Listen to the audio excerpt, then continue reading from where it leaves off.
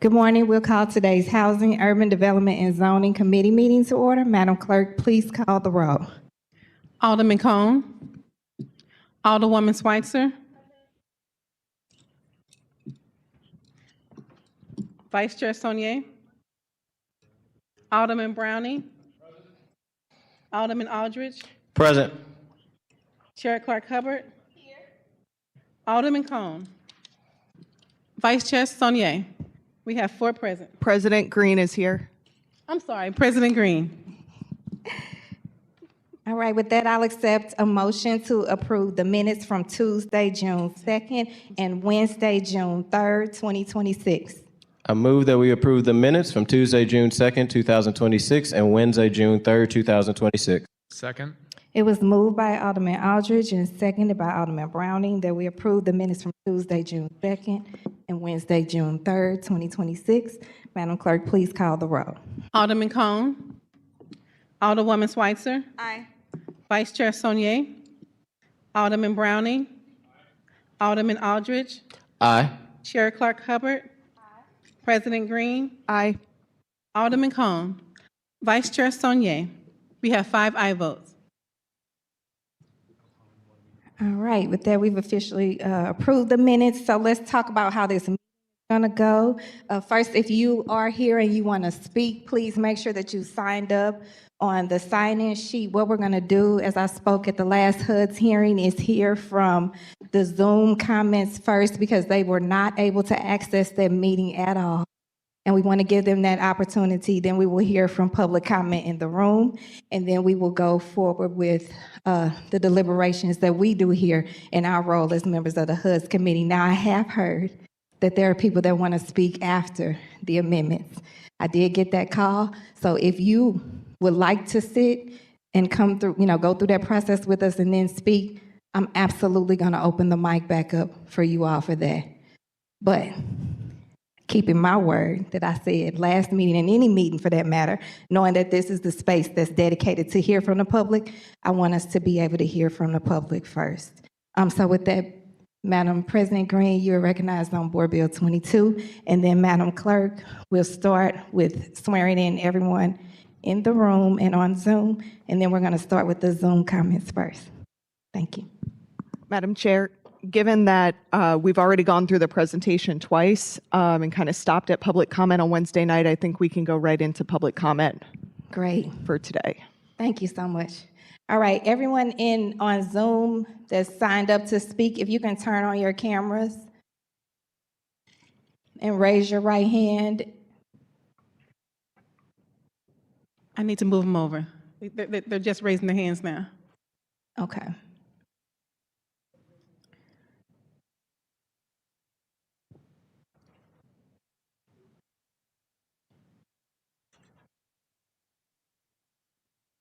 We're going to get as many of you can on here so that we can save on time with swearing individually in, and we can go ahead and do you all at once. That goes for you all in the room too, whether you want to speak now or if you're waiting till after amendments. Just want to go ahead and get that done so that we're not held up with that in the process.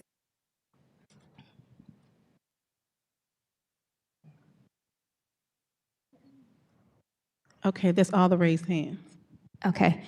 And everyone in the room that signed up to speak, can you raise your right hand and swear to tell the whole truth and nothing but the truth? All right. All right, Madam Clerk, please proceed. Online, I have Audrey Kidwell, Ward 6. Hi. Sorry. Hi, my name is Audrey Kidwell. I am a resident of Ward 6.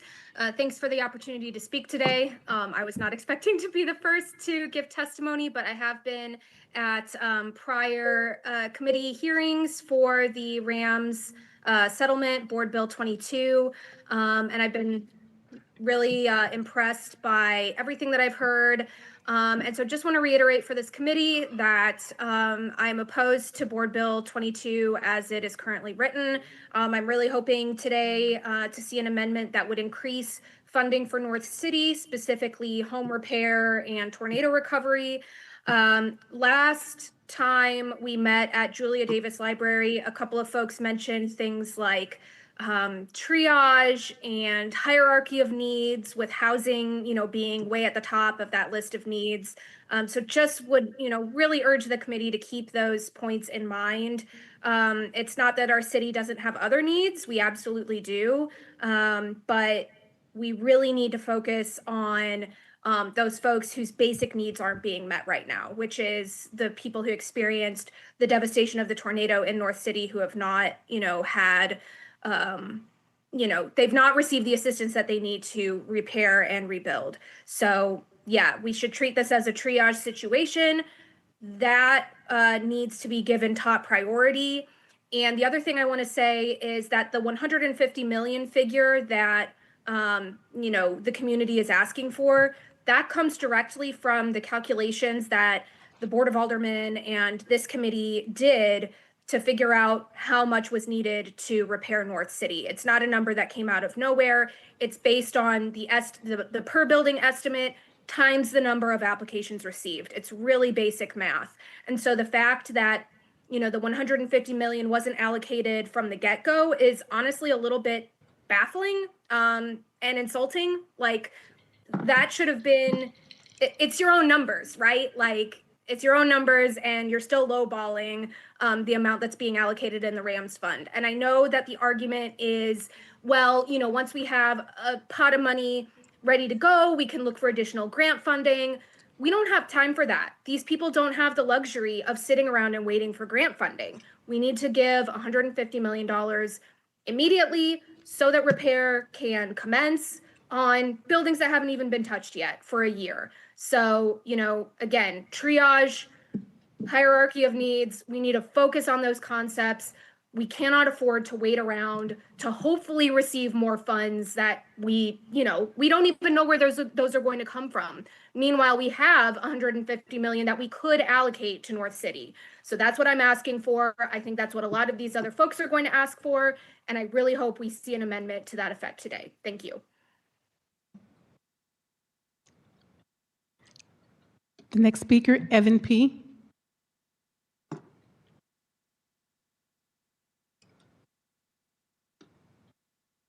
Mr. Evan, could you give me your last name, please?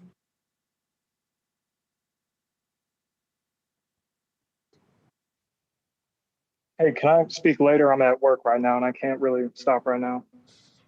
Okay, Melinda Long.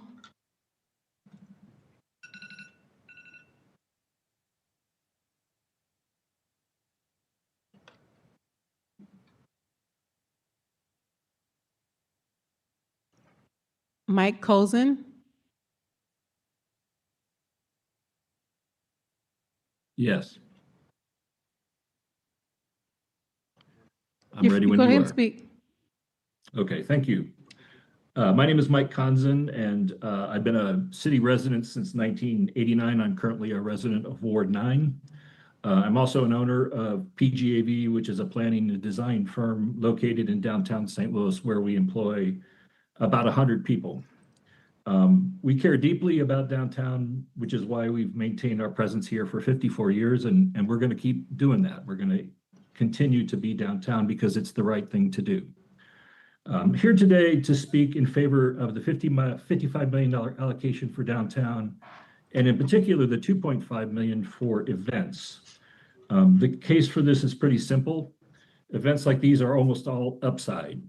For a proportionately small investment, they attract visitors who use some of our biggest assets, our sports venues, and fill our hotels, dine at our restaurants, explore our neighborhoods, and visit other attractions, and then they go home saying good things about us. As a member of the Sports Commission, I've been able to see this firsthand. The recent U.S. Figure Skating Championships, the NCAA basketball tournament, and the NCAA Hockey Frozen Four generated $35 million in visitor spending and more than $1.5 million in city sales tax revenue. Just last week, we announced the 2028 Olympic Marathon Trials, which are going to be amazing. And there are more opportunities to come. These events have a huge beneficial impact on downtown and our whole city, including great media exposure and support for local businesses. They help create jobs and grow our tax base, and they make us proud. But the competition for these events is fierce and gets more so every day. The event allocation is necessary to help us compete nationally and build on this momentum. As a city resident, I know that all of the allocated uses in the bill are very important, including the funds for tornado relief. Now is the time to move forward with the Rams settlement and secure St. Louis's future, and with it, the allocations for downtown and especially the 2.5 million for events. This is a very smart use of these funds, and I'm grateful that this is part of the bill. Thank you for your time. Our next speaker is Melinda Long. Yes, hi, good morning. Melinda Long, resident of the 11th Ward. I just do have a couple of little questions that hopefully I may receive the answers. I understand. Ms. Long, we need to turn your camera on, please. If I can figure out how to do that, I will be more than happy to. I acknowledge. You have 3 minutes. I understand, oh, here it is. Okay, I understand that the mayor. Ms. Long, you have 3 minutes.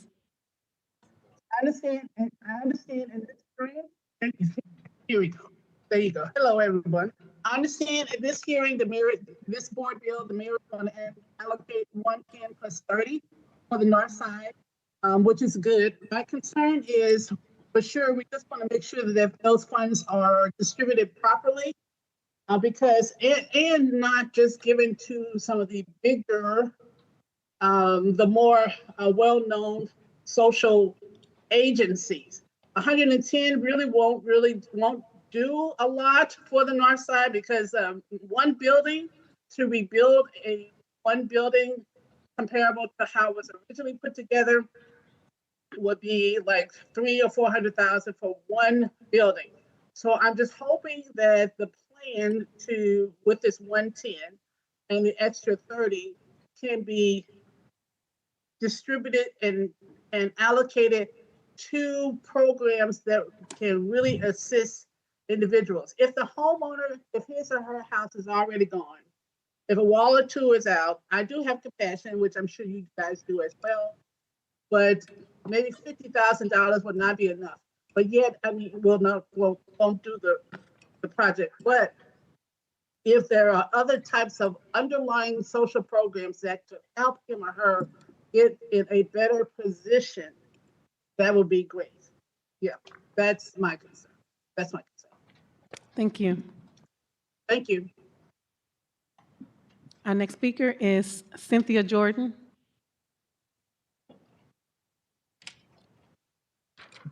Thank you, Madam Clerk. I do need to raise my hand and be sworn in.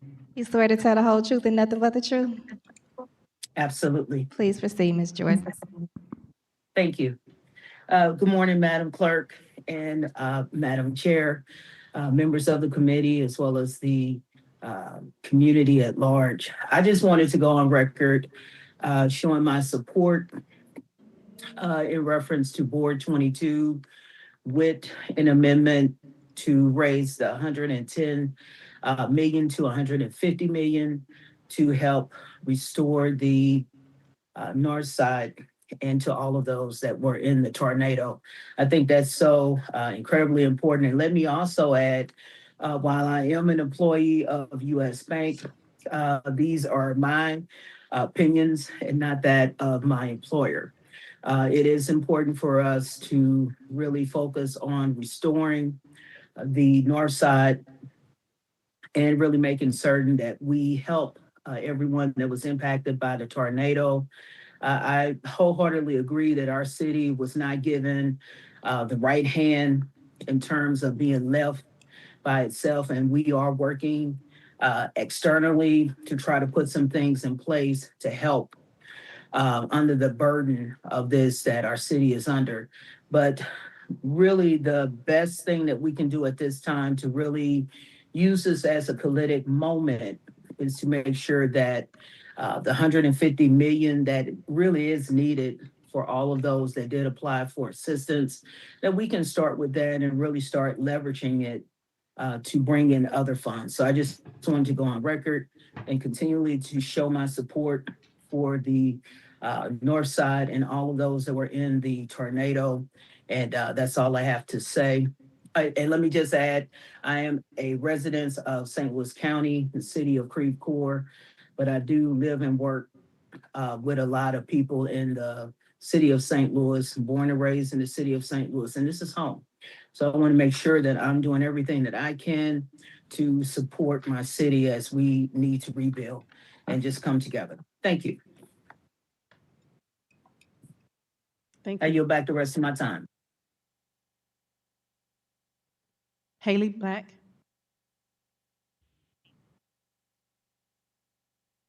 I also need to be sworn in.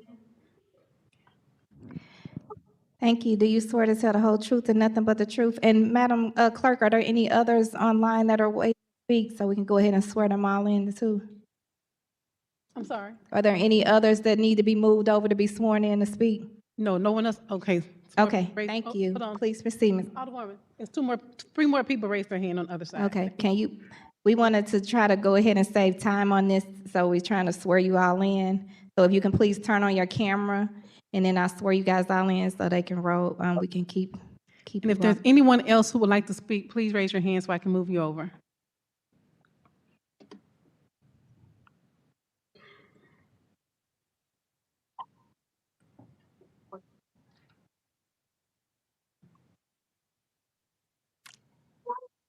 Are we good, Madam Clerk? I'm trying to get two more people over.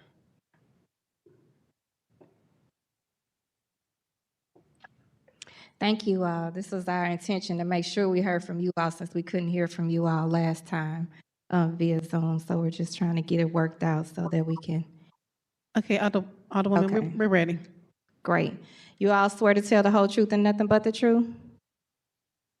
I do. Thank you. Please I do. proceed. Madam Clerk will call your name. Haley Black. Hi, my name is Haley Black, and I am a resident of the 6th Ward. I have been to many of these council meetings, repeating the same things as other people. The $110 million going to tornado recovery in Northside is not enough. We request $150 million at least. When you look at the entire city, that this is looking at the entire city. If we had South City where I live and there was this tornado damage and people spending a year outside of their homes, homeless, out in the cold, freezing weather, then it would not be an issue to get the funds there. We would not be taking funds outside of our that are outside of what is the typical budget to give money so that our downtown can be revitalized. There are many things we can do with downtown, certainly, but right now we have residents in dire need, and that with a slush fund, that's where that money goes.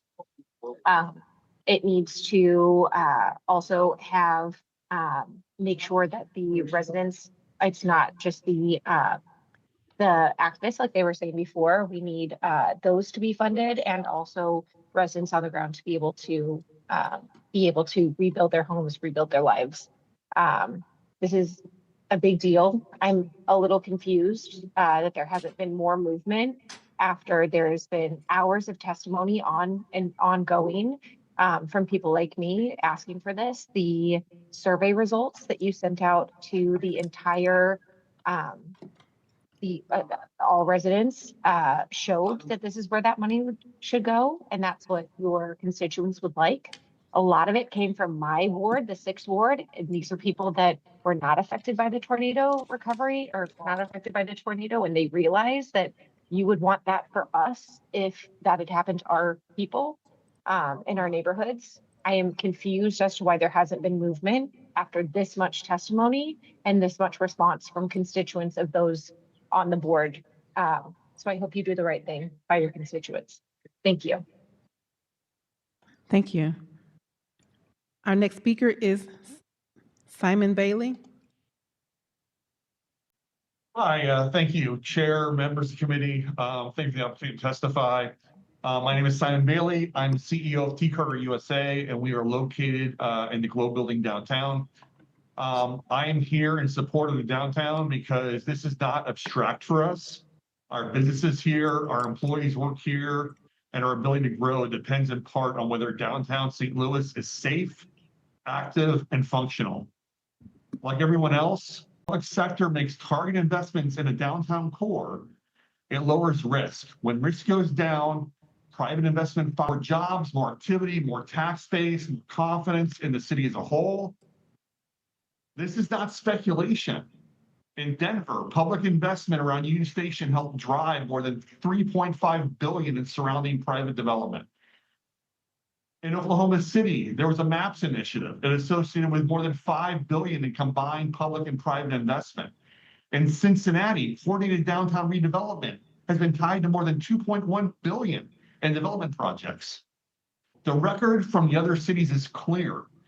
When cities invest strategically in their downtown core, investment follows. It is not only reasonable, it is necessary that part of the settlement be invested where it can generate the greatest long-term economic return. And that means real rebuilding strength in downtown. This is a necessary investment in long-term growth. The evidence is clear from facts of other cities, and it will extend far beyond downtown and strengthen the city and region as a whole. Thank you. Thank you. Madam Clerk, or Madam Chair, point of order. We Our have next- a very long hearing ahead of us. We need decorum. We need everyone to be respecting folks' opinions. I get that people are frustrated and disagree, but we need to make sure that we have time to get through today's testimony. So, and again, Madam Chair, All right. Because it will. Thank you, Ariane. The fact of the matter is that if it escalates to that where we can't be respectful and we want to hear from everybody, then it will end, and that doesn't help anybody.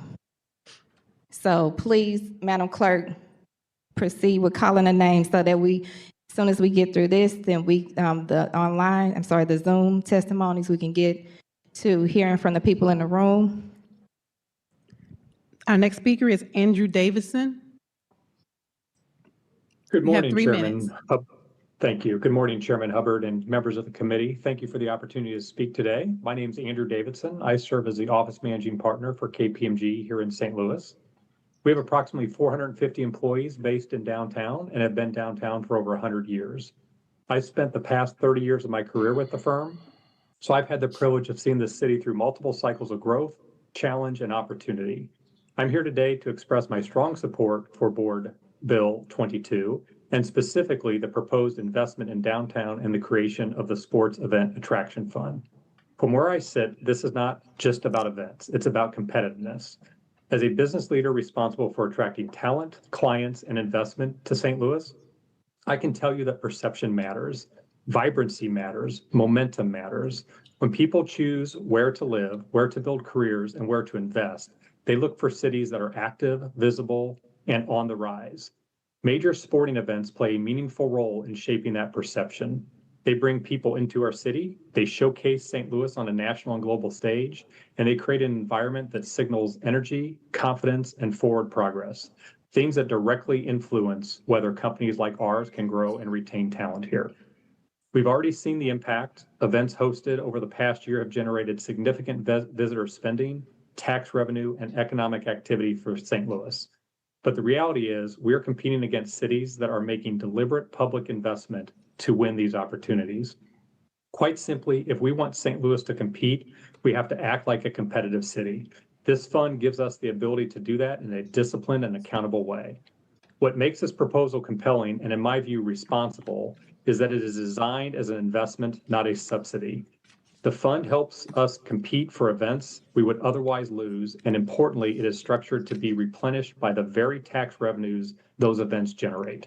That is a disciplined, performance-oriented approach, one that aligns with how we think about capital allocation in the private sector.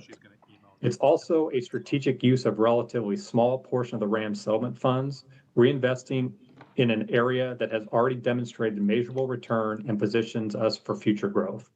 Looking forward, this creates the opportunity to attract events like Olympic trials, NCAA championships, and international competitions.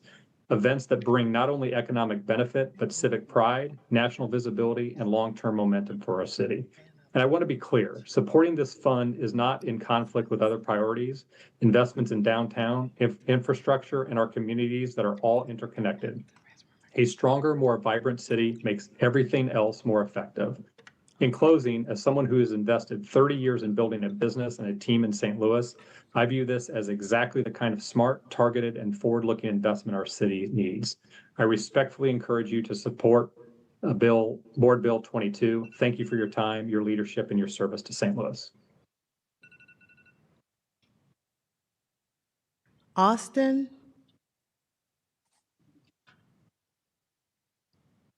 Thank you, Madam Speaker. My name is Austin Blankenship. I'm a downtown resident and business owner for the two over the last 18 years and am here to support Board Bill 22. Without continued investment in downtown St. Louis, the city is not going to be able to move forward in the way that it needs to. Do you understand the need to invest in North City and helping those that were affected by the tornadoes? But we do need to, for the long term, invest in downtown to fix the perception of the country on what St. Louis is and what St. Louis has to offer. Without this investment, we won't be able to turn this around and help continue to grow the city of St. Louis. Thank you.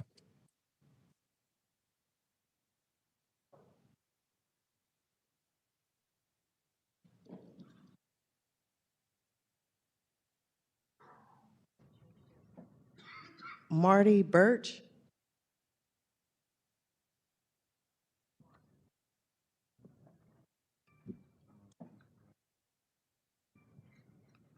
Marty? You mean Marty Mathis or Max Birch? Oh, okay, I see you. Okay. I'm sorry, Marty, what's your last name? Mathis?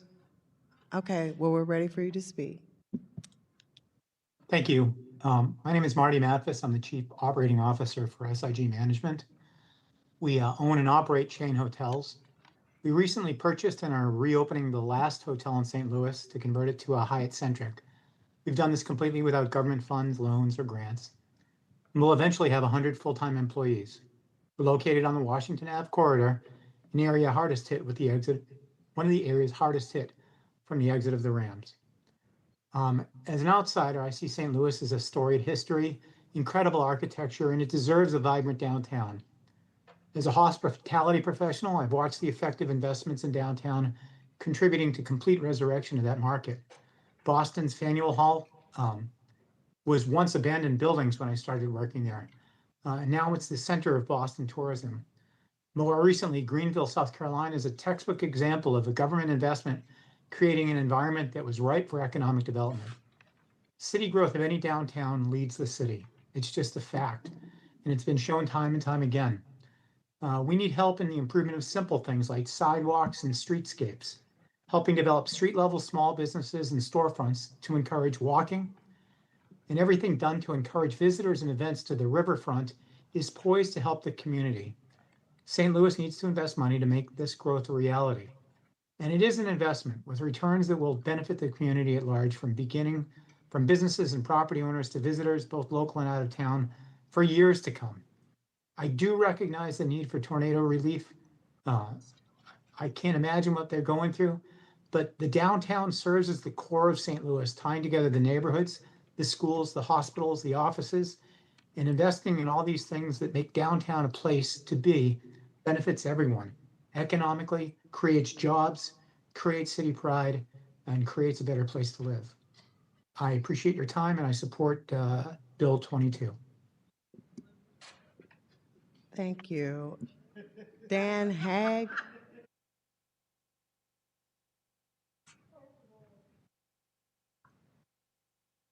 Dan Haag?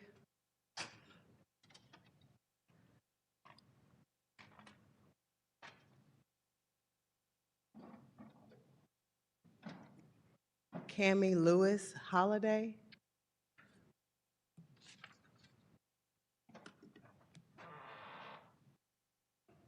C. Zimmerman. I'm done. STLAGM.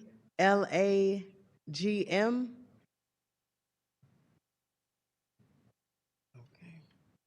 That concludes the online commentary. Good morning. I'm so sorry I had to unmute myself. Can you hear me? Yes, ma'am. You may proceed. Hello, I'm sorry. My name is Makia Hicks, and by the way, thank you for giving me the opportunity to speak. I represent Hotel St. Louis, an independently owned and operated Autograph Marriott in the heart of downtown. We're located at 7th and Olive. While we fully support the efforts to assist the communities impacted by the recent tornadoes, we are concerned about the long-term sustainability of downtown St. Louis.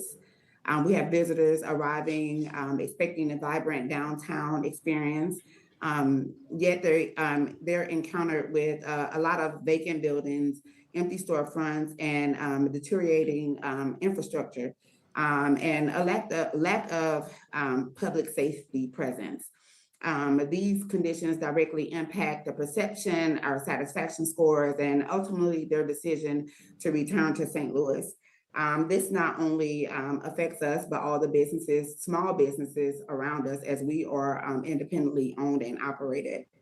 And a lot of us do not have the resources as large corporations and chains. We rely on a healthy downtown environment to remain competitive, create jobs, and continually to invest in our property and the community. We currently have about 85 employees, and most of them are residents of the city of St. Louis, and some of them even staying in residing in North St. Louis where the tornado hit. So we fully support this bill. It is very important that there is investment into the city of St. Louis, so we remain relevant in this competitive market. Thank you. Okay, that's our last speaker. Lily's iPhone, I tried to move you over and you declined to be moved over. Madam Clerk, I'm not sure who that is up in the far right corner, but he did get sworn in. If you can unmute so you can say your name. Are you thinking about me, Max? Yes, thank you. Oh, awesome. Well, thank you. Thank you for giving me the opportunity and hearing out. Yes, my name is Max Brook. I'm a resident of Ward 1. I'm tuning in today to testify in support of requesting prioritization and increase in tornado funding.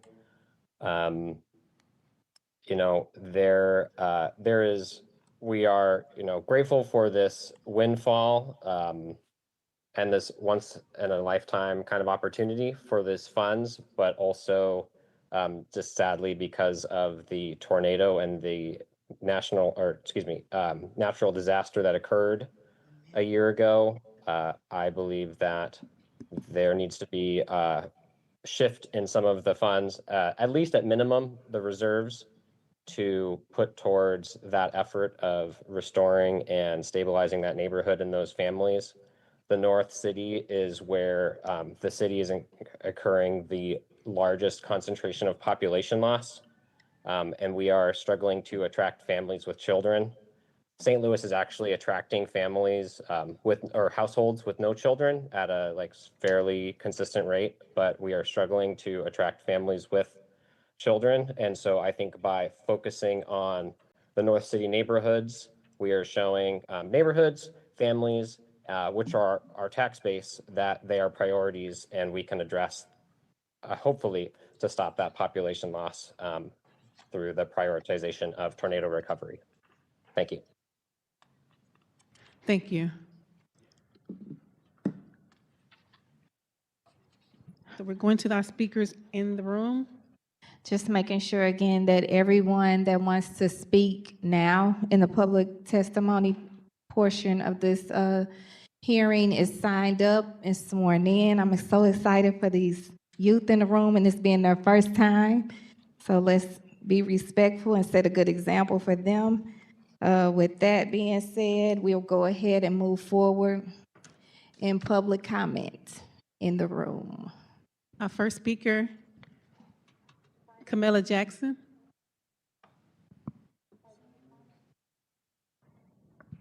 Did you sign up on the sign-in sheet, sir, in the front? Sir, with the hat on that keep looking at me, did you sign up? Okay, I want to make sure because you keep waiting.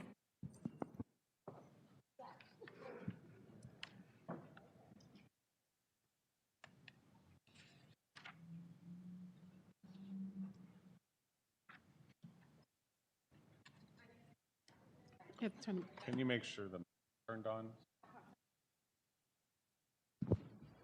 It's a green button or green light. Sorry. Good morning. My name is Camille Jackson. I'm a small business owner on Laclede's Landing, and I am in support of Bill 22. I actually came here this morning just to truly share my personal experience. Sorry, y'all. I have a baby that's. I don't want to squish her. I'm okay. Thank you so much. Apologies. My name is Camille Jackson, and I am in support of Bill 22.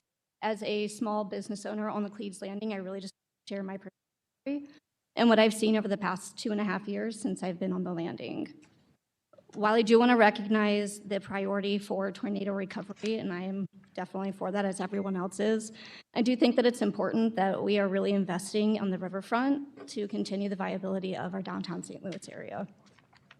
2.5 years ago, I was brought with an opportunity to invest on the landing, and to be perfectly honest, I said no. In the very beginning, I said, nope, that's insane, nothing's there. And then I ended up going down and walking it, and I saw the potential, I saw where it was going, and I saw what the riverfront could be again.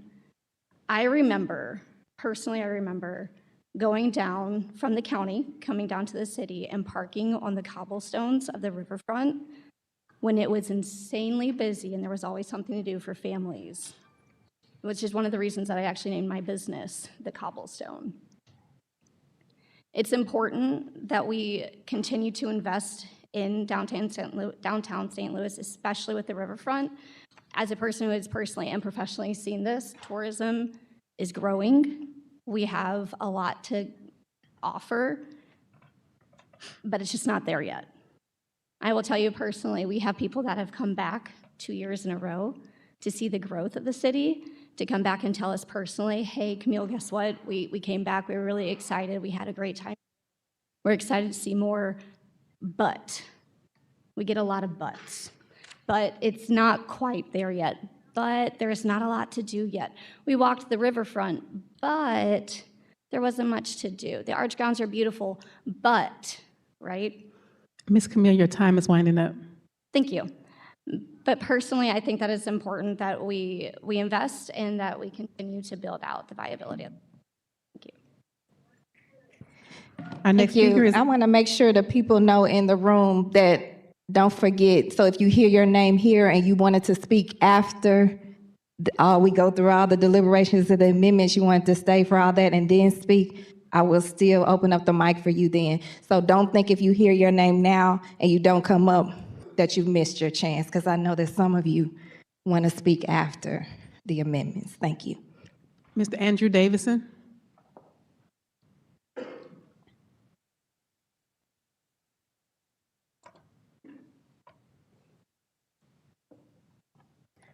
If you hear your name, please, and you don't want to speak now, please make sure you specify that so that you don't not get called on afterwards as well. You can also go up to the clerk and tell her now that you signed up, but you want to speak after President Green's presentation and all of the amendments. Thank you. Marty Matfis.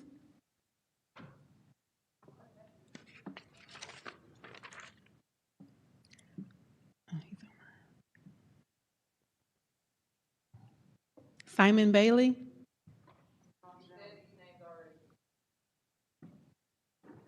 Casey Fowler Flynn.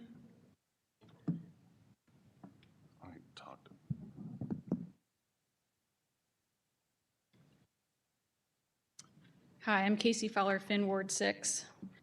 Comptroller Donna Behringer excused the Board of Police Commissioners' absence at recent budget hearings. She said, quote, "These are people who know what might happen if they came down to City Hall, so I can understand their concerns for safety. If I were on the committee, I would want them, the police, there, and maybe that would make it a safer environment." Donna stood right back there 2 weeks ago behind the very people that she was disparaging. This racially coded language and dangerous rhetoric delegitimizes the people fighting against racial injustices this city created itself. It echoes a long history of labeling Black activists as dangerous and threatening. It was the same when Mayor Kara Spencer watched as police brutalized peaceful protesters as they bid for the most immediate need this city has to rebuild North City. It's the same as every person online and in this room who says downtown is dangerous. Well, you can't fix racism with investments.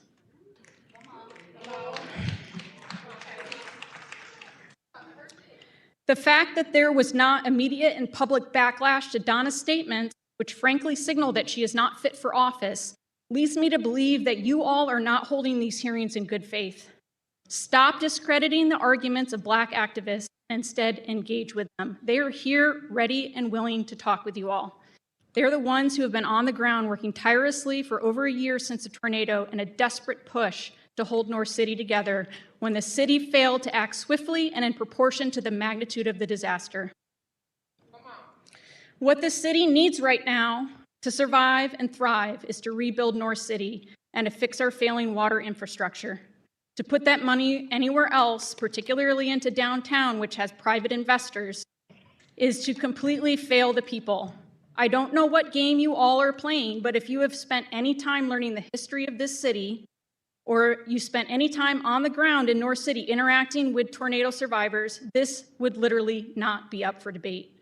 Fix North City and the decades of harm that we as white people have caused and we as white people have benefited from.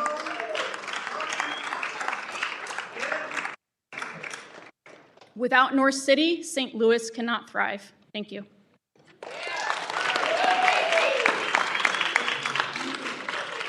Mr. Abdul Hakim. Mr. Abdul Hakim.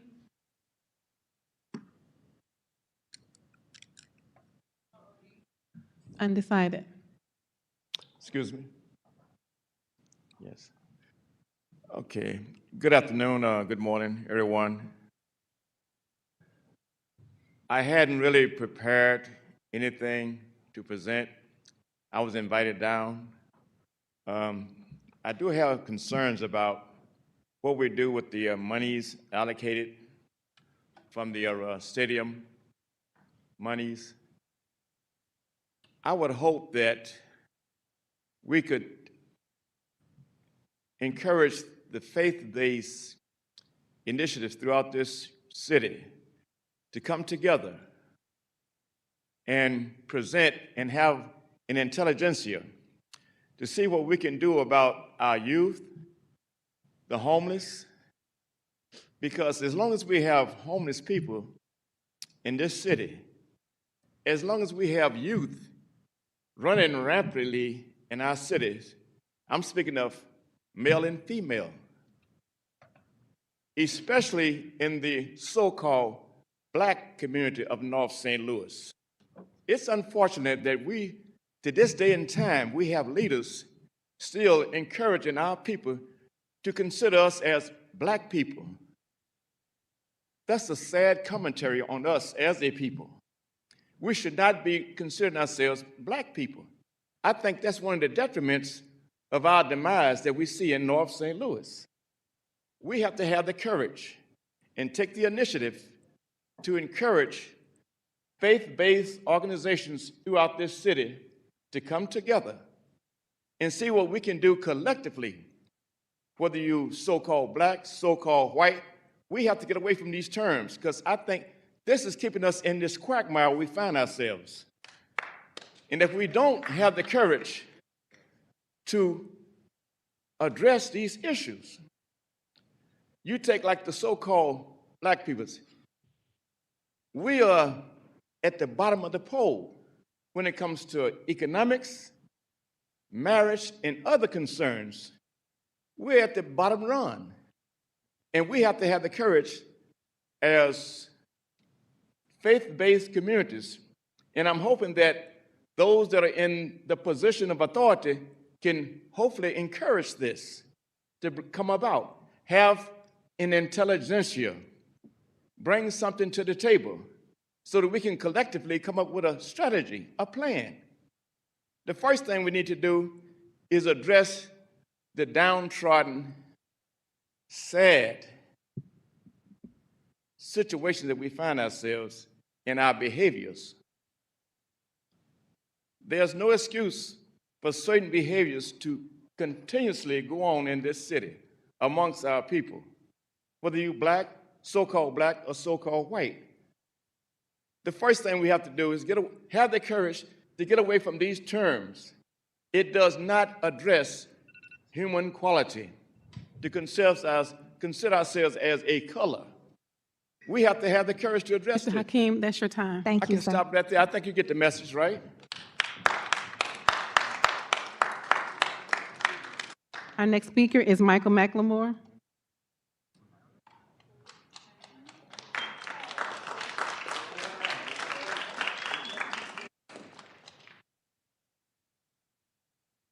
Good morning, Michael McLemore, Ward 12. All right.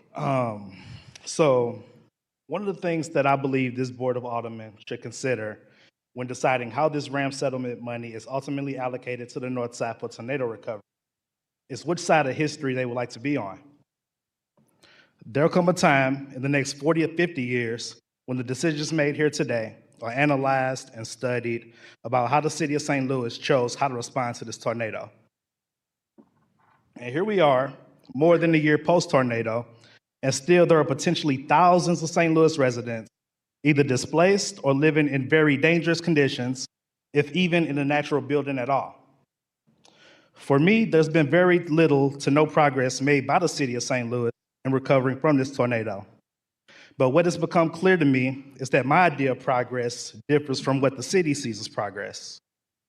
While I measure progress in how many impacted residents have been able to return home or have been rehoused within their community, the city sees progress in the amount of structures demolished and weight of debris hauled away. So while the city's recovery team pats itself on the back for the tons of debris removed, remember that at some point, the contents of that debris was once all someone had. At this rate, future generations will wonder why this city chose not to fully fund the recovery efforts to the best of its ability when it had funds available to do so.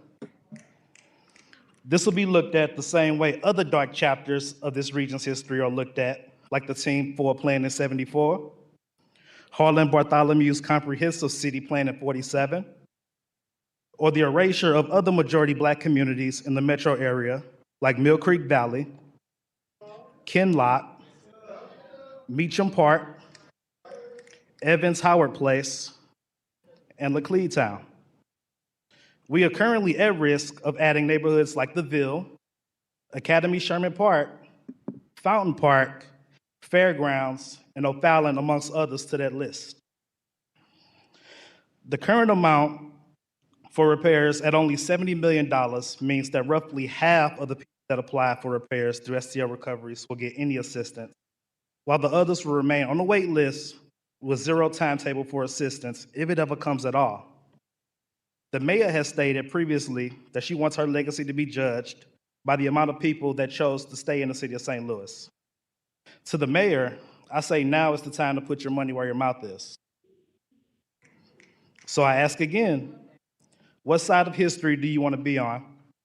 Do the right thing and allocate $150 million towards home repairs on the north side, and let's bring our folks back home. Thank you.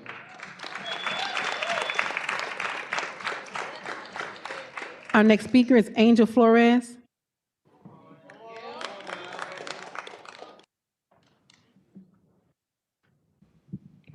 Good morning. My name is Angel Flores. I'm from Ward 2. I'm with the Party for Socialism and Liberation, and I oppose this bill as redacted and demand $1 million for North St. Louis.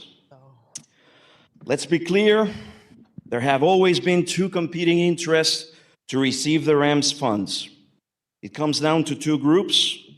On the one hand, the working class victims of the tornado, and the business vultures that have flown over the city for years on the other hand.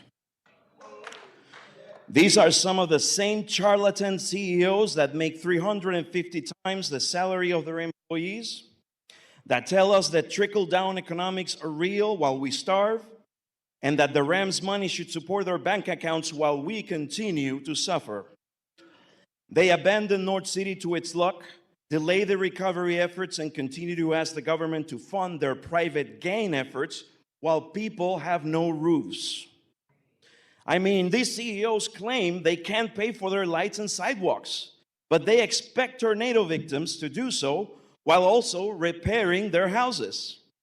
They are waiting for North City people to give up and move away so they can buy the land and make more money. I ask you, what will bring more money and common good to the city of St. Louis in the long run? Thousands of people repairing and remaining in their homes and investing in North St. Louis, or private contractors and vendors working temporary projects in downtown, which will flee the city like the Rams at their soonest convenience.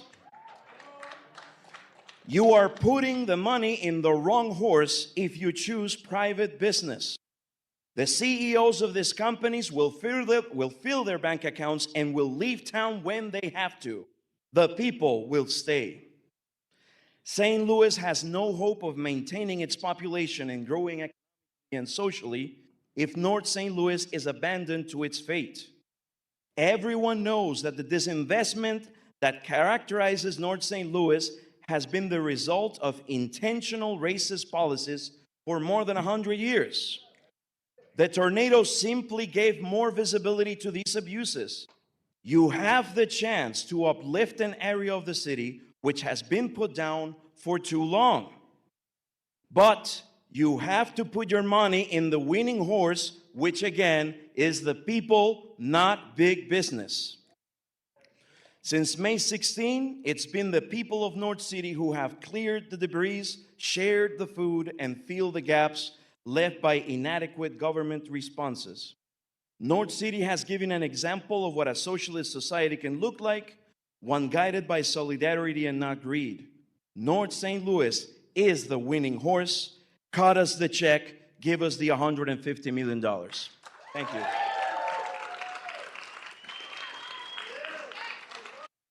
Our next speaker is Ohun Ashe.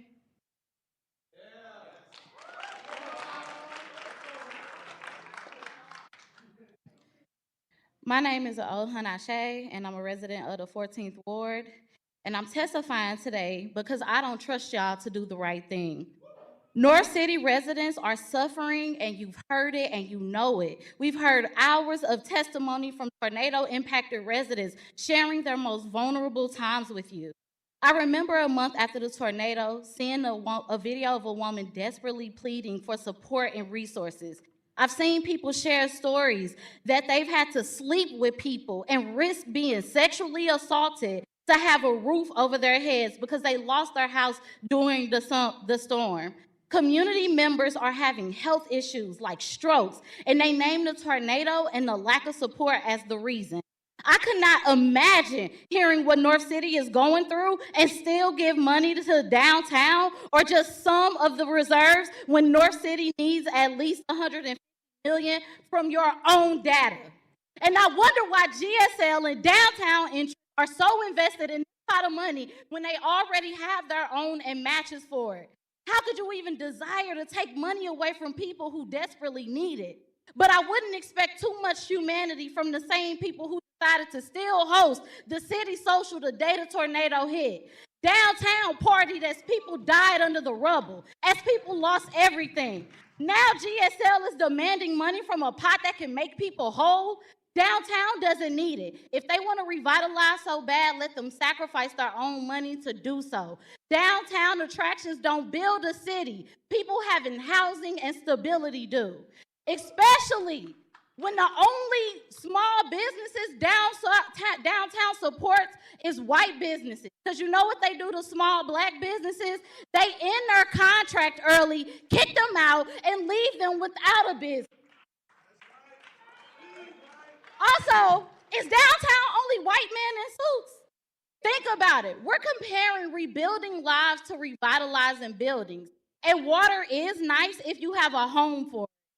All these other allocations, buckets have departments, programs, investments, and other ways to get money that North City does not. And that's due to the decades of racist disinvestment and redlining, intentionally making life hard for black people in the city, and you are about to do the same thing. If you all decide not to invest $150 million in North City, you will be standing on the same racist shoulders of those before you. This moment will define your legacy. Will it be corporations or the people? One day, we'll all be gone. Decades from now, historians will be studying our time. They will see the racism black people in the city had to face. They will see the decades of divestment from North City. Then they will see a natural disaster hit that same community, which left them even more devastated. They would have known of a Donald Trump, Mike Kehoe, and seen MAGA Republicans, Democrats, and white hoods did nothing. Then they'll turn to local government. They will see your names and what you did. And guess what? There won't be a video or status that you can make to explain why you too failed North City. All there will be is your name next to this avoidable failure. You each have a decision to make. What will future generations learn about you? What will your future family members say? That downtown interest meant more than people? That painting roads was more emergent than kids without housing? You have the opportunity to do something nobody else in your position has done. Choose North City. Choose black people. Choose community. If you have to risk relationships, risk them. If you have to sacrifice being comfortable, sacrifice it. If your job is on the line, then damn it, put it there. There is nothing more worthy to lose it all for than protecting the people who are traditionally neglected. The soul of St. Louis isn't the only thing on the line. Megan, Michael, Ann, Shane, Shameen, Rasheen, Alicia, yours is too, and we will fucking remember.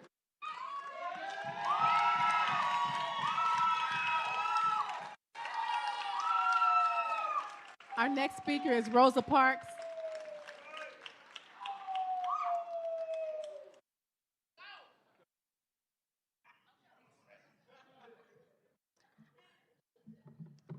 I mean, she kind of just said it all. My name is Rosa Parks, and I live in the 6th Ward. I'm devastated that you all might choose profit over people today. Absolutely devastated. Our neighbors whose lives have breathed life into the city are in need of real support. Y'all know that this area is an area that this city government has continuously and intentionally disinvested in and overcriminalized since black people were forced to move there after being displaced and redlined from other areas in the city. North City is an area that your predecessors deemed unprofitable to purposefully drain resources from a primarily black area, further emboldening the inability for North City families to grow into wealth and resources like predominantly white areas. When I saw how hard the tornado hit North City, my heart broke because I knew you all weren't going to do your jobs. And do you know what happens when someone can't do their job? They get fired. You all have chosen to provide $55 million in funding towards downtown revitalization while North City families are displaced. $55 million that will be used to invest in making downtown St. Louis visually attractive for rich white. Urban renewal has always been racist in practice and in intent, and we can clearly see here that downtown revitalization is this generation's urban renewal. People are living in tents in North City as they wait for help from anyone to help them rebuild, and y'all are more concerned about riverfront cafes and bringing Fortune 500 companies here. It's giving gentrification, it's giving racism. Greater STL Inc. has never been for the people, and for this group to be the main group backing downtown revitalization, I'm very worried. They are pro-data centers, and what does that mean for our city when they begin to sell us out to even more tech companies that prey off our city's water? That doesn't sound like a city that cares about water. What happens to the homeless encampments on the riverbank when Greater STL Inc. begins to gentrify their neighborhoods? Will they also be displaced and discarded like the families on the north side? It should go without saying that you all have further defined who your alliances are with and that you share bread with the oppressor, not the oppressed. Your stance on this bill, on whether or not you reallocate funding from downtown to North City, will be remembered by us, by your voters, by your friends. It will be remembered in 20 years when your children are grown up and ask you why your name is on the people who supported corporate greed over displaced families. There's not much more we can say that you all don't already know. And somewhere deep inside every single one of you, I know that you feel it.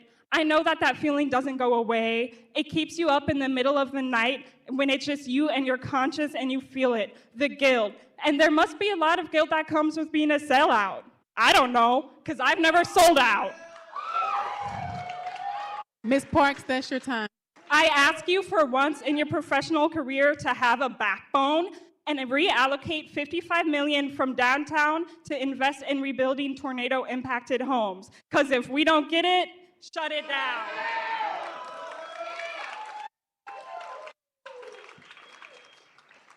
Our next speaker is Micah Hicks.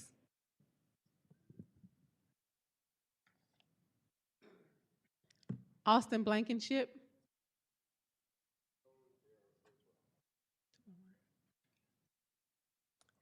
Michelle Whithouse.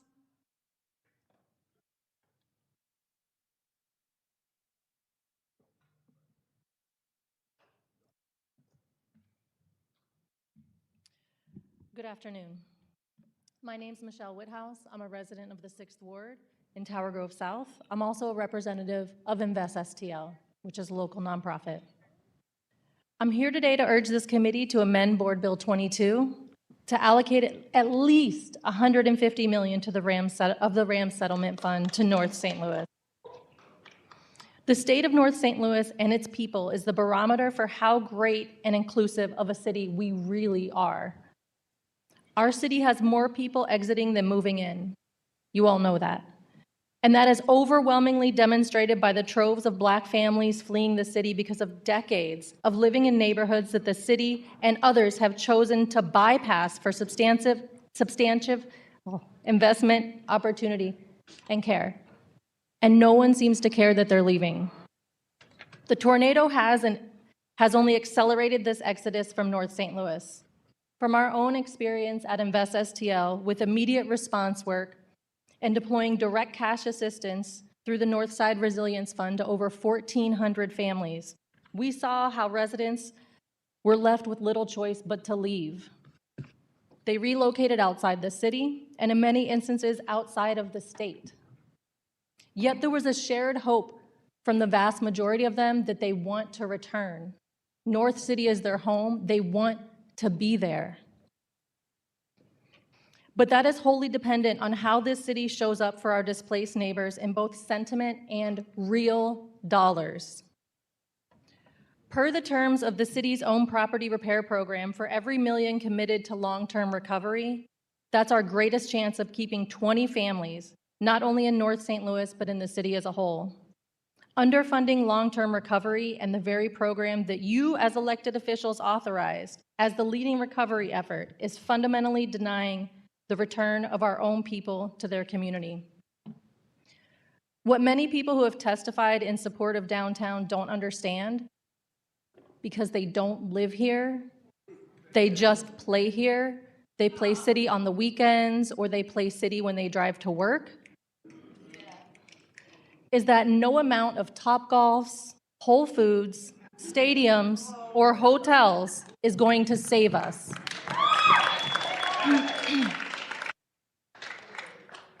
In the 31 years that I have been a city resident, I've seen numerous attempts to revitalize downtown.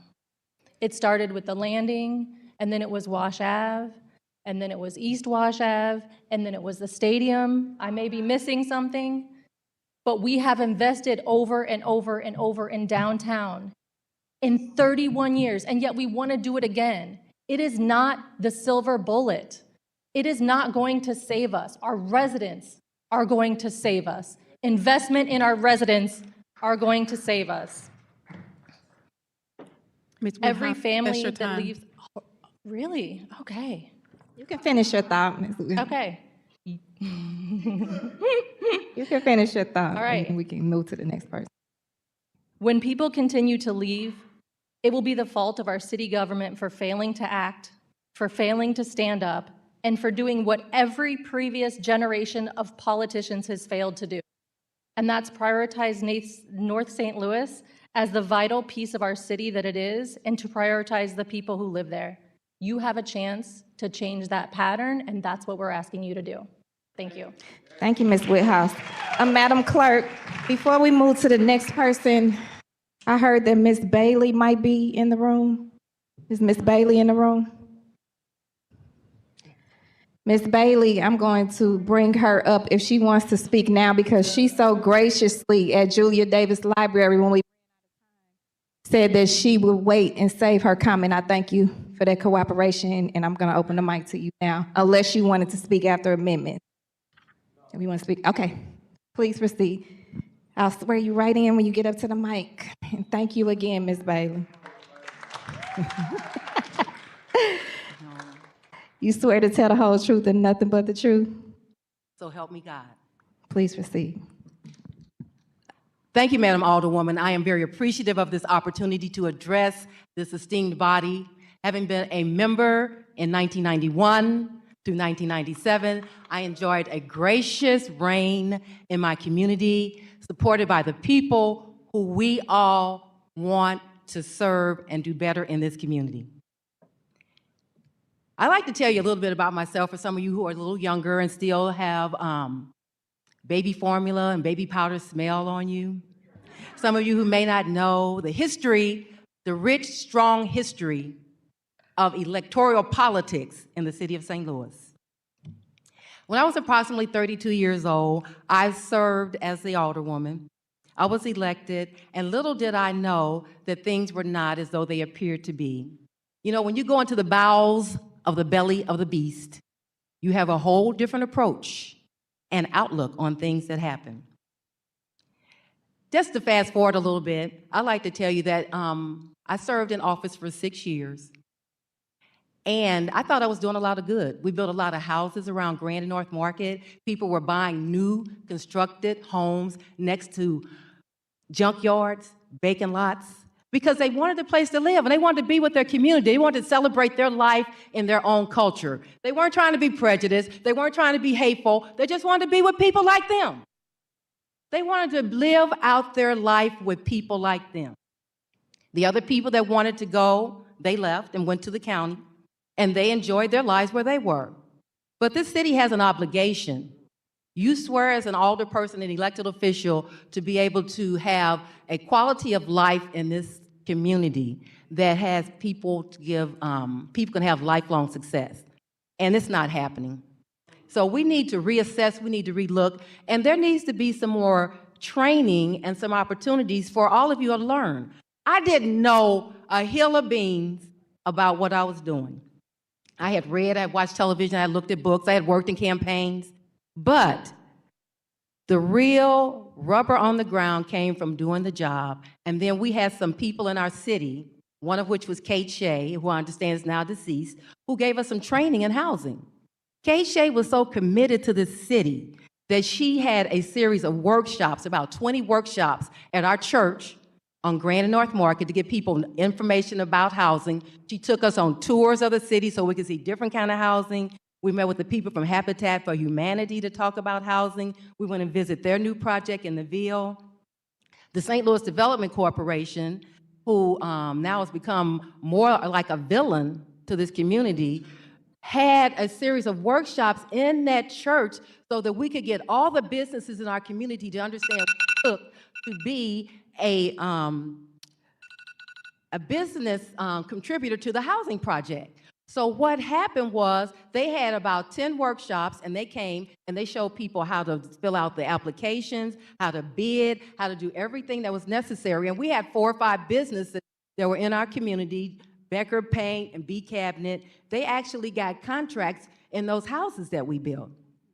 So I also want to say this. I thought I was doing a lot of good. We wrote down the prices of those houses from $250,000 to less than $100,000 for home Bailey, ownership. that's your time. The developer that worked with me asked for it took us about 18 months. We recruited people. We first met with the churches, and we asked them, who do you have at your church that you'd like to live in your community? Then that was a series of meetings, and they started looking for people who'd like to walk to church. Then we started meeting with the residents, and we said, who would you like to have as your neighbor? Your cousin, your friends, your coworker? Who would you like to have there? Then the people had credit problems. So the developers started, while we were doing all the work to build the houses, started getting their credit straightened out. So we had people ready to move in houses when they were built. In addition to that, we started a neighborhood association. Bailey, People were meeting every month. I'd like to thank you for this opportunity because I'm not going to stop till I'm finished. So this is where we're going next. And let her finish. I was doing a lot of good work, and then you know what the president of St. Louis University said to me? He said, you black bee, we're going to run you out of this city. You're going to never work here again. So then we went through that. The police on election day tried to arrest me. They sent 3 white shirts and a blue shirt in one of those little Malibu cars, came to my headquarters and told me to get in the car. Ma'am, they showed me no papers. They showed me nothing. But little do I know, they were trying to get me off the street because they had contracted all of this, I don't know what it was, to get me out of office because we were building houses. I refused to let Gardner-Ritter be built on the location where it was because St. Louis University was trying to buy people's property at 10 cents on the dollar. That's the kind of stance I want you to take for these people. Ma'am, I'm not new to this. I'm true to this. I gave up my life. I gave up my career for my people, and I have not stopped, and I don't want you to stop. You are the stance, you are the barrier, you are the wall between the people and corruption and impropriety. It's you. It's not anybody else. You raised your right hand, you went out and campaigned, you said you wanted to protect the people, so that's what you need to do. This RAMS money that they're working on needs to be more evenly distributed. As a matter of fact, the people in the city need to know where every pot of money is. There's money for the homeless shelter programs. There are money to help people have nice, safe places during the day when they're not at a shelter. There's the housing money. There's the business money. We have to stop looking at, and I'm repeating some language I heard from the Board of Aldermen, we have to stop looking at silos. Take all that money and figure out how you can do the best and good and impact a community and keep moving out, keep spreading. Start at the schools. Those schools are valuable places where kids can live. They want to cut the budget for transportation. Build some housing in those vacant schools, then you'll have all the kids at one place where you can move them out. You won't have to be going around block to block picking up these kids, cross-referencing. We have community resources after school for kids. The Matthew Dickey Pool has been closed for 5 years. Nobody's doing anything about it. Ms. Bailey, I will say something about the president of the Board of Aldermen. She has been listening and trying, but the rest of you all need to join her. We need a comprehensive plan. We don't need any more wards fighting wars. We need one comprehensive ward, which is the city of St. Louis, and we need to start working together. The second thing we need to do is we need to rescind the city residency requirement. All those police and those white shirts that want to raise, move your body back to the city and help pay it. Rescind the residency requirement. They need to come back. The next thing that we need to do is the aldermen need to be an example. This is not supposed to be a full-time job. You need to cut your salary by 50% back to what it was before it became 70%. They use the NSO officers, I'm not sure what their title is now, to be their assistants. You don't need a legislative assistant working full-time because, believe it or not, none of you are doing full-time work. The members of the Board of Aldermen had a job. They worked. They did something in support of them being a member of the Board of Aldermen. It was an honor. It wasn't a privilege, and it wasn't a full-time job. So that's the third thing I like to say. And lastly, I'd like to ask you to talk to Vincent Shamel.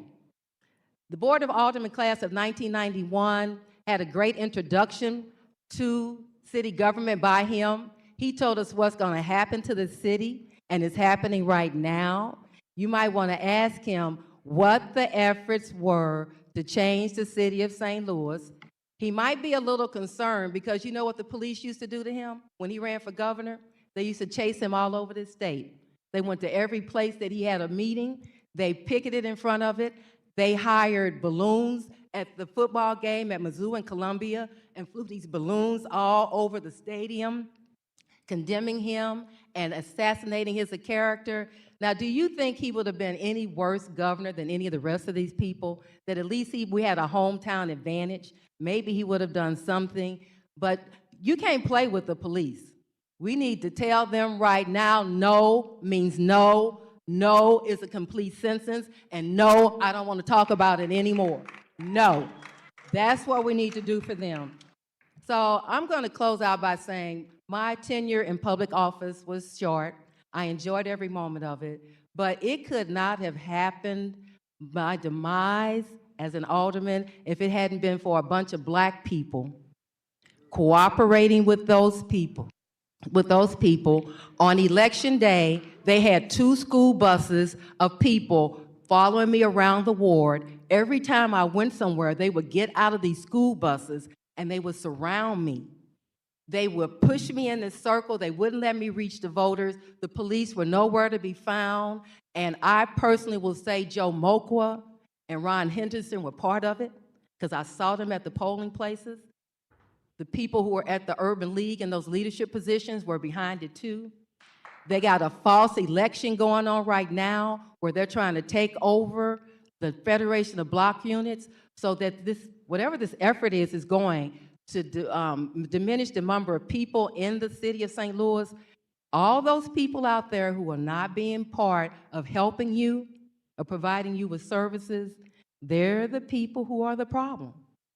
So I want to say to you, I wish you well. I'm always available. I can tell you about our housing project and how well it did and continues to do, how happy the people were with 2, 3, and 4 bedroom apartments. We brought families back together. Some of them had to connect to be able to get those houses and pay for them. But they were happy families. They were working. And if you come down to our neighborhood, you'll also see the partnership with the Rockwood School District.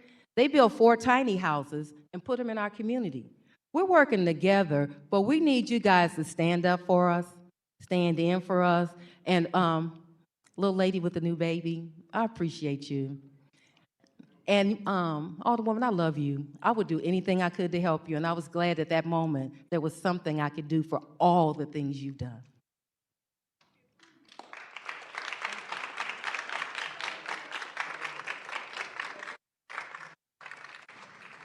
Our next speaker is Corey James.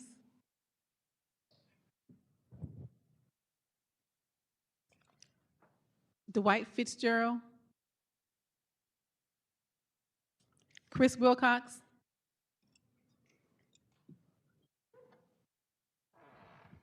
Good afternoon. My name is Chris Wilcox, and I live in the 14th Ward. I'm going to echo the sentiment that my comrades here have been putting forward, that a minimum of $150 million of the RAM Settlement Fund needs to go to North City. I'd also say that not 1 cent should go to downtown. It's truly an insult that we'll go up and make these presentations about, these bloodless prognostications about, what are the businesses going to be generated by this money we're getting into downtown? Meanwhile, people are living in tents in their front yard in North City. North City looks like the tornado hit yesterday. And it is profoundly insulting that people would come in here and say, we need this money instead to give it to the most privileged, the most pampered, the most entitled part of the city that has ever existed. There is nothing that downtown does not get prioritized for. Listening to them whine about sidewalks, Look at the sidewalks anywhere else in the city. Look at the roads. Look at the potholes. You know where the potholes get filled? They get filled downtown. And they also go around and they treat, the robber barons and their gangster army in the St. Louis Metropolitan Department always get their way. They dictate where their surveillance goes. They buy their own surveillance. If they're so strapped for cash for their businesses, they should spend a lot less time policing black children out of downtown and more on the businesses they say need so much investment. And I'm tired of the most entitled part of the city continuing to say, well, we need even more of our money. Spend your own money. You have it. North St. Louis needs it. North St. Louis has yet to recover from the tornado and has been disinvested for decades and decades and decades. It needs to stop. And if we've gone cycle after cycle, revitalizing downtown, it never works. If the most privileged part of the city can't make it work, maybe we should stop trying. How about for a change, we make North City the destination that downtown seems to think it deserves to be? And further,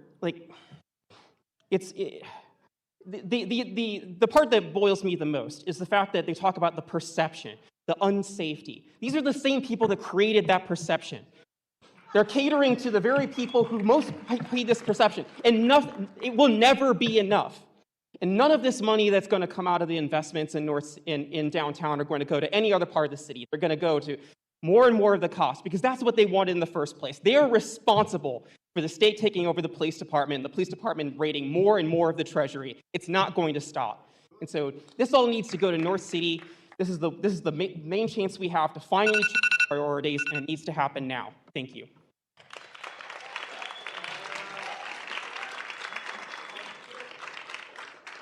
Ashlyn Nicole.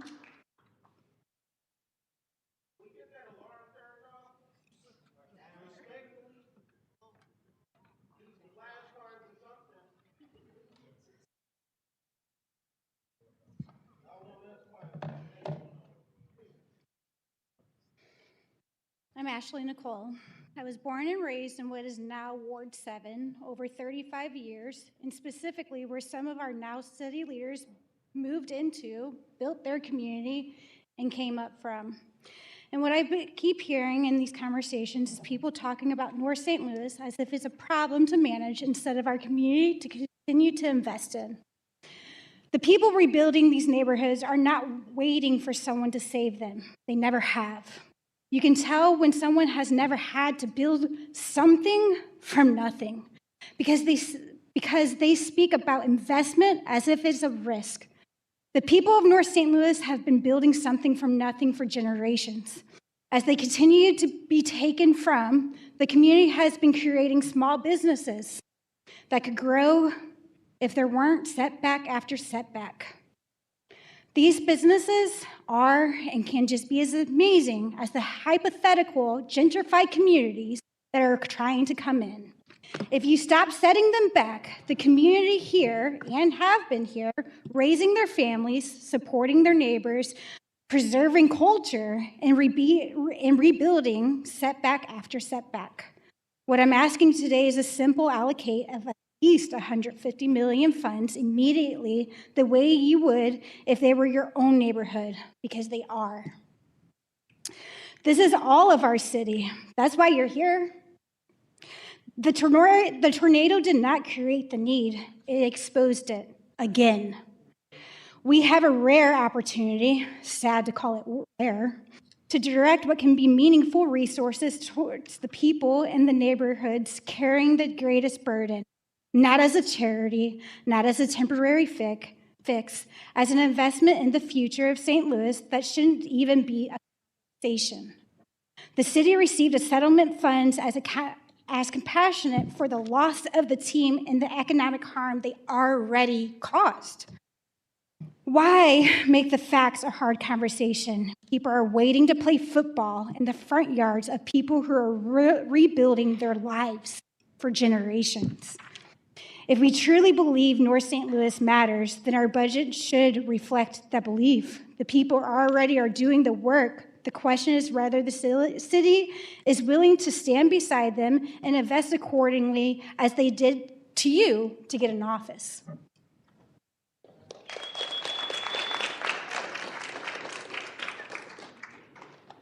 Our next speaker is Zion Lee. Zion is part of my program, so I'm gonna introduce them here. My name is Arion Johnson, Propman Johnson. I'm with Youth Builders. I'm part of the 10th Ward. Our program is in the 10th Ward. We're here because I'm opposed to the bill, 1,000%. I went through it and I watched it. It's nothing there for the youth. The youth, I got slides on my phone. I ain't gonna have to read it, but the youth is the future. The youth got the next vote.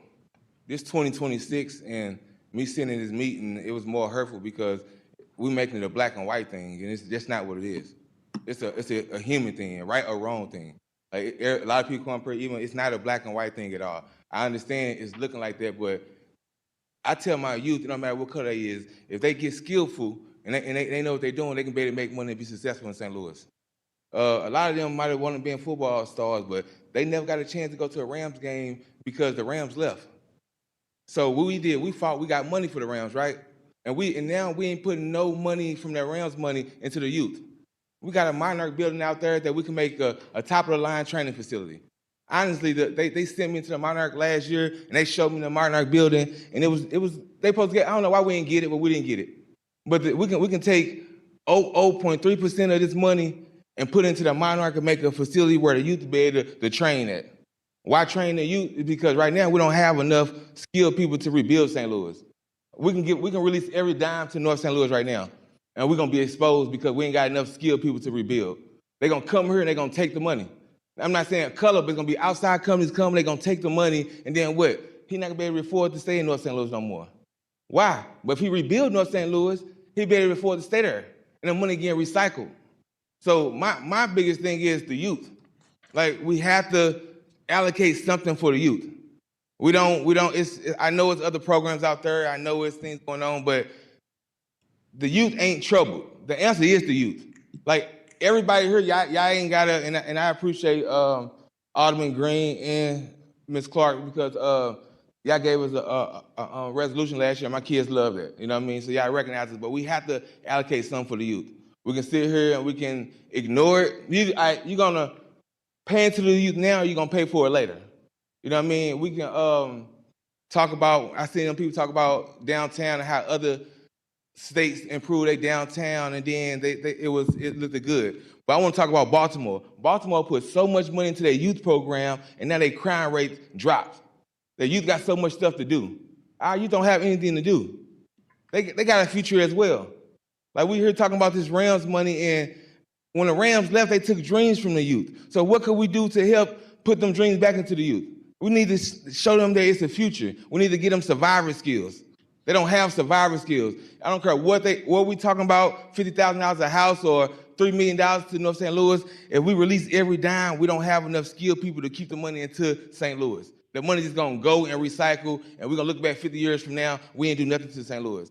So like they said, let's be on the right side of history. We don't have a plan right now. No one came up here with a plan, I promise you, a real plan that's gonna work. Mr. Johnson, that's your time. I do apologize, but I got 15 youth that's on there for 3 minutes.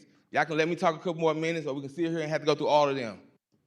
So talk a couple more minutes because it's about the youth. We are being ignored out here. We're being ignored to the fact where it's not funny. I done been to so many meetings. I done been to the mayor's office. I'm not beefing with nobody. I appreciate everything. I appreciate the donations. I appreciate everything y'all do. But we have to focus on the youth more. That money is going.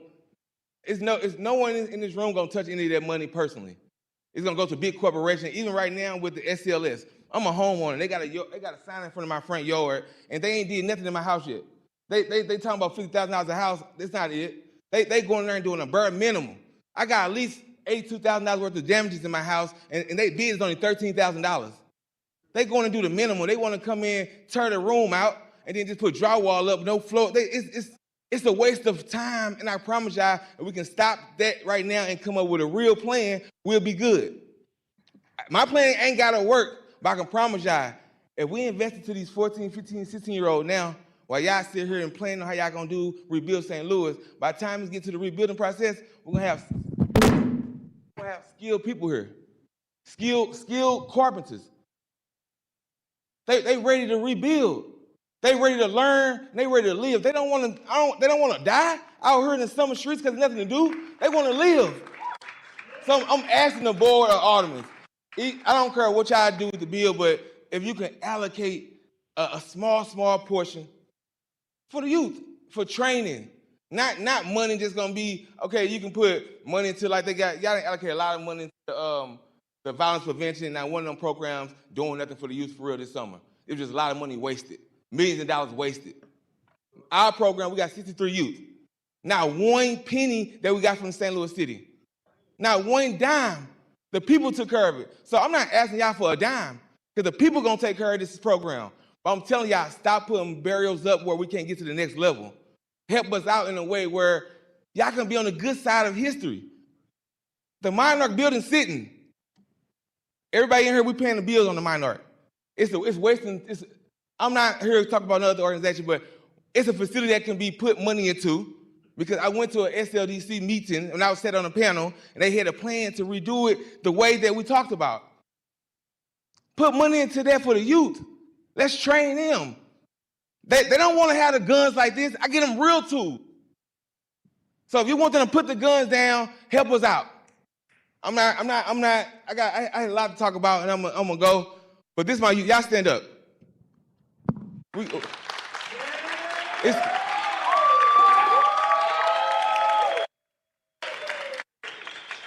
And we got keep standing up. We got a summer program over at 950 Goodfella over in the 10th Ward. It's an 11-week pre-apprenticeship program where we got 45 kids at that program, and then I'm doing another one there at 12th and Park. I got 10. So I only brought like 13 kids from the program this morning. We got to get back for lunch. We got to get back because there's a situation, but this is the future, y'all. One thing about them, tell y'all, they got the next vote. You hear me? So if y'all don't come and help them out, I'm not coming down here no more. I'm not harassing the mayor. I'm not doing that no more. My focus is the youth. Because you see they looking good. They're going to steal toes. They looking good. Hey, how you feel? They ready to build. How you feel? They ready to learn. How you feel? They ready to live. They don't want to die this summer. They need help. We need help. We ask y'all to allocate some dime in this bill for the youth. It ain't got to be my program, but something for the youth to rebuild St. Louis. And from here on, we're finna leave. I appreciate everybody here, but I got a question. They need to hear y'all with y'all chest. How you feel? How you feel? How you feel? Thank you.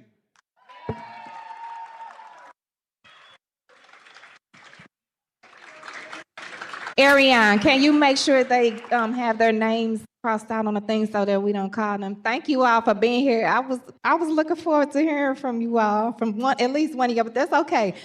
Yeah, I got you. I understand. I'll come over and hear it. Our next speaker is Bob Williams.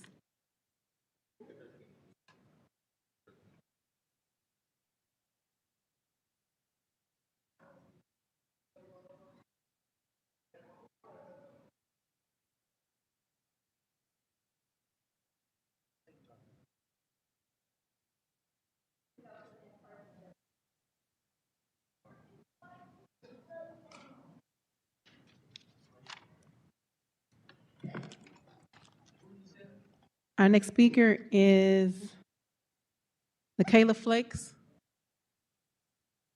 She called Bob Williams, and we didn't see anyone get up, so making sure that person. Okay.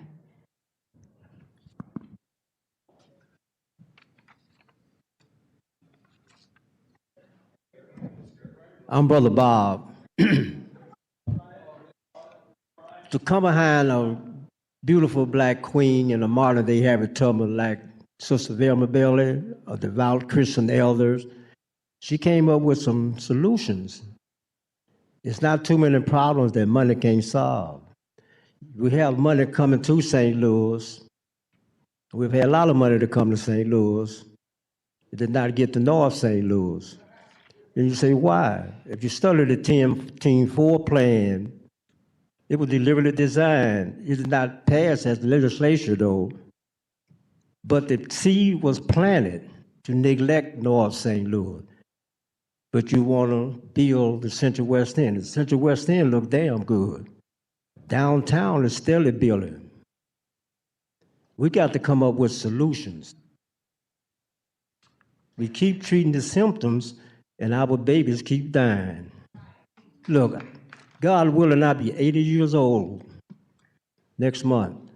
God got me here for a reason. And part of this reason is to come up with solutions. Once the money comes, have you closed the loopholes where the other money that have came and we saw a lot like they done up in Minnesota?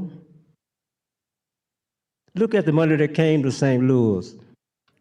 In the loopholes, it went to people that had only a vacant building or only a vacant house. And no one raised the issues about that. This is not solving our problems. It is important now.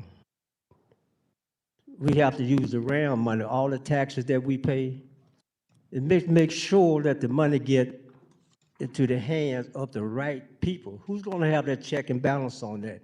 Have we set up in the community this type of organization that can monitor the money, where it's going to go, and make sure it get into the hands of the right people?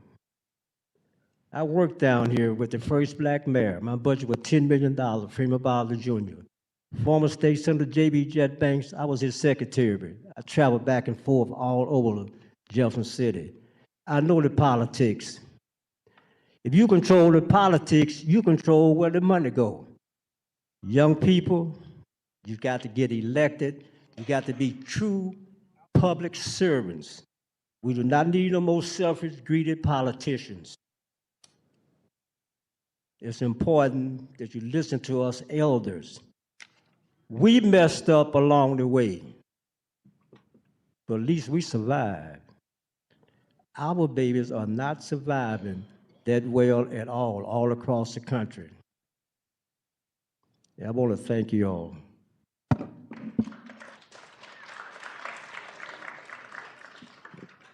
Our next speaker, Ebony Harvey.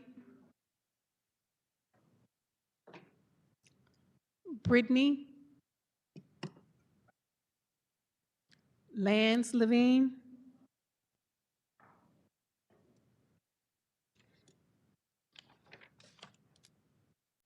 Melanie Marie.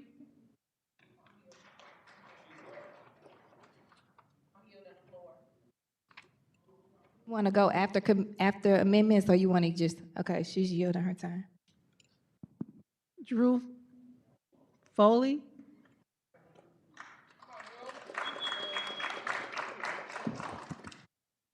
My name is Drew Falvey, and I'm from the 9th Ward.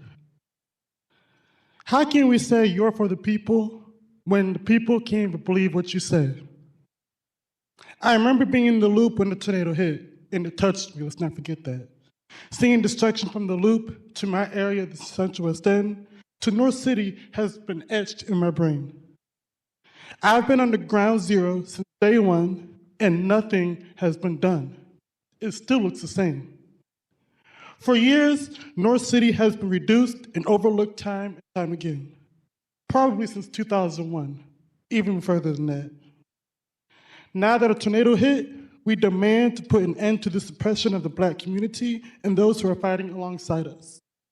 We have a mayor, well, do I want to call her a mayor? No, because she's not. Who refuses to talk to organizers and everyday concerned citizens about Code Blue, tornado recovery, and of course, the fucking police. As one who has devoted life and fucking blood to a city I love, I'm asking that we not think as city leaders, because you ain't. Think of yourselves as residents. What would you do? What would you want? Do you want North City to be whole? It don't look like it. I want a renewed community. I want a community where Black people can thrive for fucking once.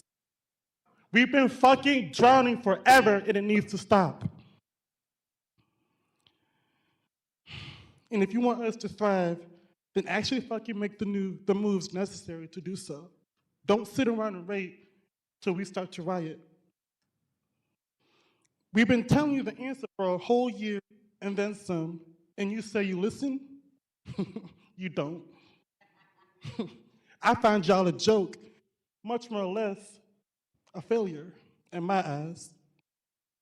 So let's, not to mention, let's also fund Code Blue, because that's what I do. I fight for my people, not like you. Again, you can't be for the people if we can't trust what you say. Year after year, y'all have said we have money for homeless shelters. We have money to rebuild the north side. We have money to do all these things. Where is it? What money? Y'all ain't proved that yet, and still you fail to do that. What blueprint do you need for us to get started? You know, get things in gear, because it's taking too much and too long for things to change.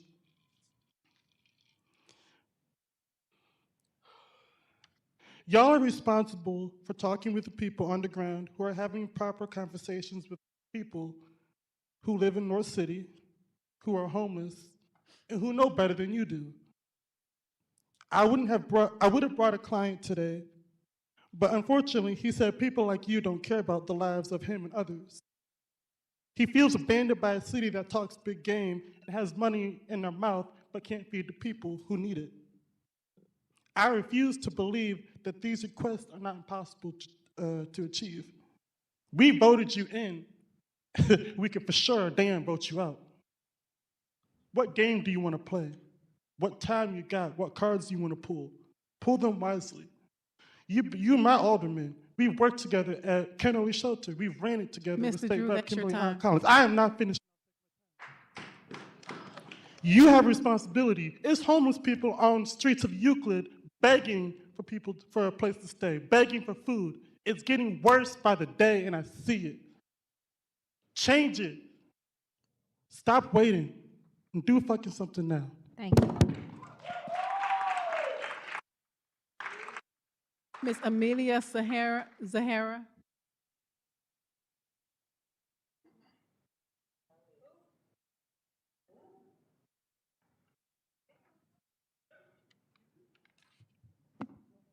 Good afternoon. My name is Amelia Zara. I'm 17 years old and a Ward 8 resident, and I have the privilege of serving as the president of the St. Louis City Youth Council. Over the past 2 months, the council has worked to develop a proposal for how the city should invest the RAM settlement money in ways that would most benefit youth in St. Louis. And while Board Bill 22 reflects some of our requests, like improved infrastructure and much-needed housing support for tornado victims, our ideas go farther than that. Within our proposal, we identified the 3 top priorities we believe the city should take into account when allocating funds. Number 1, community spaces. Number 2, youth-centered initiatives. And number 3, growing the city. First, community spaces requests both the addition of new and improvement of existing third spaces for young people. This includes the revitalization of rec centers, parks, pools, and libraries, and investment into businesses like grocery stores and local organizations that our neighborhoods actually need. Next, youth-centered initiatives calls for programs that invest directly into young people. That means expanding awareness and access to career readiness programs and internships, funding the Youth Council so youth voices can stay in conversations like these, and putting further resources toward mental health support. Finally, growing the city requests that the money be utilized to develop and restore St. Louis with housing assistance for tornado-impacted families and neighborhood development, including street and sidewalk improvements. When young people have community spaces, we stay connected to this city. When we have access to programs and support, it becomes easier to build futures here. And when the city grows, we are motivated to grow with it. St. Louis is losing more and more young people than ever before. This settlement is a rare opportunity to invest in the generation that will determine whether this city will thrive. We urge you to consider our proposal and to keep youth at the table as these decisions are. Thank you.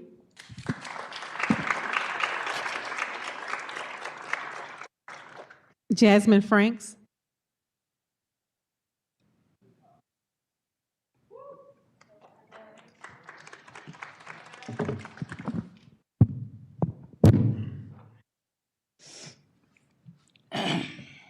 I think it's disrespectful that we have to keep coming to these meetings to essentially beg you.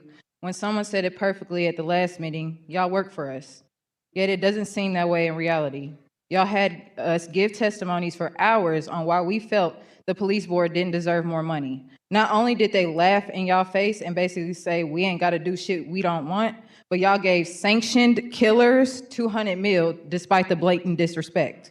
Y'all also went on to say a warrant wouldn't even be your first move. Stand up, because y'all look so fucking weak. I have not seen a single one of you advocate or release a statement for the very people they call dangerous, when we basically wasted our days coming up here to explain our grievances with you, whether it be about the police board or tornado recovery, etc. Y'all have shown us that the police board can piss on you and you'll just go and wipe it off without a single word. Y'all hold us citizens to a higher standard than you do yourselves. The fact that the residents have to convince you of some data y'all fucking dropped when it comes to the 150 mil is sick when you think about it. Proposing 55 mil to downtown when the surrounding areas are suffering is peak stupidity. But hey, this ain't the first time this government has moved in such a way. Downtown has money and saying, but we want more. What the trolls say online, stop expecting the city to bail y'all out. Keeping 25 mil in reserves also gives the city will never see those funds, because y'all know y'all be stealing and mismanaging.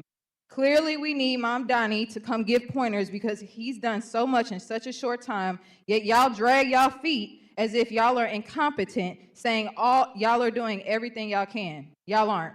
Y'all are, in my eyes, in support of a white supremacist agenda. I don't care how pretty y'all make shit look. Elections are coming up. I'm talking to you, Shane. And everyone wants to use the North Side for talking points. So after they get the positions they want, you won't see them advocate in the way they are right now. Elected officials will use the North and Black people as tactics to get what they want and then neglect it. Look at Wesley Bell. You, the Board of Aldermen, alongside Kara and her administration, Wesley and Kehoe, are all collectively responsible for the state of neglect in this city. This is a land grab that y'all are attempting to help our city government complete until you can prove us otherwise.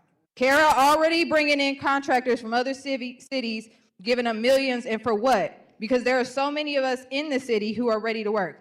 Mike Avery and Prop Man, and even people I know who are amazing at what they do. Why not funnel some of these funds back into the community?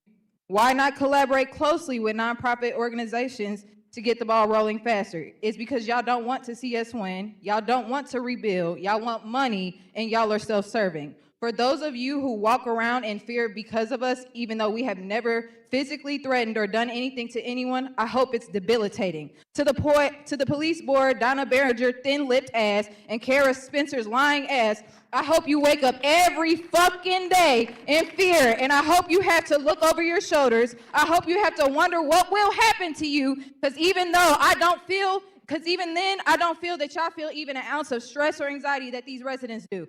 So disrespectfully, fuck y'all if y'all don't do right by the residents of the city.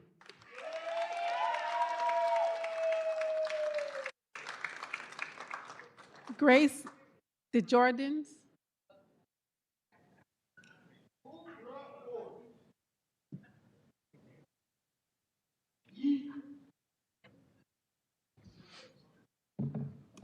Good morning. My name is Grace Desjardins, and I'm a resident of the Ville. I'm someone who loves my neighborhood, and I'm someone who watched my neighborhood get destroyed. On Friday, May 16th of 2025, I was supposed to be celebrating. The very next day, I was supposed to graduate from a St. Louis institution with a degree in political science. Instead, I was in a campus basement and was told that my home was no longer there. When I finally reached my street, the street that I have lived on for years, the street that I knew better than any street in this huge city, I could not recognize it. What I could see was a school bus right outside of what was my apartment. All of the windows were shattered, and there were children inside of a school bus, knowing they had no home to go back to. And I drove that street every day, and I still do. And the funny thing is, I remember those children more than I remember a single meaningful act from our city regarding this disaster in a year. A year.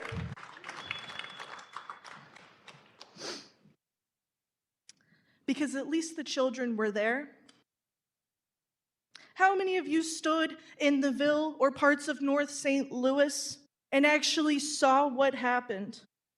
How many of you actually talked to residents, and not because you had to in a meeting, because you stand behind microphones and tell us that you care? I don't want to hear that you care. You're not proving it. You say you care, that's the easy part. Showing up is what's hard. And I refuse to believe, if you had actually been there, we would not be having this conversation a year later. There would be no briefs, no presentations, and you wouldn't be looking at kids in a shattered school bus as budget line items. You'd see them as kids. So I'll leave with this. Mayor Spencer says that St. Louis could be heaven on earth. There is no segregation in heaven. $150 million to the people of St. Louis, the people who are the backbone, the historic, predominantly Black community of the Ville that you have neglected for years before a tornado. Thank you.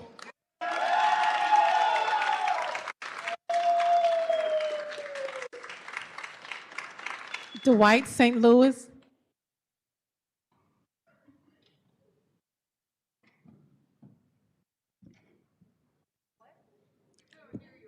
Dwight, St. Louis.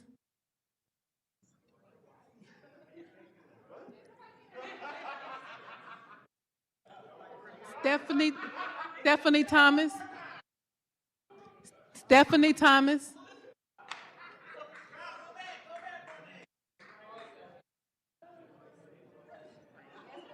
Jamila Michelle.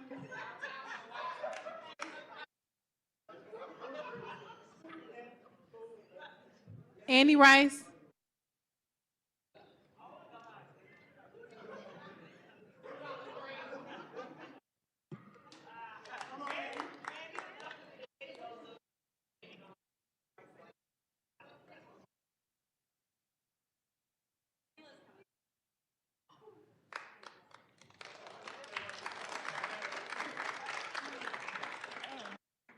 Hello, my name is Jamela Mitchell.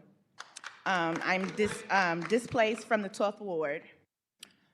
All right, I'm gonna be real cute with this. So everybody keeps talking about attracting tourists, and I'm actually just really thinking about why we're not investing in our residents.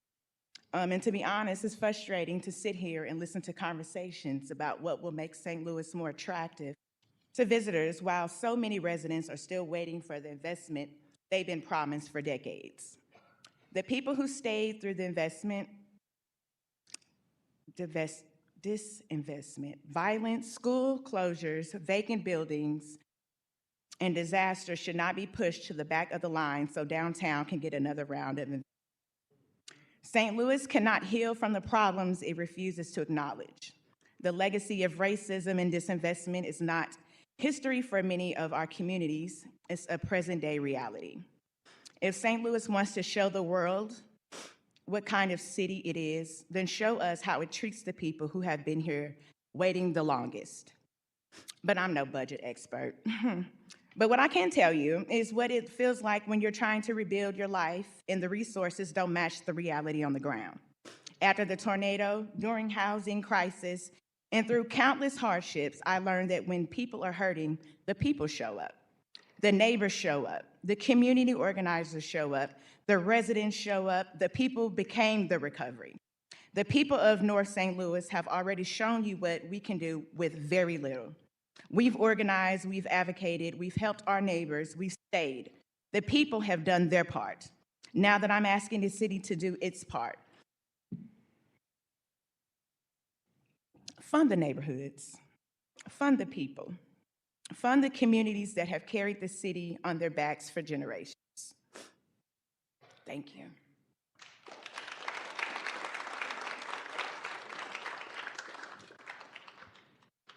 Annie Rice.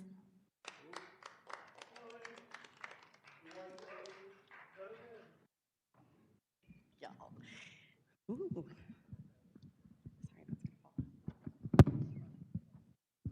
We didn't have these. I don't know what's happening here.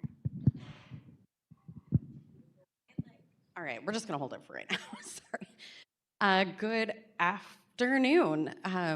My name is Annie Rice. I'm a resident of the 4th Ward, so hopefully Brett Narayan is somewhere. I am also the former final alderperson of the prior 8th Ward. And I want to highlight that my predecessor in that position was there for 27 years. And one of the things he said in his retirement speech was that he was proud. The thing he was the most proudest of was the Team 4 plan. And that was in 2018 that he said that. So the legacy of this, sure, the Team 4 plan didn't pass as policy, but it actually did in reality. And you have a community of people who have been suffering under all of that for all of these years. And now the tornado has hit and they have been surviving. They've been trying to thrive and they deserve as much of this money as we can possibly give them. Every dollar invested in the people who want to return home is more money for our economy that downtown can benefit from. Let's flip their script. They say downtown can benefit the rest of the city, but I think it's people that are going to benefit downtown. Because if there's no one to work, if there's no one to shop, if there's no one to spend time here, then what is downtown for? Is it just for visitors? Is it just for people who work? I worked in downtown for 10 years. Downtown is safe. Downtown is safe, and we have invested more money in downtown already than we've ever thought to spend on the north side. We purposely disinvested the north side to spend money downtown. So they have a brand new taxing district that was just passed by this legislature. Removing the 2-to-1 match for their entertainment fund is insane because thank you, Mike, for highlighting how many world-class events we are already recruiting without that seed money. They don't need that seed money. They're doing it already, right? They're showing us that they can be successful with, I guess, the scraps and pennies that they've pulled together to make this work. They have private cops. They have further taxing districts. They have TIFs and tax abatements. If these aren't working for downtown, then demand that these boards, the boards that control these funds, do more. So how much more does downtown need when people want to return to their homes, generational homes, where they want to pass their homes to their families? And these are people who are invested in the lifeblood of St. Louis. We need people. We are losing people left and right. Our population keeps dropping, and this state is trying to take advantage of that. The county is trying to take advantage of that. This police takeover is absolutely precursor to unification and the demolishing further of Black political power in the region. And we just have to think outside the box. Give people the cash that they need to get home, get it to them quickly, right? I wish the building trades unions were here in this room and just as invested in rebuilding North St. Louis as they are in data centers.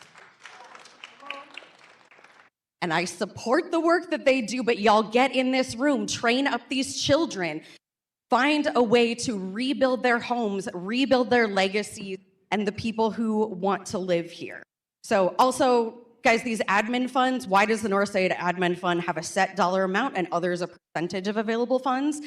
Why are we taking more money out of that? And the Rams employed people, not just folks who are visiting. All of those people need jobs as well. And about this pier, ask the Port Authority about this downtown pier, this riverfront pier. If they have a private operator, why not privately funded? Thanks.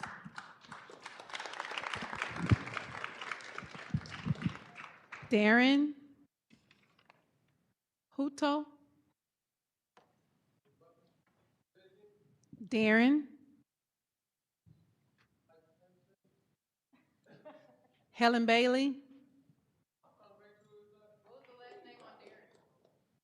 H-U-T-O-E.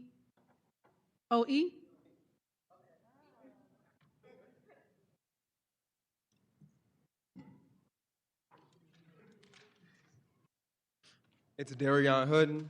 Appreciate you. While I did write something, I would like to pivot for a moment for 30 seconds. So I was sitting in the back at first, in the back left. So it's a couple guys that's not my skin tone that think everybody in this room are morons. They think you guys are stupid.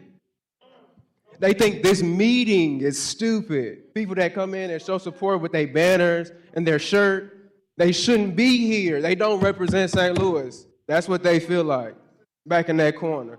But all that hushing, all that key, all that laughing, all that disrespect, it stopped. It stopped when one singular man with my skin color came in. So does that tell you one thing or does that not tell you one thing? Okay. Let me pivot back to my letter.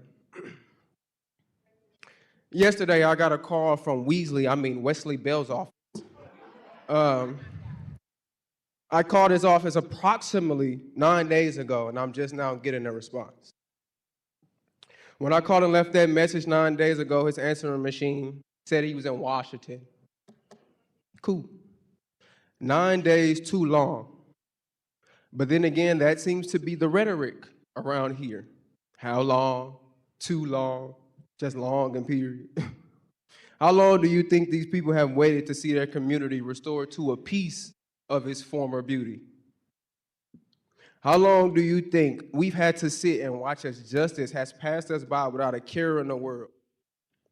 How long do you think it took for me, of all people, let alone all the people in the room, to garner the strength to come and just speak?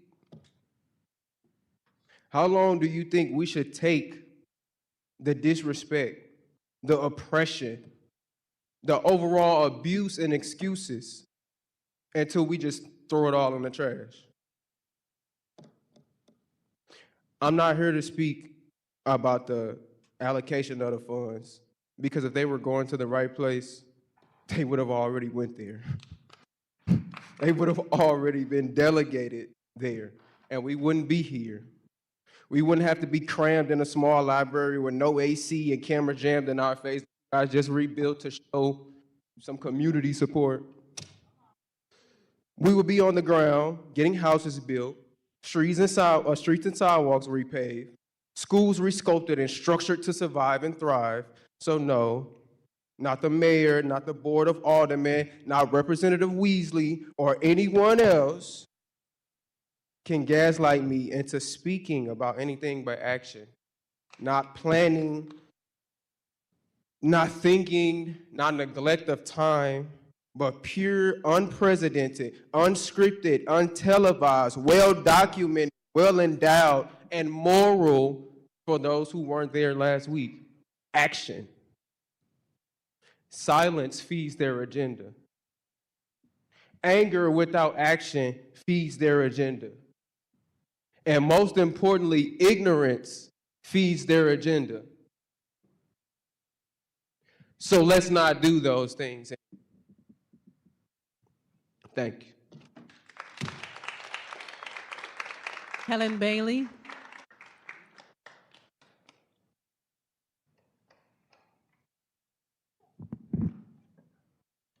Helen Bailey, 3rd Precinct, 11th Ward. For 250 years, certain citizens of this city have been trying to avoid the pain and truth that the degradation and brutality that operate this city against those who currently reside in the North and West has caused true prosperity to turn her back on St. Louis. Many people testified in favor of the downtown neighborhood plan implementation today, saying that they're hoping to attract investors and businesses to the city because nationwide it has a poor reputation. This city's personality is what makes it unattractive, and a downtown BBL is not going to save it.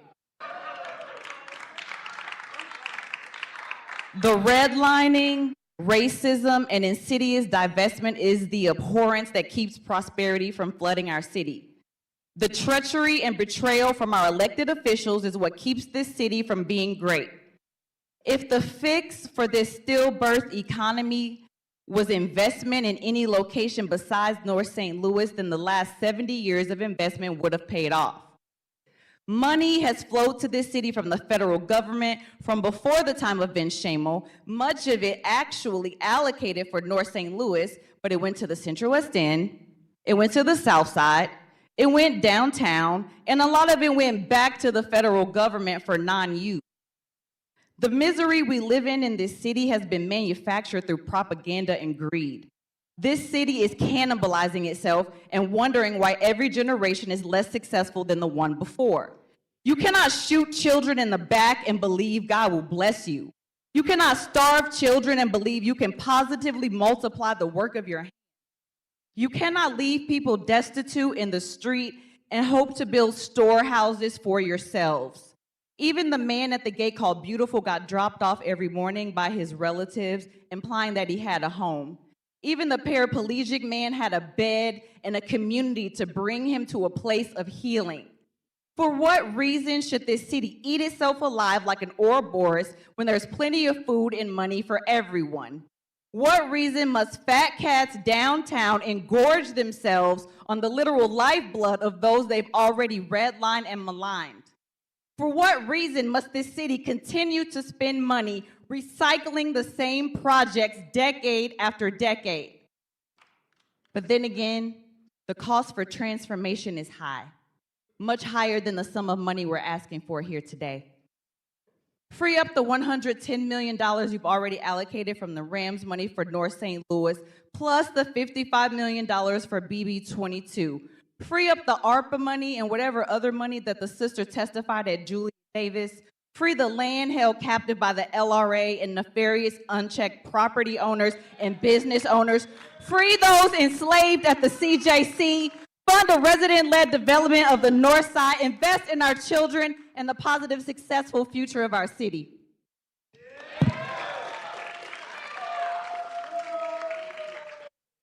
Elisa Forgerman.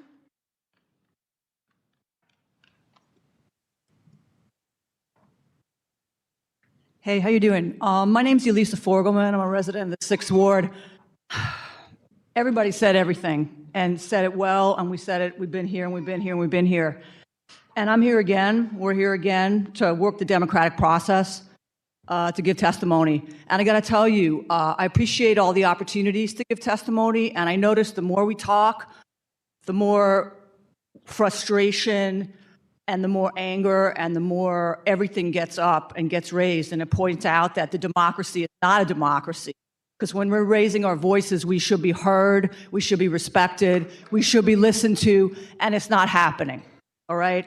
I love this city. I wasn't born here. I love this city, and I love cities. And I'm in opposition to Board Bill 22. Send $150 million minimum to the North Side. It needs more. We need to prioritize tornado relief. I don't know what to say. There's not enough money. Throw it at it anyway. We got the $25 million that's supposed to go in the reserves. I had in my notes to put that towards tornado. Do that, but what about put it towards the youth service? Put it to those folks that were here. Every time I come to a meeting, I get so many ideas and so many creative thoughts. I'm not getting it from up here. I'm getting it from y'all, and I appreciate you. We got to make North City whole. I believe in cities. I'm a city person. I have a warm feeling about downtowns. I believe they should be good places. I believe they do uplift.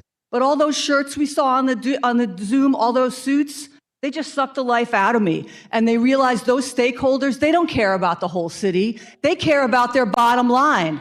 They care about their needs. So, all right, let's pull the $55 million. Let's work on our infrastructure. It would build trust. It would build a little trust. And we need that right now. We're at a moment. We have to honor the moment. When the tornado came through, it exposed everything we knew. Racism, the disenfranchisement, all of it. Now's the time. Downtown money, maybe work on infrastructure. Water, it's a human right. Let's have clean water. Let's start there. I don't know what else. I believe in the process, and I want to thank you for your work. You're public servants, and I'm not sitting up there, and you're taking it on the chops. But at the same time, you're not standing for us. Get brave. Stand up to all the BS going on. And I know some of you. We'll have your backs. We've had your backs. We'll do it again. I mean, I live in a dream world. I'm a creative person. I want a time where we stand together. But we can't do that right now. But in the future, maybe. Anyway, I'm going to give my time to whoever wants it. Thank you so much.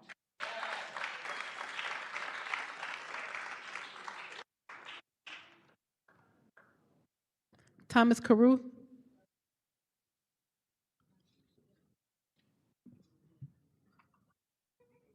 Gloria Nolan.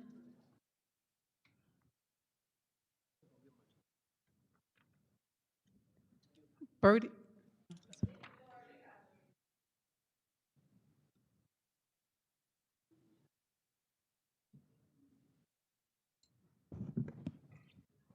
Good afternoon, everyone. I rise to go on. My name is Gloria Nolan, and I am from the 11th Ward. Thanks for having this conversation today. It's very important. I rise to go on record in support of the $150 million going to North City, and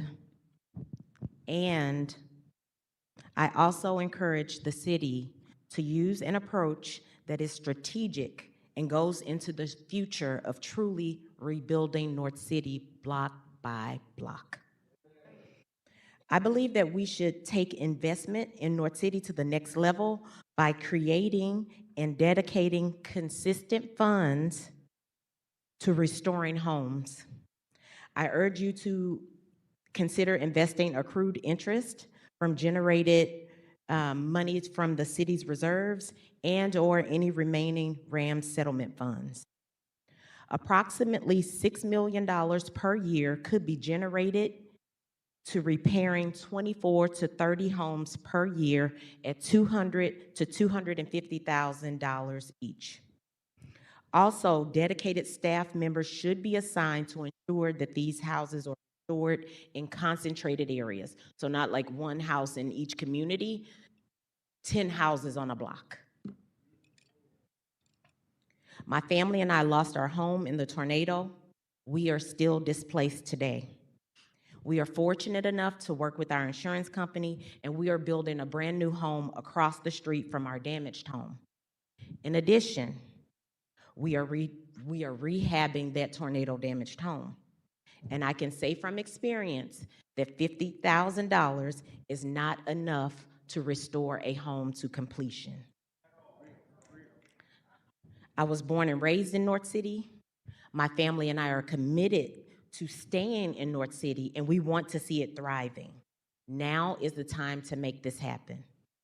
One of my favorite educators, Williams Middle School, St. Louis Public Schools, she would always say to me, if you always do what you've always done, you will always get what you've always gotten. In this case, we've always done nothing for North City. So let's do something different. Let's restore North City. Let's be intentional about restoring North City. Let's allocate funds. We need to earmark funds and concentrate on rebuilding North City block by block. Thank you. Birdie Jackson Babel.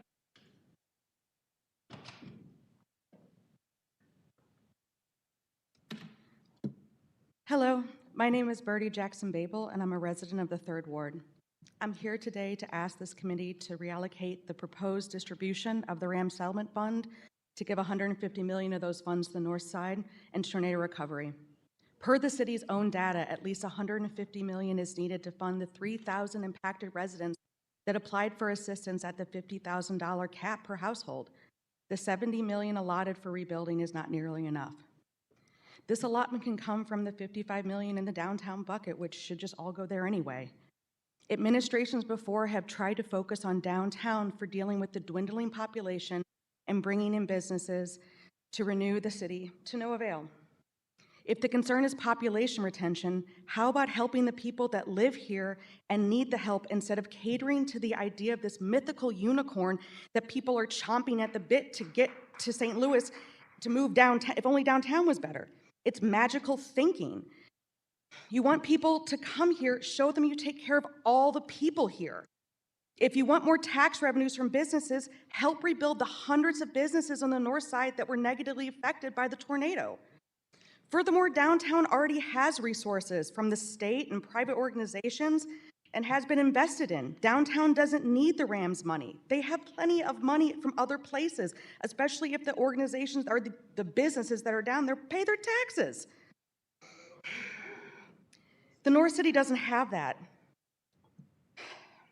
Also, if we show through this funding that the North City is worth investing in, it can attract more investing into the community, not just the Clayco et al. Pariahs that want to usurp the land for greater exploitation and gentrification. Also reallocate the $25 million in reserves. If these are for emergencies and a tornado is not an emergency, I don't know what qualifies for an emergency.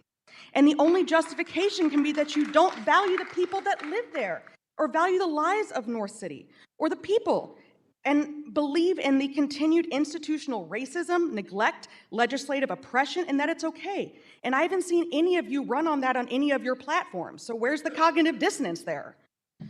The North Side has been failed on the federal, state, and city level, and this is an opportunity for the city to not fail the people again.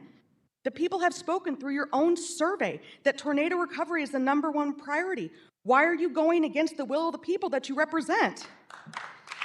Finally, if your values and your voting do not align, I'm confused. I'll speak to my alderman, Shane, on your campaign site. You say you have a focus on helping tornado-impacted families and protecting families. How can that be if it doesn't translate to moving money from not dire needs to dire needs? It's just empty words. Where, again, is the cognitive dissonance? Finally, the tornado has caused serious health issues, death, and generational trauma. We need to triage. North City is bleeding out, and you have a tourniquet in the Rams money, and you're offering a Band-Aid for a gunshot wound, and it's insufficient. James Kingston.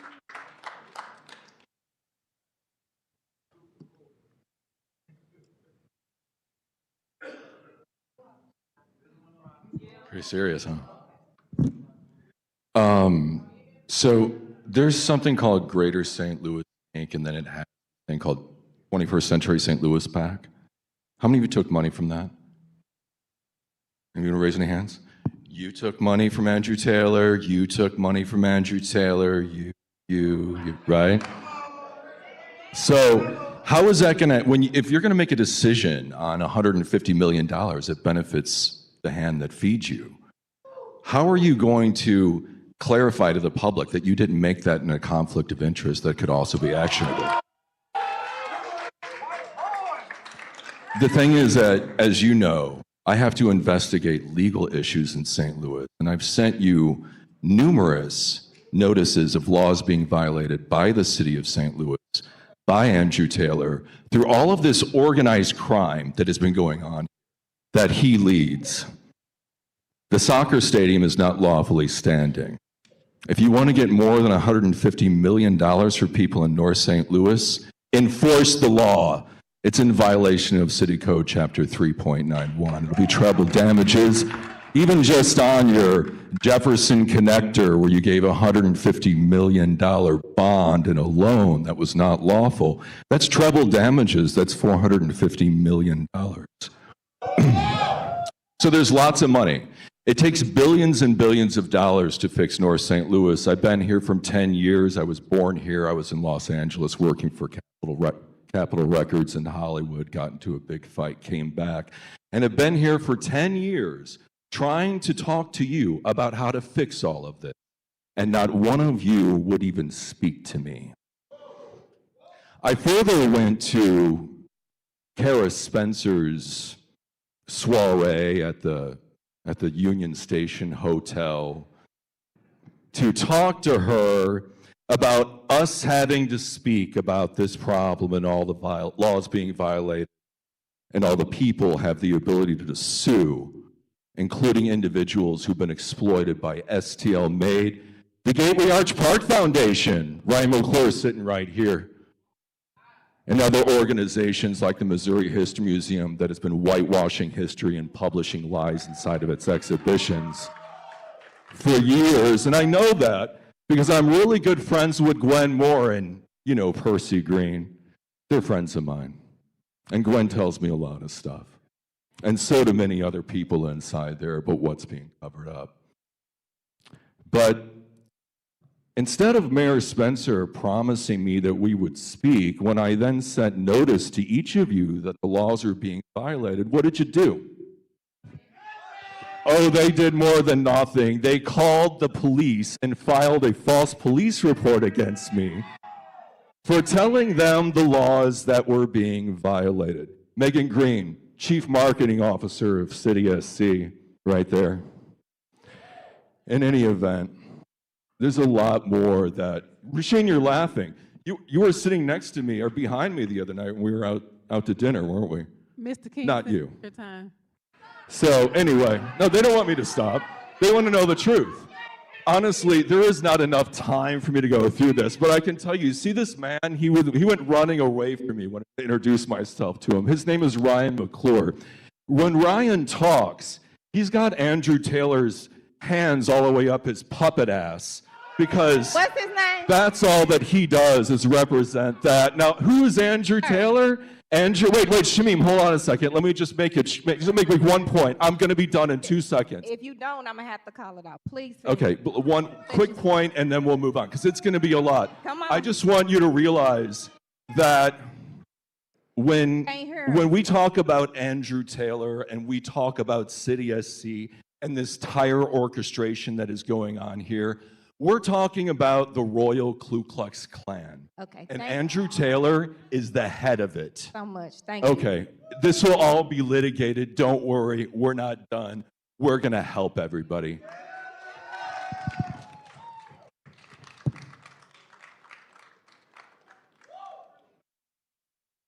Dana K. Goodert.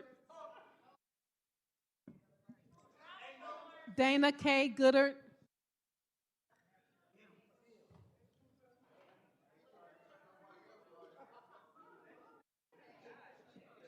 Xavier Phillips.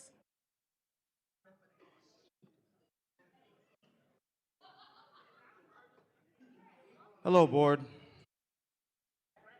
Y'all give me a second. I'll make this brief. Most of you know who I am. If you don't, you should ask somebody, but I'm running for U.S. Congress in this district.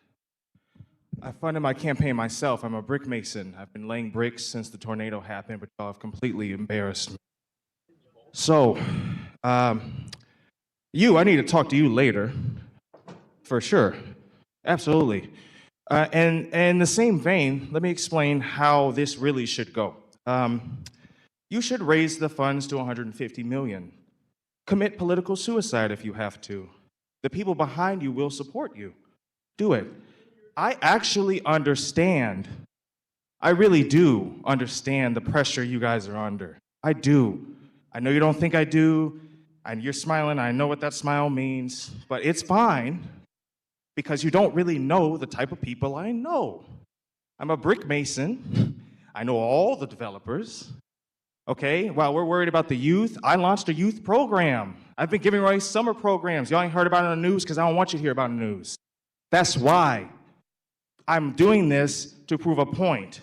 If this does not happen, we will contest all of your elections. Every single one of them. Friend or foe. I'm not friends with any of you, personally. So there's that. Cara shouldn't have been there in the first place. I don't know if y'all know who she paid to get the black vote, but she paid for the black vote, and Bob cut that check. So what's going to happen next is we're going to vote against all of you, completely, from the bottom up, okay? Wesley doesn't know. He doesn't understand. He thinks $1 million is going to convince people that he's done something, and he thinks $1 million is going to send enough text messages to people in North County to get them to vote for him. But it's not going like that this time. So, while I still have some time, I want to say, make the right choice. Always stand with the people because they literally vote you into power. I understand the politics, but that time is coming to an end. And if you want to survive and continue to serve the public, you must stand with the people here today, now. Thank you.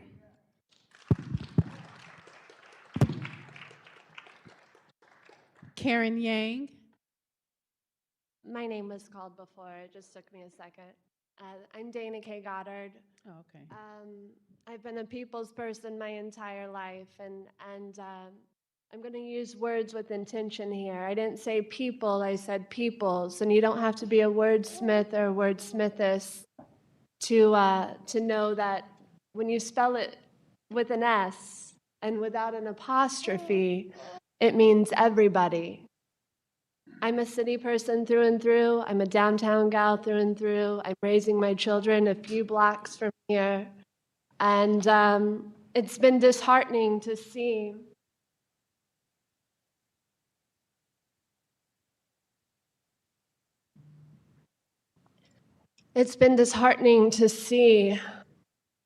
I mean, I am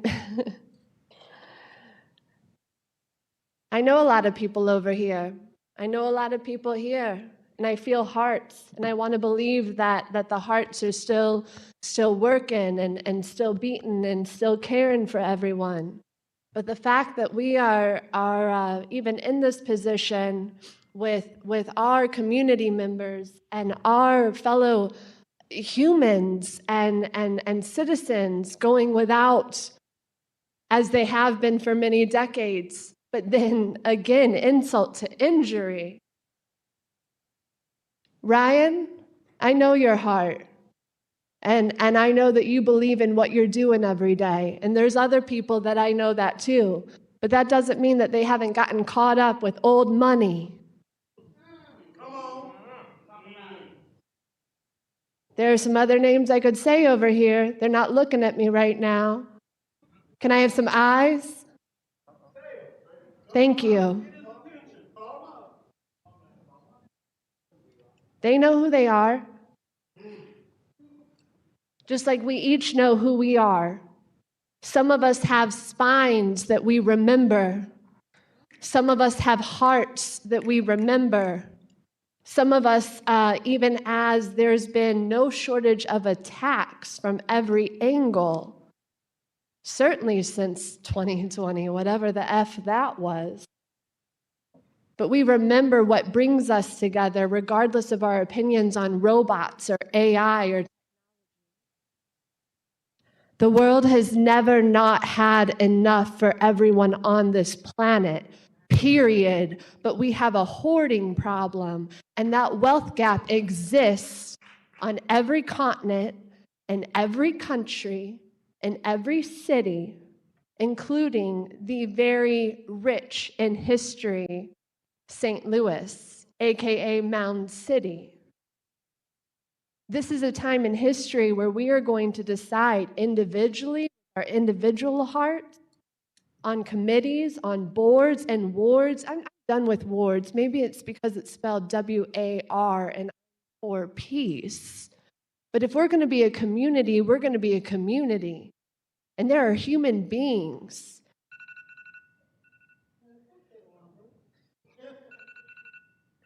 There are human beings that ought not be begging for their basic human rights, all while their voices and activists and advocates, family, blood or otherwise. I'll just say this and then I'm out.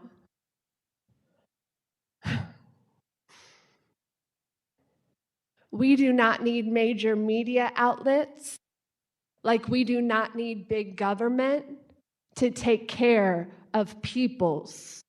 And the real ones are able to recognize who the real ones are, regardless of who they give their praise to and who they give their glory to. And this is a time, after years of being pretty quiet, you know, in the nest with some little ones. This is the time that real ones are rising, and we're feeling who's who.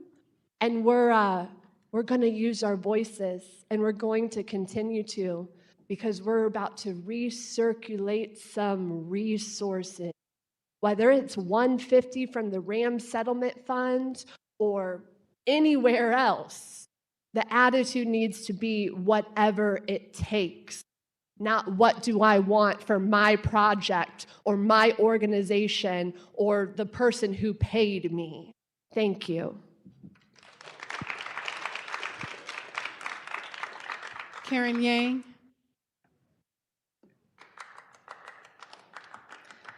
My name is Karen Jalian Yang. I'm a resident of Ward 7. To be a St. Louisan, you need to have a heart that is shattered or frozen, it feels like. I met a man yesterday, I'm gonna call him Joe, and he arrived at my workplace sopping wet. He wanted an XL t-shirt. We are not a place that gives out clothes, but I found one. And my friend found pants in the back of his car. I'm telling you this because he told me that he also eventually in our conversation said that he has schizophrenia.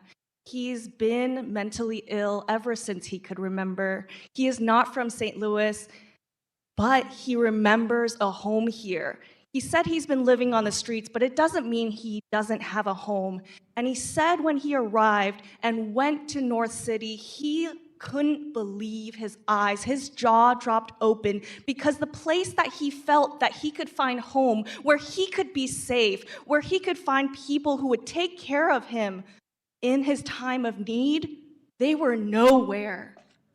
I called 211 to try to get shelter for him. He said he wanted a place to lay his head. He did not feel safe being outside. He's not used to the city. It is pouring rain. This whole week will be pouring rain. It is so muggy.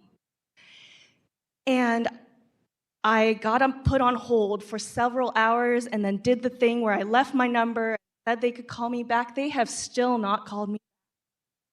I called every shelter in the city and behavioral health service, and all of them, with the exception of one, had voicemails that were full.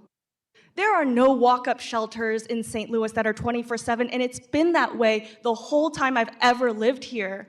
The people who are talking about Code Blue, the people who volunteer for winter outreach and summer outreach, I'm part of them. And I'm tired of telling people, I'm so sorry. I cannot do anything for you. Here's 3 cups of coffee because you haven't had coffee in a very long time. There is a casket covered in shattered mirrors at the Smithsonian. It is from the Ferguson Uprising. And I'm thinking about the fact that this moment is so uncomfortable because it is holding up a mirror to all of us about who we really are. What is our soul? What is our heart? What are our values? And I don't want a casket to be the symbol of St. Louis. We're talking about prosperity. We're talking about how this city can grow. I think we mistake being rich for being abundant. We are looking at people who look at a mirror as a tool for greed and vanity. They want to see their appearance shine. But what if it was a two-way mirror? I can see you, you can see me. We can see each other back and understand each other. What if that mirror came? That's the choice we have to make today.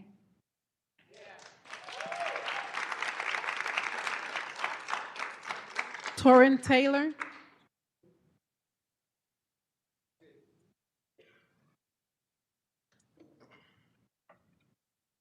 Taryn Taylor, 7th Ward. And I just want to say, like I've said before, North City remembers. And you've heard it today. They have told you that they remember and that they will remember. They will always remember. They will not forget. And I just want to ask you, are y'all sleeping well right now? Are you getting enough rest? Rasheen, what's so important on that phone, brother? What is so important on that phone?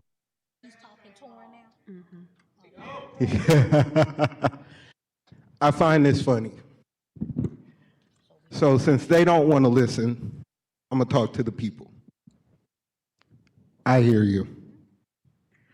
And with all the things I have going on in my personal life, I promise you that I will not let you go unheard. I will not let them forget what they have done to you. I will not let these people in this corner that people were talking about, who I don't know, who are irrelevant, and who need to go lay down and take a nap, I will not allow them to destroy you. I will stand with you. I will stand for you. And we need to be ready to put our foot on their necks. They need to feel that pressure that Lyda felt before she left. They need to feel that pressure that they put on Tashara before she left. They need to feel that pressure that they put on every single one of us when they sit on their phones or they sit on their laptops or they walk out there to do whatever thumb twiddling things that they do out in that hallway that are more important than listening to the people who they say they want to serve.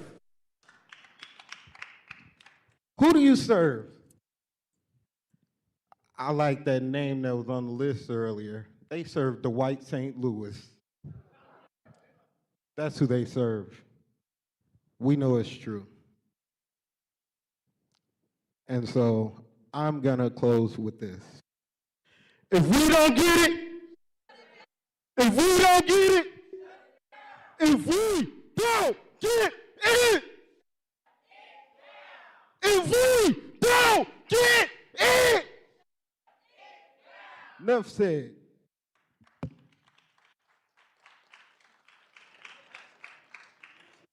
Next, we have Windsor McKnight.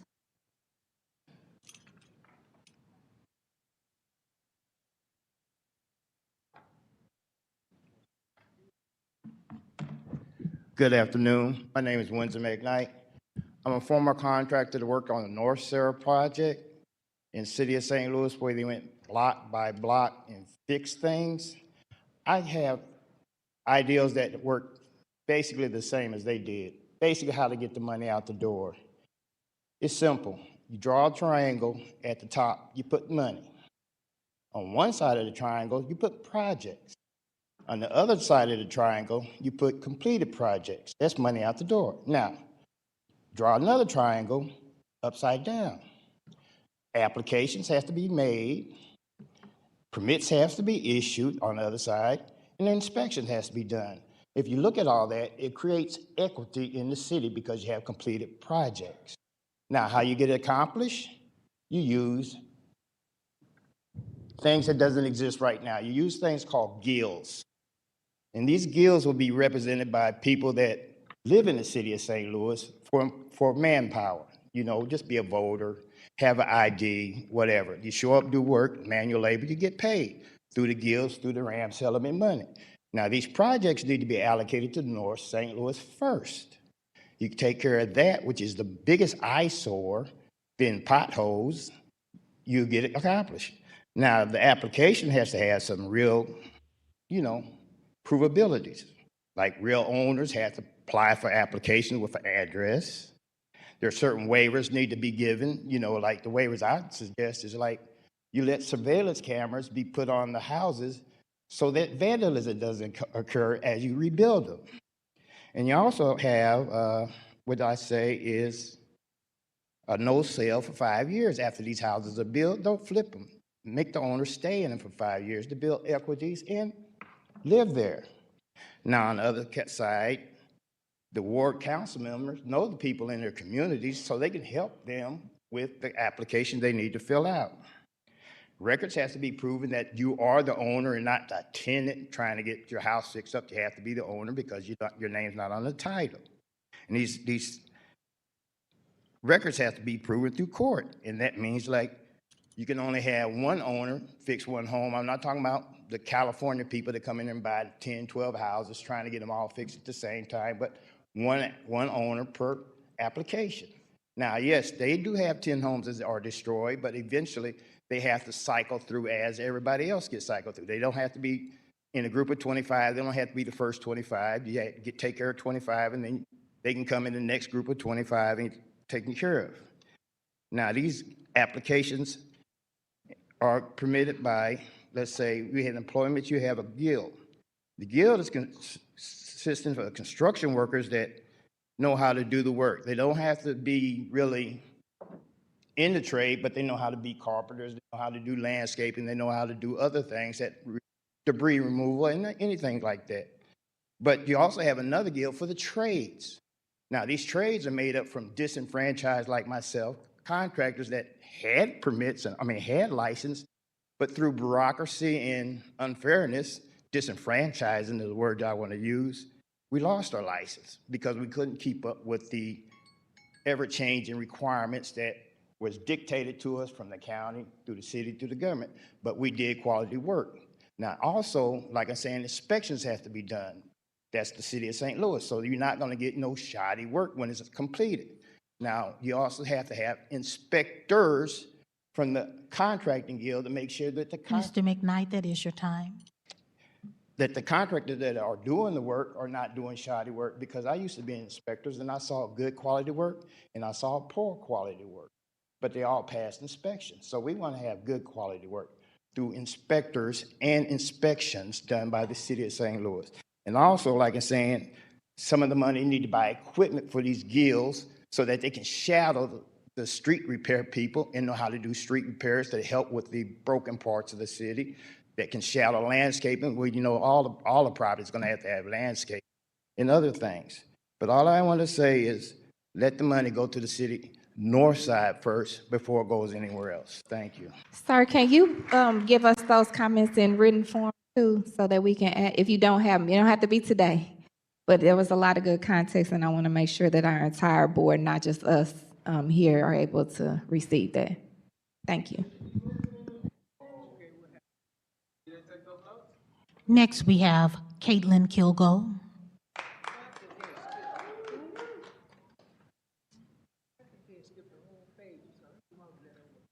You're the shirt that they call stupid. I just want you to know that. Oh, my shirt? Yes, ma'am. Oh, I made it myself. It's not stupid. That's so rude. I love my shirt. I made it myself. I'm an artist. My name is Kate Kilgo. I live in the 7th Ward. I'm a proud resident of St. Louis. I love it here. I have no intention of leaving. I don't know if the same can be said for the paid lobbyists. But you said to hold you accountable, and so I'm here to hold all of y'all accountable. I was watching Ms. Clark Hubbard's live Instagram this morning, and she mentioned that there's a lot of things that go on behind the scenes before these amendments are presented. Why? Because there's a lot in front of the scenes, right here in front of all these cameras, and a lot of things that are being said that seem to not be present in whatever these meetings are behind the scenes to get all of y'all on the same page as this entire fucking room. Why? Why are we still here hours and hours and hours later saying the same thing, $150 million minimum to the Northside tornado recovery? We've been saying it over and over and over again. We know y'all hear us, because you said that, I know you were here in the comments, you repeated some of them in your testament, in your live this morning. I know y'all hear us, so why aren't you doing anything about it? It just, it makes no sense. Like, where did it go from y'all being humans, being our neighbors, being the people that we hug and say I love you and say we got this together and we're our neighbors? Where did it go from that to making decisions and not putting things on the record that you know are right? You said an amendment that wouldn't get passed is performative. But what happened to speaking truth to power? I don't understand any of y'all. I really don't. I thought I knew you. I thought you were on our side. You say things on the record and then your actions don't back it up. And it doesn't make sense. It doesn't compute. So I'm just really shamed, honestly. I think St. Louis is one of the greatest cities in the world because of its people. because of the residents that for generations have built this city. And it's really sad that our elected officials are kind of trash in the way that y'all operate. It's really disappointing because like I thought y'all were one of us. And it's like all of a sudden you get on the other side of this microphone and something changes and I don't get it. I'd love to have a conversation with any of you afterwards, you know, in person to figure out why and what needs to, how we can get y'all back on the same page as us, because it just doesn't make any sense. We want 150 million minimum for Northside. And if that amendment doesn't come up today, y'all can quit your jobs, okay? Because we've been begging for it and we're done. Thank you. Thank you. Next, we have Jean Galinsky of the 2nd Ward.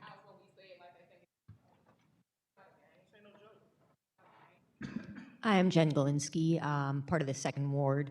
I'm really glad to be here. This is my first time ever doing something like this before, and this fucking matters. So I am not originally from St. Louis. I am a transplant. I moved here at 14 years old from New Jersey. And within the first couple of weeks, my family and I experienced a whole lot of culture shock. For one, St. Louis pizza. I don't know what that is. And for two, St. Louis is racist. It is racist. And this is nationwide, but it does not look like this everywhere. 29 years later, I can appreciate St. Louis pizza, and this racism is still unpalatable. We are in a system that requires day by day by day that we cut ourselves off from our humanity. And I am cutting myself off from my humanity and your humanity every day to exist. And as I've started to try and find ways to claw that humanity back by listening to Black and brown organizers who have taught me that my humanity is my greatest strength, and that being able to recognize all of your humanity is what is going to save all of us. Like, I am here to reclaim my humanity with both fucking hands. These people have nothing. St. Louis has taken from them for St. Louis's entire history. Like, I remember being 10 years old and learning that Missouri was a purple state in the Civil War. What is a purple state? These people have nothing. We have a pot of money. The people have said they want this pot of money to go to those who have nothing. For some reason, these hearings keep going on and on. I keep watching them live streamed, and I knew this was the last one, and I was like, I'm going to show up. I'm going to reclaim my humanity. People keep saying this is what they want you to do with the money. I'm here reclaiming my humanity and imploring you to please do the same. Give North City the $150 million. It's not going to fix it, but it is giving us an opportunity, St. Louis, for the first time to do something that is loud and clear to save Black people, because they deserve that. That's all. Thank you for listening.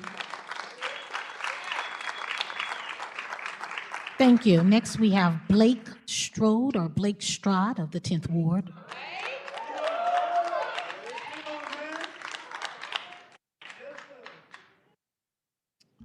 Hi, good afternoon. They're doing that because I don't do this very often anymore. My name is Blake Strode. Let me take the mic. My name is Blake Strode. I'm a resident of Ward 10 and executive director of Arch City Defenders, and also co-anchor a space with Action St. Louis in the 13th Ward called the Northside Movement Center.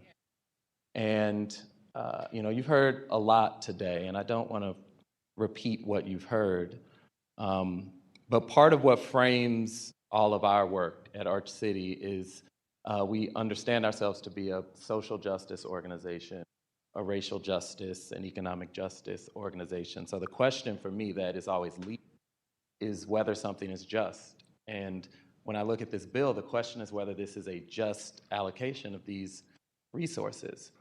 And that's a Mr. different... Strode, could you hold the mic to you so the public can be able to hear you on? Yeah, no problem. Thank you.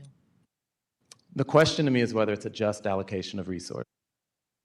And that's a different question than whether it's valid, whether these are real needs. I trust they're all real needs. I know they're all real needs. I mean, Even downtown, the one that I have the biggest issue with, it's not that people don't care at all about downtown. We're downtown right now.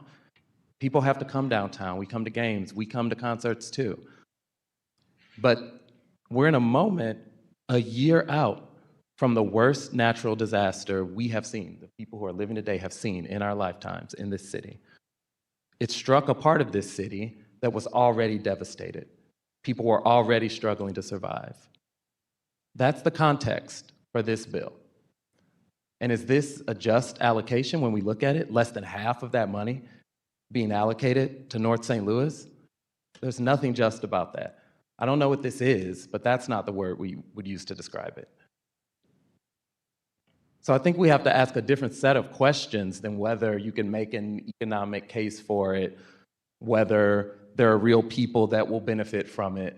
There are people that are fighting to survive. The reason you hear people so angry, so upset, so righteous is because there are people fighting to survive. And some folks are seeing that every single day. Some people are not. So I just want to pose a few questions that really came to me while I was just sitting, listening to testimony today. And one of them is this question about the downtown match. And a couple of people have posed this already, but we've been hearing about it for years, that the corporate community in St. Louis will match funds that are spent downtown. What does that tell you? It tells you they don't need that money. You all aren't in control of corporate money, but you are in control of these public dollars. And if they have it to spend, then let them spend it. I have no problem with GSL or anybody else putting money downtown if that's what they want, if that's where they see benefit, let them do it. But it means they don't need this money. What does it mean that we heard from a few, not that many, to be honest, but a few people today who are proponents of money going downtown? What does it mean that we heard from those people? I'm sorry, I lost my train of thought. Just give me one moment.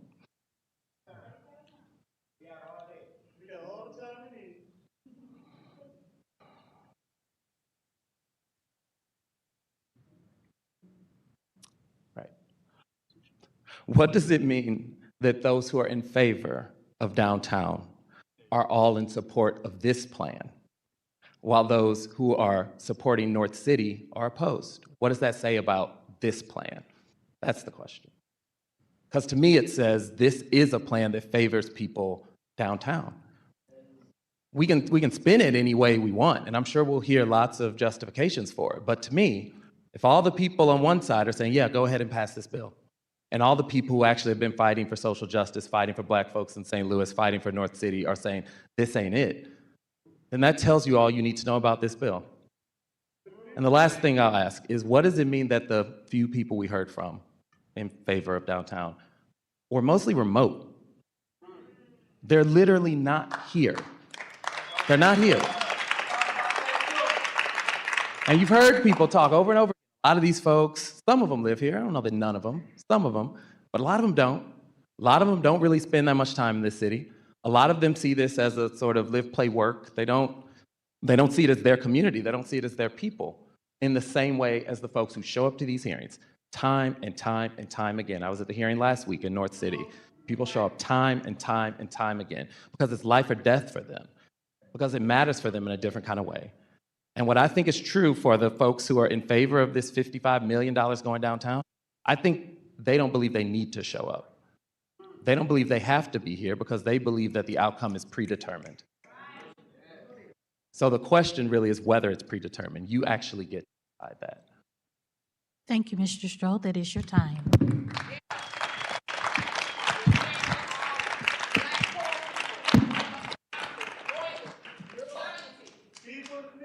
Next, we have Tiff Poe, or is it Kareem Jackson of the 21st?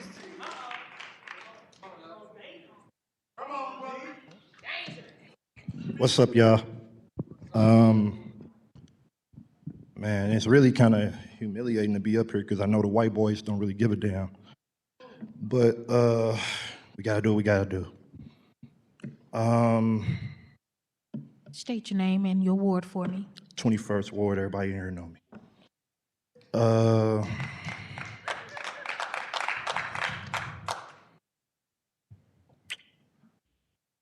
when you're dealing with St. Louis, you got to use the archives of history talking about politics. And that's important because we didn't start out originally as a slave settlement, contrary to popular opinion. And in the midst of what we're dealing with now, we have just a simple continuation of the same shit that's always been going on. A covert white supremacist agenda that's using a few good people, quote unquote, to get it done. To the brother, the young brother that came up here, I want to say, keep organizing, keep fighting, keep supporting these sisters, keep supporting the women. And also I want to say, this is a generational fight. I've been coming down here since before I was your age. If they got an issue with it, tell them they can meet my grown ass outside and we can mix it up.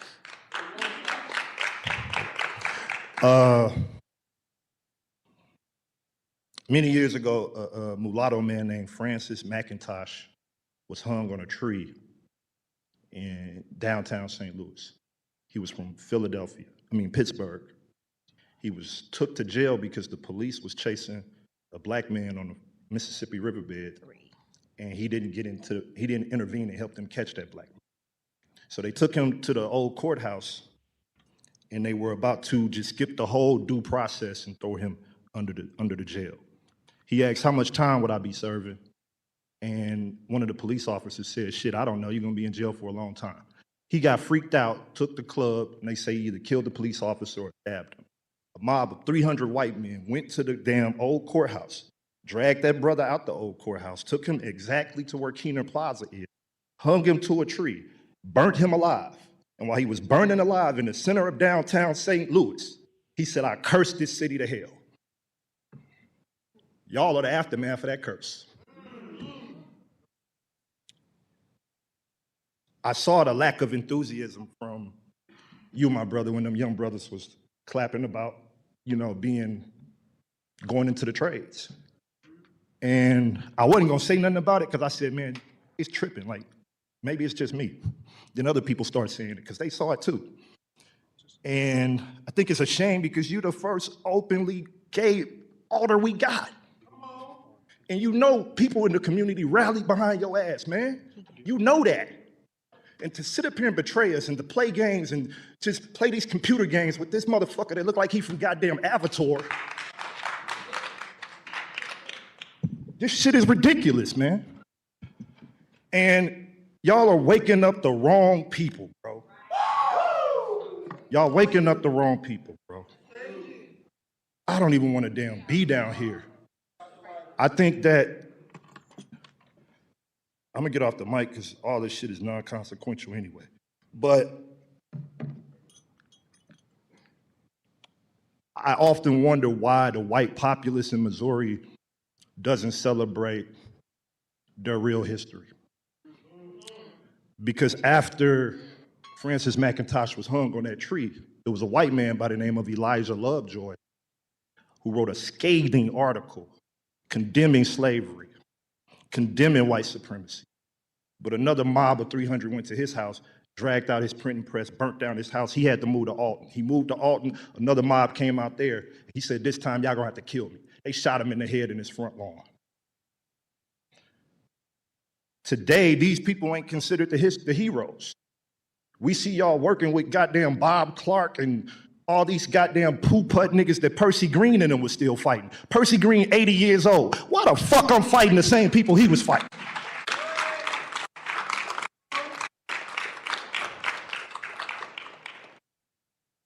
Mr. Jackson, that is your time. I'm reclaiming my time.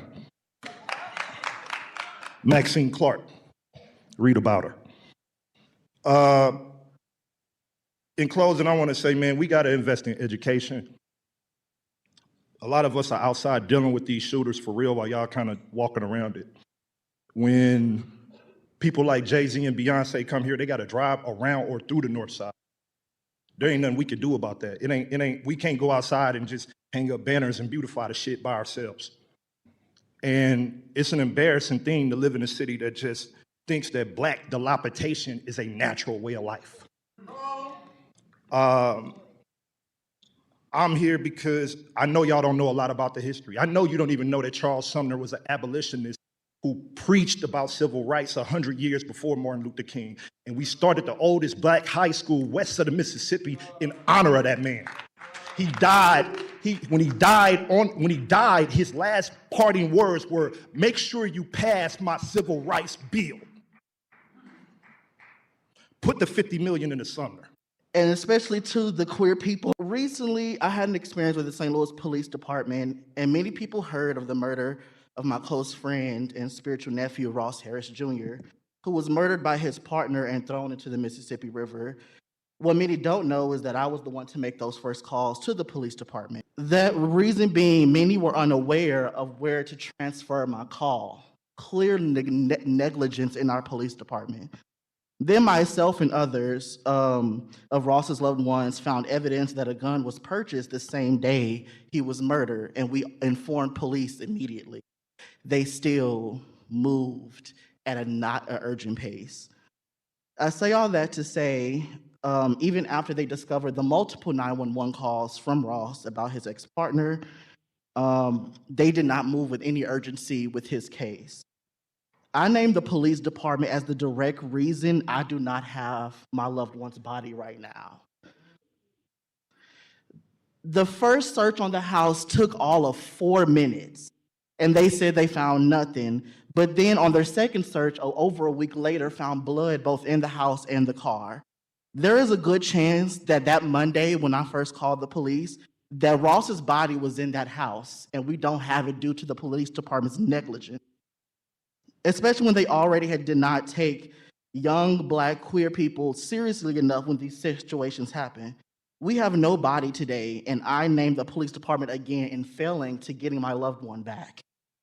One thing to remember about Ross's case is that Ross's killer on text message admitted to being diagnosed with bipolar disorder, and he was currently unmedicated. These types of cases is exact reason institutions like the Office of Violence Prevention is essential to this city. The detective handling the case told myself and Ross's aunt that it was our actions that made his case solvable. So in short, the police department credited myself and another community member with solving with our own murder. And I had to remind them it's because that we can take care of us. As we speak, after a conversation with my colleague Jordan Braxton at the Vivint Health, I've learned in my role as regional organizer that over half the Black population in St. Louis City is HIV positive. And half of those individuals are not virally suppressed.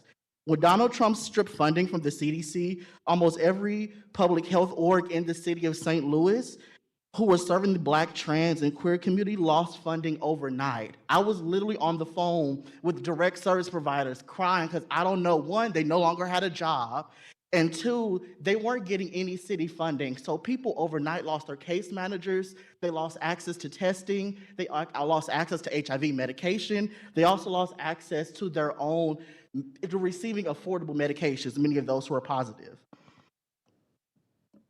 If the president makes this move again, I would not be able to organize community because at that point, I'll only be organizing burials.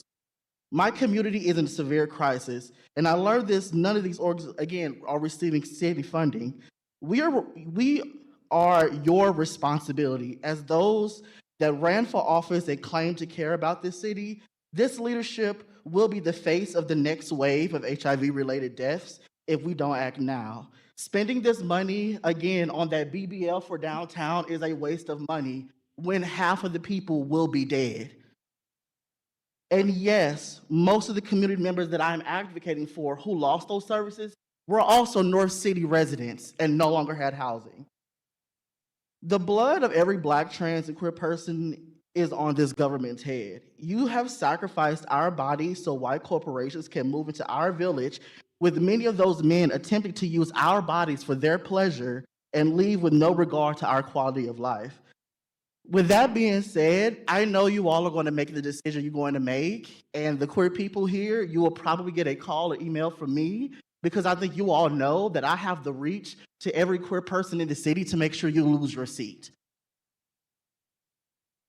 I vow today that I will personally make sure that the narratives in the history that the narrative in history identifying the direct cause of our suffering will be this city's leadership.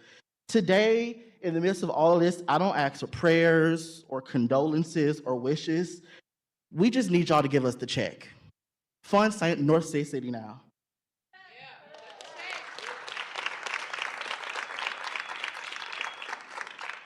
Thank you. Next, we have Kayla Reed.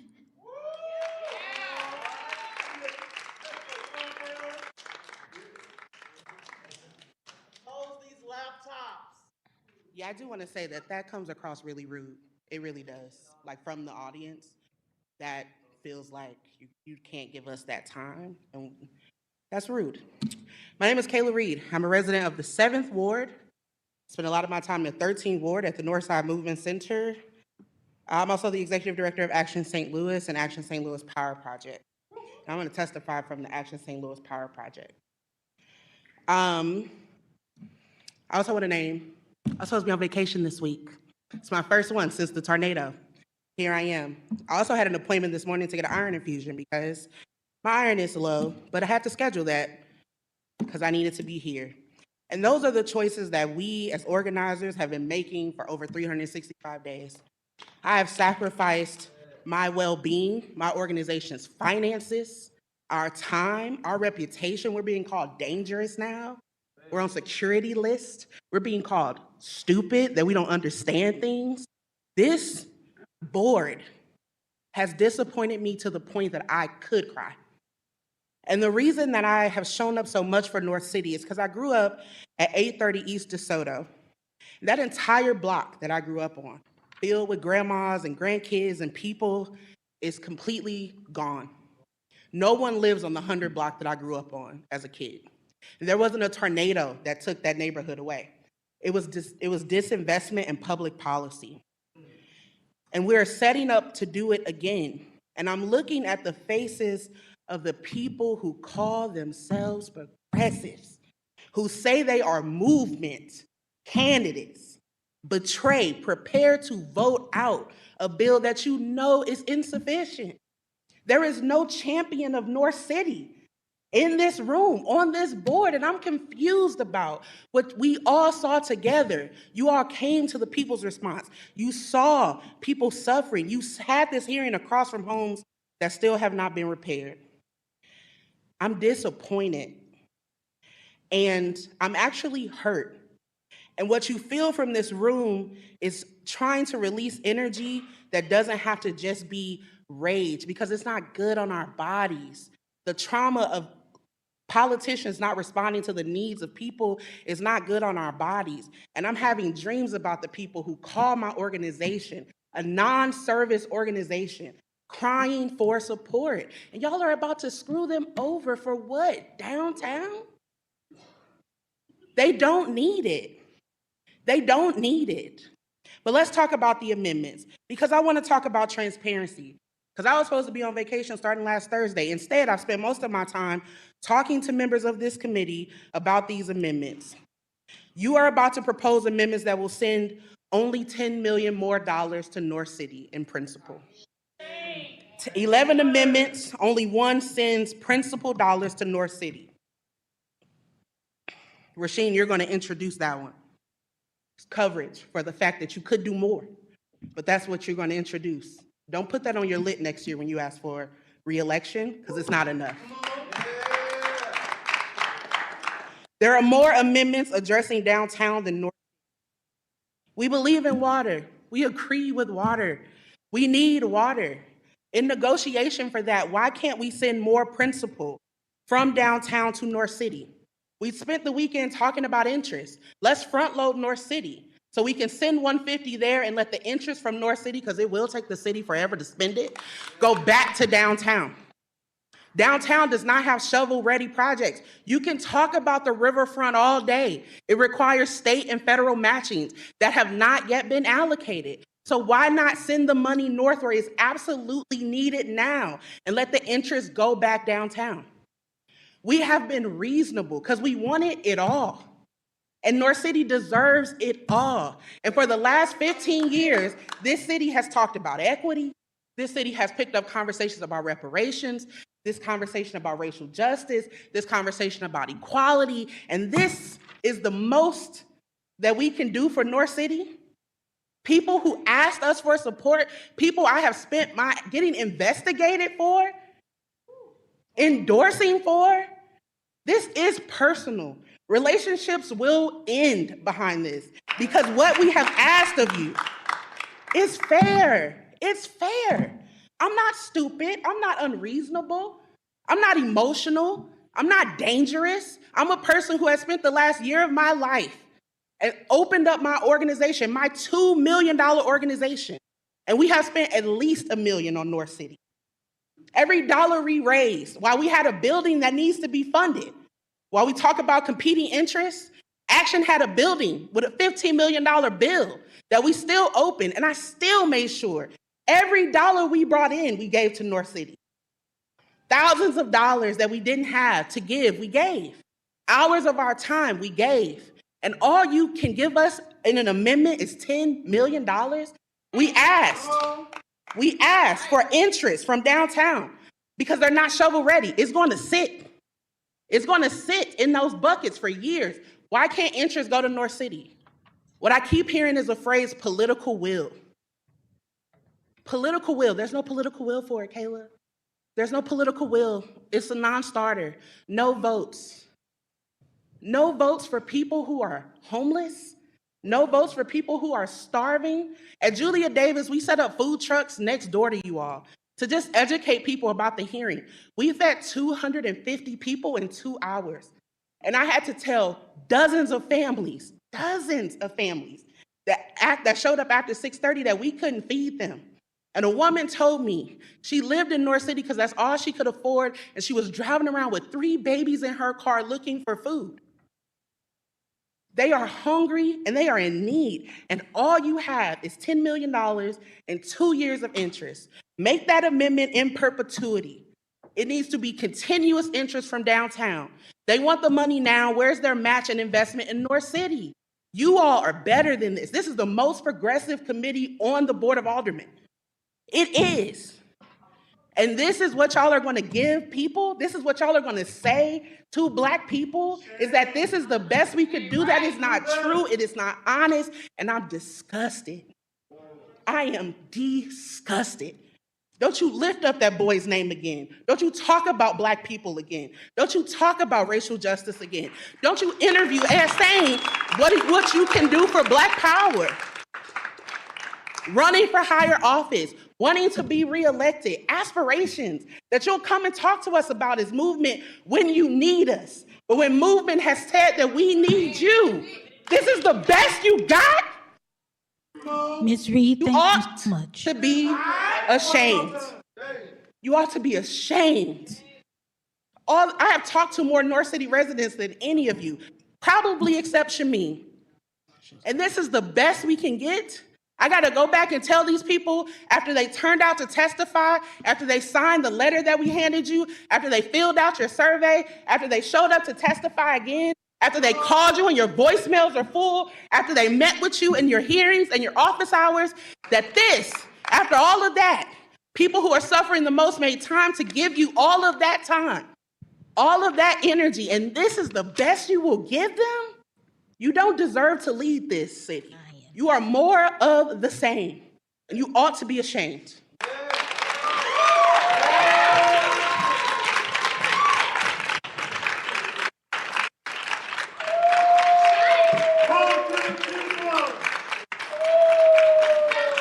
Next speaker is Yolanda Owens.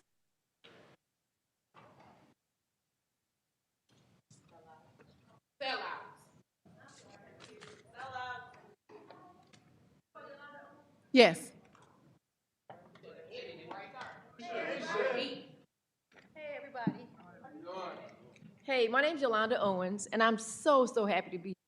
I was sitting at home watching on TV, and I said I would be remiss if I didn't come down here. I saw the children here. I saw the older people here who are fighting for us. Don't kill me. We have some people up here that are doing a good job, a great job. You might not know everything they're doing, but we appreciate you. But it's my time.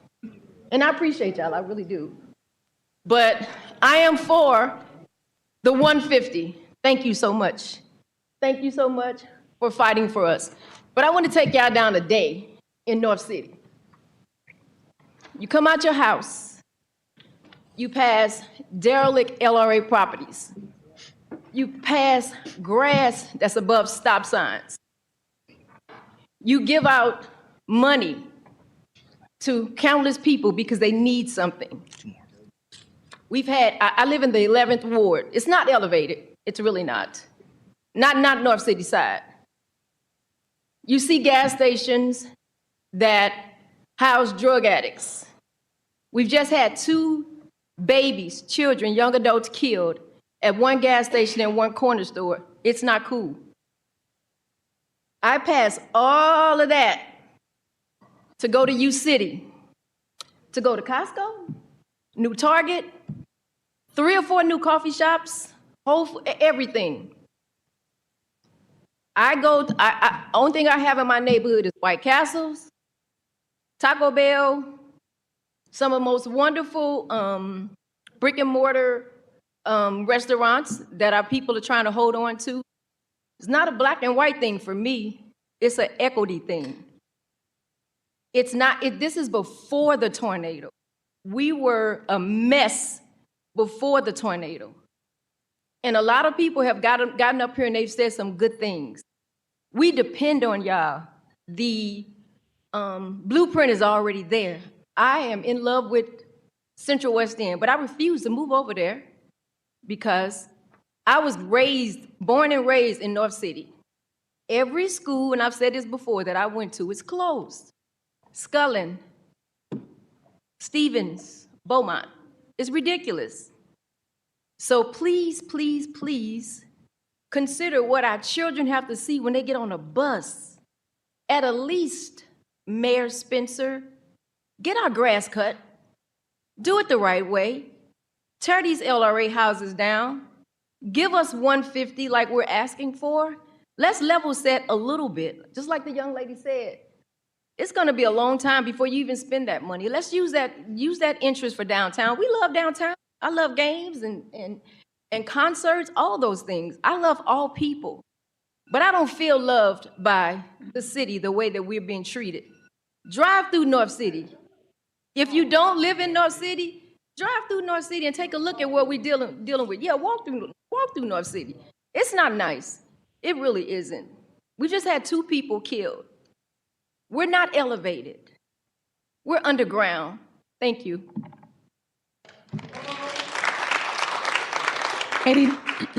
Eddie Logan.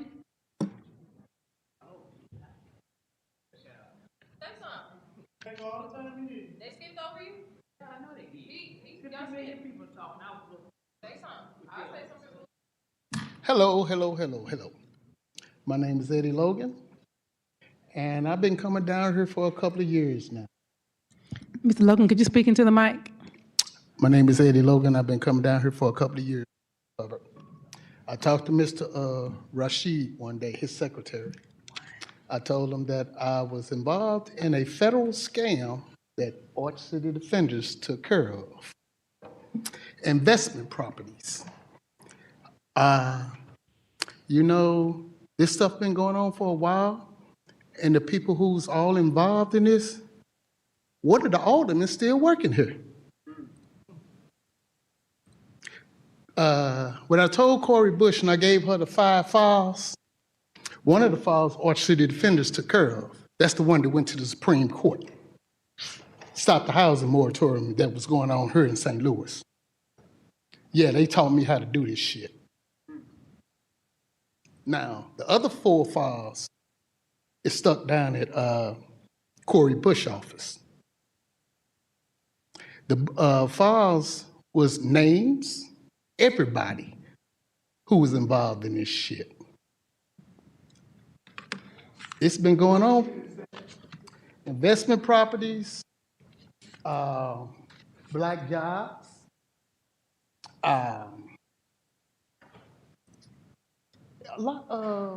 put it this way.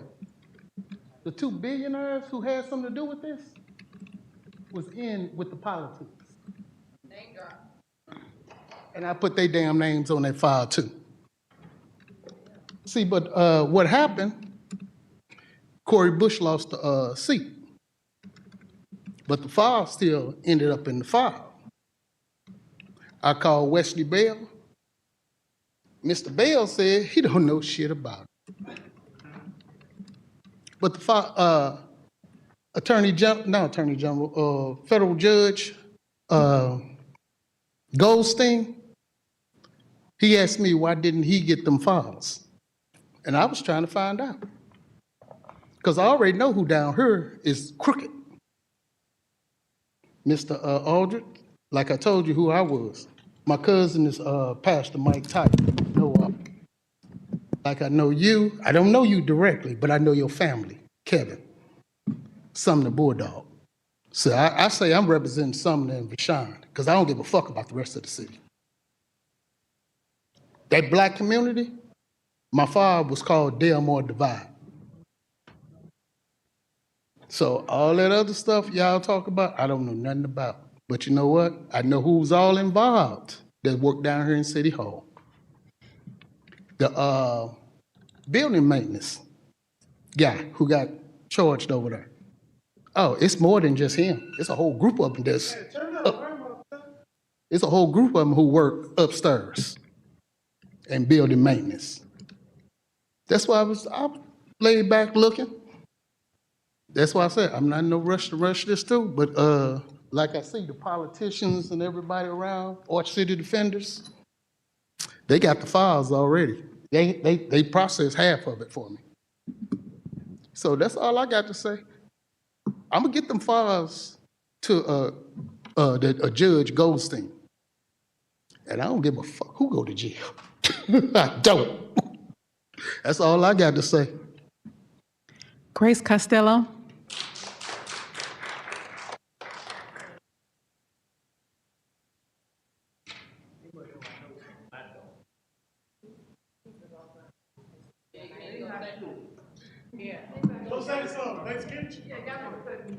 Did you, sir? That's what I was asking you earlier. Sign that sheet. Did you? Okay, well, come on up because I think that was the last person. So.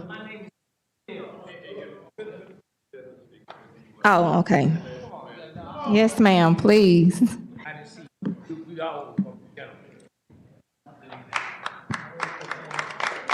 Yes. This is my first time here. Yes, I love it. I love it. I'm also a family, one of the families that was victimized May the 16th. We knew we were supposed to be here, me and my husband, but we didn't know what room. So the security downstairs at parking, all the ones parking lot. I say, oh, because I had a long walk, and I said, oh, okay. So I was trying to figure out the initials on the parking lot. I said, oh, the Alderman, this day parking lot, okay. I said, we're supposed to be at a meeting, but we don't know what room. And he said, probably the Kennedy Center room. And I said, Kennedy. And they said, all politics is local. So I thought about the guy with the 34 convicted felony, how he was trying to change the Kennedy to his name. So I said, how appropriate that we're gonna have, you guys had this meeting in the Kennedy. So I just wanted to say that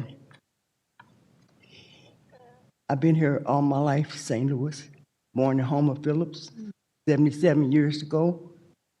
My name is Grace. So when I meet you, I always come to you as a sister because they know I'm known as Sister Grace. So if you do anything to mess a sister relationship, it ain't gonna be on me because I'm coming to you like a sister, a big sister. So if God keep blessing me, I'll be 78 next month. And I think that wherever, and I've been, like I said, all my life, and every time any resource come to this town, North Side always be shortchanged. And we need to cut that out. And this is real. This is real.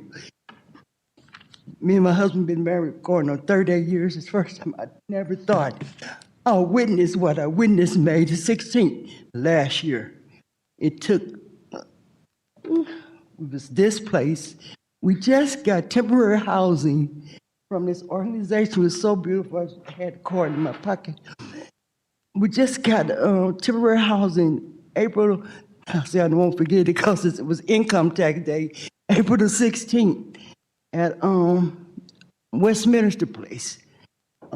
Still in the city, been in the city all my life. I used to always say, I could visit the county, but I couldn't live in the county. I've always been a city person all my life. So I just hope that whatever you guys do, it ain't a white thing, it ain't a black thing. It's a right thing and it's a wrong thing. And it's up to us to do the right thing. And that's all I got to say.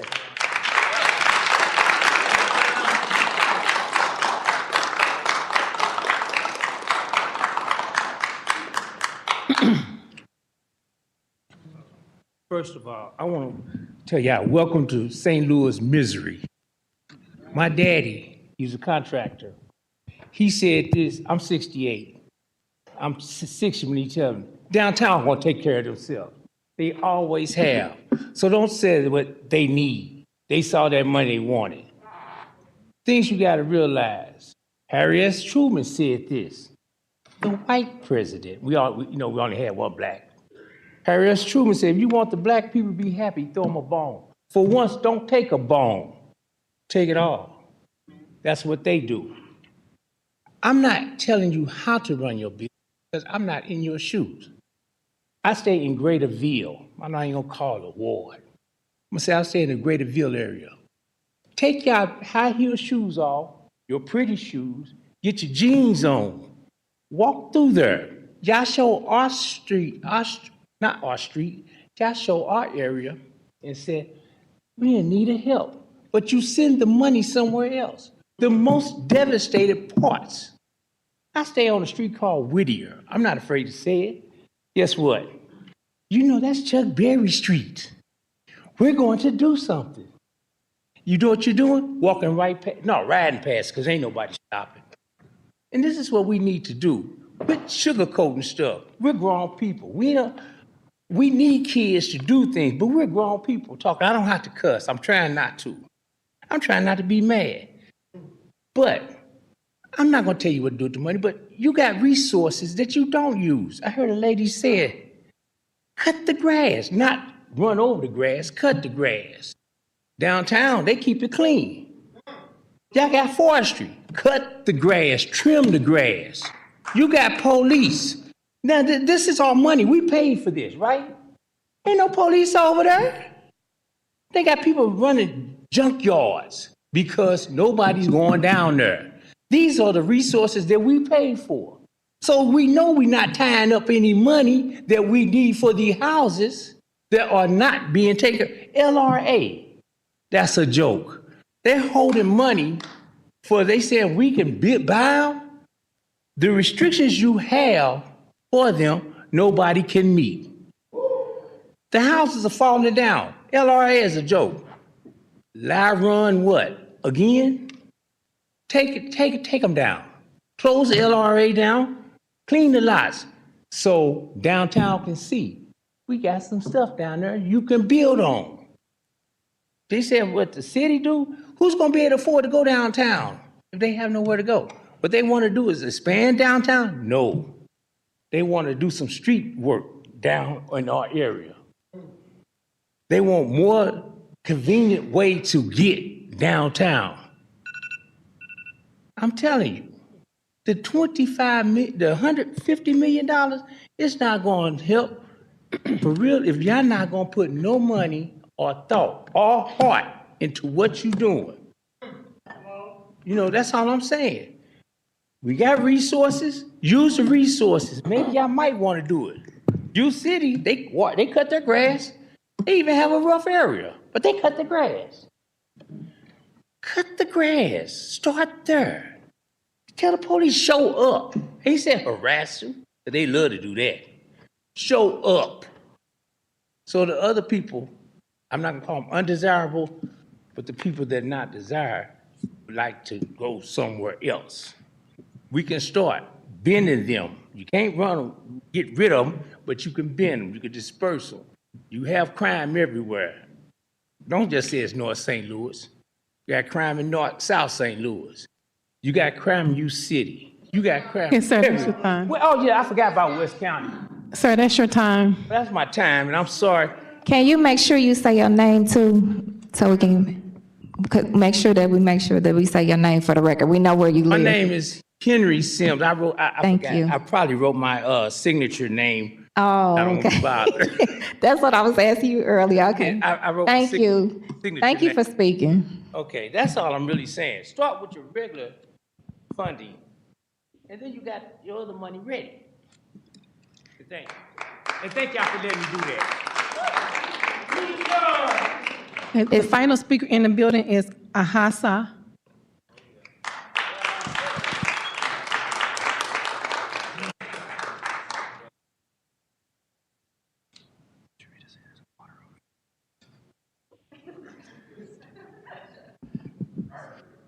My name is Ahasa Jadu. I'm a member of, or a resident of the 11th Ward, and just want to speak and share my deep disappointment for this bill as written, as well as what the possible amendments might be if that is all that is given.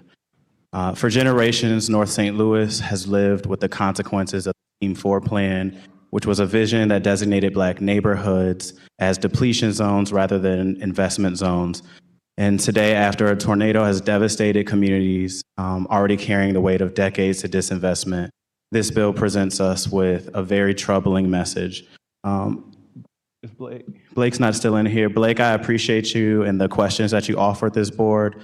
And unfortunately, I think it's time we take moments like these as answers to what the city believes is worthy of restoration, more than just asking them more questions to think about. When a community has endured generations of public abandonment and then suffers a destructive disaster, recovery shouldn't even be competing with downtown revitalization. Recovery should just simply be the priority. The RAM settlement is a rare opportunity to demonstrate that St. Louis is prepared to break from the Team 4 logics that it holds dear to. And instead, this bill communicates that even in the face of more historic harm, North St. Louis is not viewed as worthy of the level of investment and recovery that it is deserving of. So this bill is disappointing, it's unacceptable, and it's a sign to the community not only that St. Louis City still considers North St. Louis to be a depletion zone, but that the city also has no intention of making right generations of livelihoods destroyed by the past. Thank you.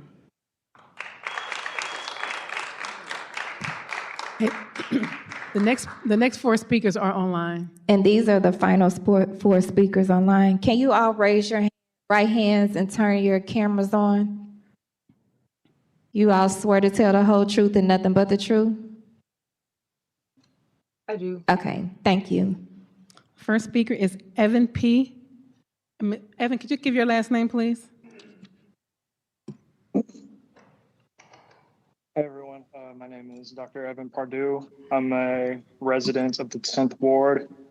And I'm coming here today. I've been testifying at a lot of these hearings for a few years now, including multiple times this year regarding the fiscal year 2027 budget. We're back here today to discuss the allocation of the RAM settlement funding. For those who know me, you already know what I'm advocating for. I'm calling for the HUD's committee and the Board of Aldermen to increase funding for tornado recovery and stabilization of communities in North St. Louis. I'm calling for you all to zero out the $55 million of proposed downtown revitalization funds and send these funds to North St. Louis to help people stay in their homes and stabilize these communities. $150 million is truly the bare minimum requirement for recovery. And the fact that you all didn't even do that says a lot about this board. The city, and especially North St. Louis, is currently in an existential crisis. And we have some easy decisions to make, but our elected officials have done everything in their power to make things seem complicated. Now just think about this and just think about this here. I just have a little scenario for y'all. If one of you had to pay bills, replace appliances in your home, and fix your car, you likely wouldn't forego all those things for a night at the club and an ounce of weed. But that is effectively what our elected officials have been doing since the May 16th tornado. And that has been emphasized by these hearings on the RAMS funding and the disaster that just occurred with the fiscal year 2027 budget. According to the city's own polls and one that was just put out by Action St. Louis, the #1 priority by far among city residents for the use of these funds is Northside tornado recovery. However, this disconnect that we see in city policy is precisely why we are gathered here today. At the hearing last week, many Northside residents came out pleading to this body for support because they are still living in homes without roofs and those in need of significant repair. And many people are still displaced and unable to return to their homes. People shouldn't have to beg and plead with their elected officials to help them recover from a catastrophe. And then it's inhumane and degrading to make people prove their worthiness of aid. But this same scrutiny is never applied to large corporations and their interests. In a capitalist society, that is the most blatant way that political corruption takes place. And just for a second, I just want to take some time to address the Northside alders and those in the Board of Aldermen that claim to care about the future of North City and Black people in St. Louis, and say that y'all are complicit in your institution's assault on our communities. This is insidious because, for better or worse, many Black residents trust you all. But what do we get in return? Wards 11 and 12 sustained the worst damage in the city from the tornado, and Lauren Keyes and Sharon Tice were functionally absent when it comes to advocating for these neighborhoods and the recovery efforts. In addition, during the budget hearings, I would see Alder Saunier and Aldridge speak about how the proposed Board of Police Commissioners budget for SLMPD would negatively impact city services, but neither of them proposed any amendments to decrease the police's already inflated budget. And these funds that were allocated away Mr. from Pardue, that's your these time. funds. Let me just finish my thought real quick. When politicians say one thing and do another or are unresponsive to their constituents' needs, they are engaged in corruption. I want you all to discard the propaganda from downtown business owners, because we need to build this city for the people who live there and not folks in the county, out-of-state visitors, and sports fans. All those people care about downtown is money and tax incentives for themselves, and that shit should not be tolerated in this city.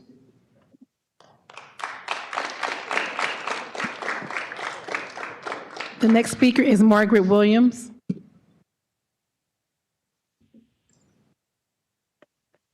Good afternoon. I am a former resident of the 10th Ward. Our home was destroyed in the tornado. We still have our business in the 10th Ward. I'm currently a resident of the 7th Ward. Thank you for this opportunity to come again before you. I'm speaking with the consideration of small businesses in the St. Louis area who were directly or indirectly affected by the May tornado. First, let me just say that when the tornado hit, many of the businesses, and I've listened to the stories, many of the businesses were opened. So they experienced the shaking, the destruction of their buildings, the investments that they had made in their businesses, falling around them, and in various degrees of chaos just within those few minutes that the tornado hit. But that didn't stop them from taking their time out, not just to look for themselves and their businesses, but instead they went out into the community. They set up tents in Fountain Park and gave away food. They gave away clothing. They gave away the various items that would be helpful to people who were hurt by the tornado. These same people, however, by the city of St. Louis, and that's were overlooked. Now, it's understandable that the first thing we have to do is take care of our families and our homes and seniors and individuals who are now, especially those who are now homeless, as well as those who were homeless before. But these are the business people in our communities who sacrificed what they had, did the best they could, and the city did not set up any plans, did not do anything, except I understand they did a drive around to see what businesses were still open or not. As I spoke with small business people, one of the things they said is undoubtedly 150 million or more needs to be spent with homes, with the rebuilding of homes, the rebuilding and helping families to return to the city. Secondly, our city not only did not set up any plans to help support Black businesses, but there is a publication that I'm looking at right now called The Property Tax Assistance is available for uninhabitable tornado damaged properties.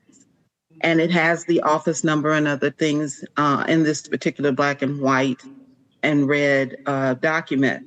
But the fourth or fifth line down, it says commercial real estate and personal property do not qualify. Commercial real estate. So those people who are small business people who experienced their personal property buildings that failed, they were not offered, even by our city, the city where they pay taxes. And by the way, for those of you who don't know, and I'm sure most do know, that to be in business in St. Louis, you pay a higher tax than people who are residents only. But they weren't even offered an opportunity by the city to receive some kind of tax assistance, even if they lost parts or all of their properties. When there are neighborhood activities, the small business people are the ones who support the sports teams, buy the uniforms, support activities in the park, whether it be a thing in our various community parks, our neighborhood parks, whether it be things like nights out or other special activities that are there. Ms. Williams, President Barack, that's your time. Okay, President Barack Obama said that small businesses are the foundations of our nation, and he is correct. We small business people are the foundation of our communities as well as our whole city. My request here on the part of small businesses is that, hear us, Lord, set aside monies that can be used for small businesses and give them the grants that they need in order to get help. The reason I can't give you a specific number is because the city of St. Louis has not investigated to find out what these people even need. I've listened to people who need a few thousand to people who need several thousand. And nothing in that order has happened for the city. That's disgraceful. Our city is better than this. You all are individually better than this. The monies that the mayor said is to be used for small businesses is included in that other monies for the neighborhood plans. The neighborhood plans need every single dime that they have, and they still might not be able to carry out their plans. So in closing, let me just say this to you. Stop leaving out the foundations of our city.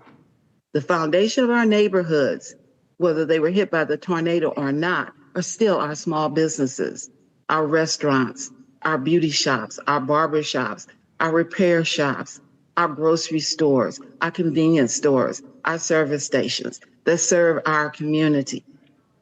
And North St. Louis needs 150 million. Thank you. Ms. Aaliyah Lyons-Una. Hi, my name is Alia Lyons Umana. I live in Ward 2. I'm a homeowner, taxpayer, and I'm requesting that the Board of Aldermen revise the bill to give North St. Louis 150 million of that RAM settlement money. If the goal is to strengthen our city and drive economic development, then you must invest in the people and in North St. Louis. People need their basic needs met before they will spend their discretionary money. This is literally economic theory that I've learned at St. Louis MBA's program. The economic and financial theory does not support what the actions of the Board of Aldermen are doing. Trying to create social hubs when your constituents are not whole and are fighting to survive, and they're actually fighting to stay in the city to continue to pay taxes and participate in this system, is putting the cart before the horse, and it does not make logical sense. I grew up in New York City, but the South Side of St. Louis has been my home for the past 10 years. North Side would be an option had the city not divested and made it a food desert. Travel, tourism, and discretionary spending are the first things to stop when people are in crisis, and our city, the north side of the city, particularly in West Side, are in crisis still a year later after this tornado. People coming from St. Charles, Columbia, Belleville, Illinois, Edwardsville, the list goes on, once a quarter to go to a baseball game or to have dinner downtown are not going to save the city. If we need more money, then tax more people. The city residents approved the 1% interest tax this year, but if we keep losing residents because they're displaced and we're not giving the supports to maintain their property and their home and communities and making these communities unlivable, it's not going to get any better. So we need to start taxing people who live on the edge of the city, who conveniently think it's safe enough when they want to have their fine dining experiences, they want to have their paint and sip, they want to go to Topgolf, but all of a sudden, outside of those convenient times, they're repeating racist propaganda.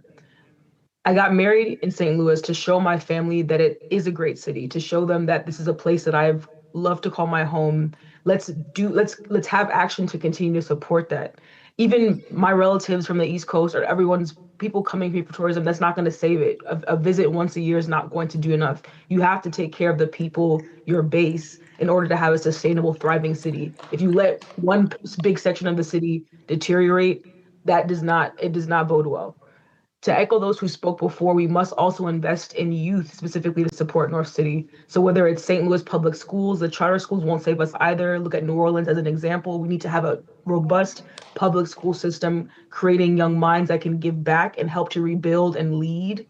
Trade certificates, making sure that we're not taking the money out of state to build things. Corporate developers are not going to save us either. We need our own people to be credentialed and have inspections and crews, and that takes time. The communities that you all committed to serve are in economic crisis. The answer cannot be building more restaurants and riverfront promenades and golf courses. If people have to choose between groceries, phone bills, and a date night downtown, guess what they're going to choose? Groceries and the phone bill. So the downtown spending is not going to happen. It's like we're talking about stuff that's not this. We're in crisis. We have to stop the bleeding. It's just not making sense. In New York City, everybody said Mamdani wouldn't win. They said socialist policies don't work. They said there's no money. But guess what? They're exceeding everything that they've committed to because it is possible. Socialist policies do work. If you're not in support of that, I'm like, you've been bought. So I mean, I'd love for people to prove to us that you haven't been bought. We're seeing that the fearmongers were wrong. They disparaged him. Why don't we give it a shot? Why don't we see if we give 150 to North St. Louis? Let's see what happens. We have nothing to lose by making the investment. Let's change. Let's do something different for once instead of repeating the historical record that has been racist and disenfranchised the heart of St. Louis City. So I'm going to lose my place of thought. I can acknowledge that having a riverfront would be nice. I live in Beeville Mill. I would love to take my bike. That's your time. I'm gonna finish my thought because I've waited for over 2 hours to speak. I'll be brief.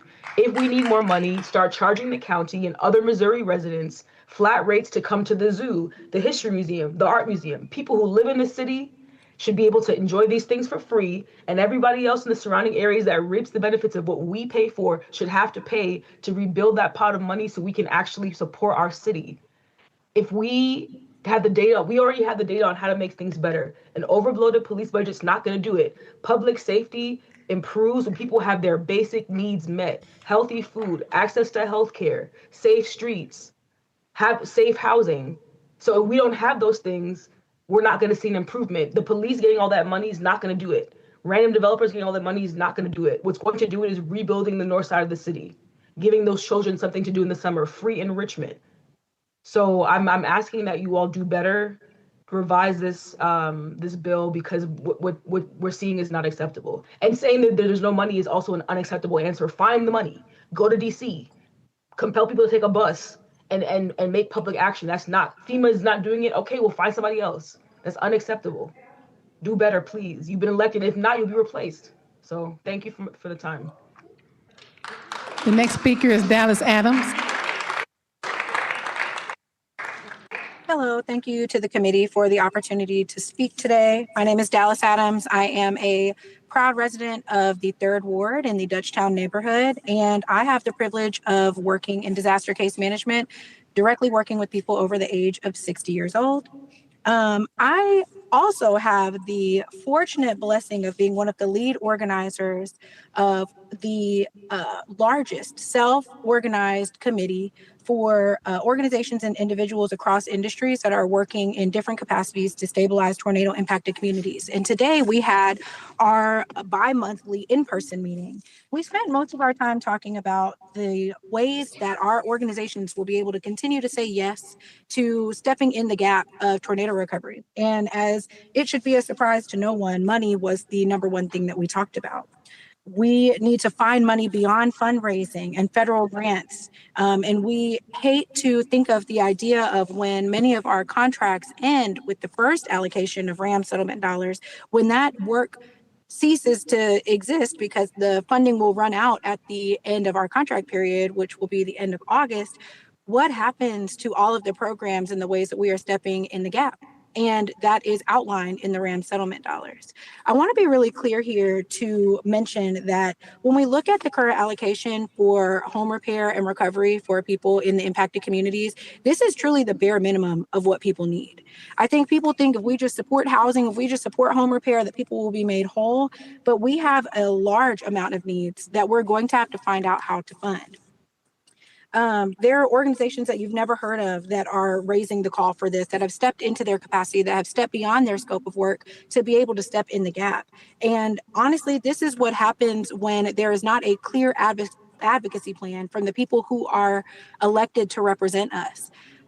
When I think of the work that has been done for foundations to come, for the Carnegie Foundation to come in, and knowing that a filmmaker who has stepped into her purpose of organizing had to organize the funds to bring people in to do an assessment on how we can or have not advocated properly to our federal government, that breaks my heart. And it makes me realize that we have a huge culture problem that is pervasive in the city of St. Louis into whose voices are recognized and whose aren't.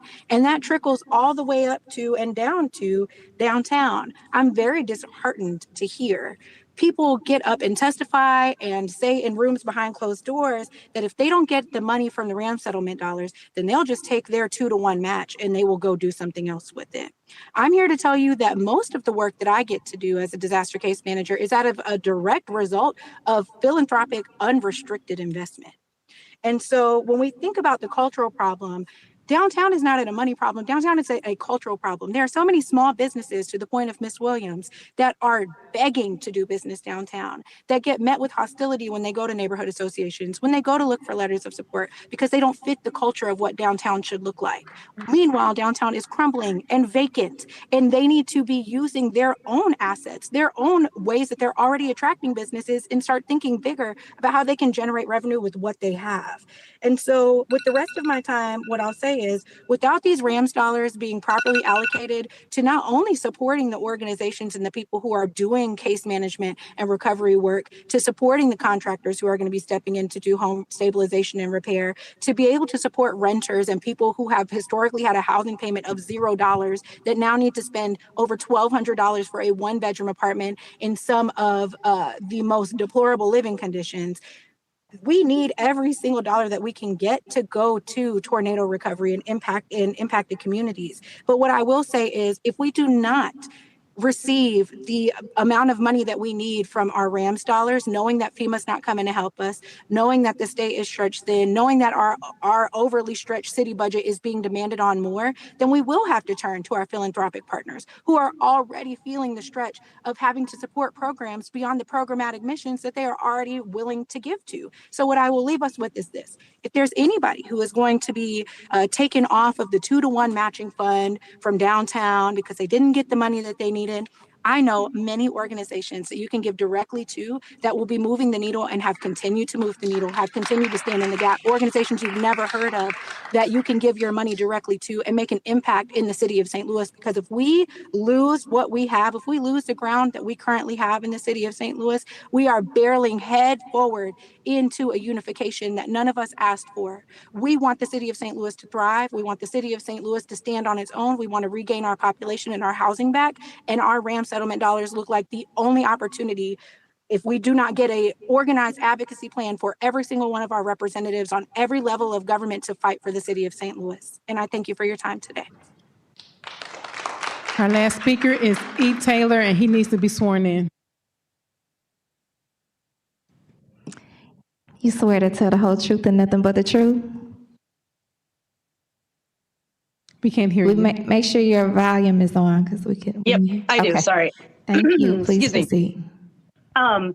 My name is Ida Taylor. My pronouns are she, her. I live in the 7th Ward. I am opposed to this bill for all of the reasons that all these amazing speakers have said today. I think that the North Side needs $150 million minimum for tornado recovery. If we want to revitalize downtown, I bet there's a lot of people who lost businesses in North City who could use a spot to put their business back into. If we need to put people in buildings there, if we have empty buildings, we can put people in buildings. If it's faster to fix the buildings downtown, that we could put businesses and people in temporarily while we fix up North City, let's do that. Let's let the North City revitalization be what revitalizes downtown. We can't ignore North City and let it just keep getting worse. There's no logic to that. There's no logic, not just like as people in morality and all that stuff that we say, we're civil. And that's what civilization is. But I'm just saying, there's no logic financially. Nothing's going to get cheaper. No situation's going to get better because we let it just bleed. If downtown wants to be better, we have to fix North City, period. North City, downtown is down of what? It wouldn't be downtown if North City's not there. It would be uptown. And we don't call it that because North City matters. And we need to make it matter, make sure that they know that they matter, that we want them in this city, that we can bring people back, that we can right the wrongs of the past hundreds of years a little bit. It's not even going to be really the thing, but even just a little bit is better than this stupid debating everything now. We know they need help. We know that there are experts literally in the room at City Hall. I saw them. They testified. They're the people who can do the job. Mamdani's success isn't just that the people of New York is behind him and that he's trying to help all 5 boroughs, not just the ones that other people tend to like. It's that he's also pulling from experts in their fields. His team behind him are the top of their field in this type of work. And we have education like that in St. Louis. We have credentials like that. Not just the people on the ground, people, the doctors that are sitting in the room at City Hall right now. Those people, turn to them. And it's Pride Month. And I'm gay. So I'm going to end by saying a quote from Stormy DeValerie. I'm bad at the names. Can you Why check don't you your guys camera do because we something? can't see you, and I want to make sure your comments are finished. Okay, there we go. Sorry. Anyway, in the words of Stormy LaValerie, why don't you guys do something? Do something. Stop debating. Give them the money they need. get things moving. This is stupid. Thanks for your time.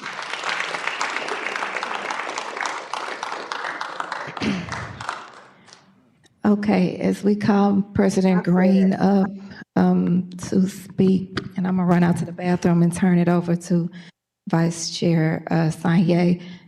I do want to touch on some things because I'm not dismissive on some of the things that have been said in the comments that have been shared. And I know that earlier today on my live, I absolutely got on there and said that there's work that's done for amendments, but I was talking about in committee.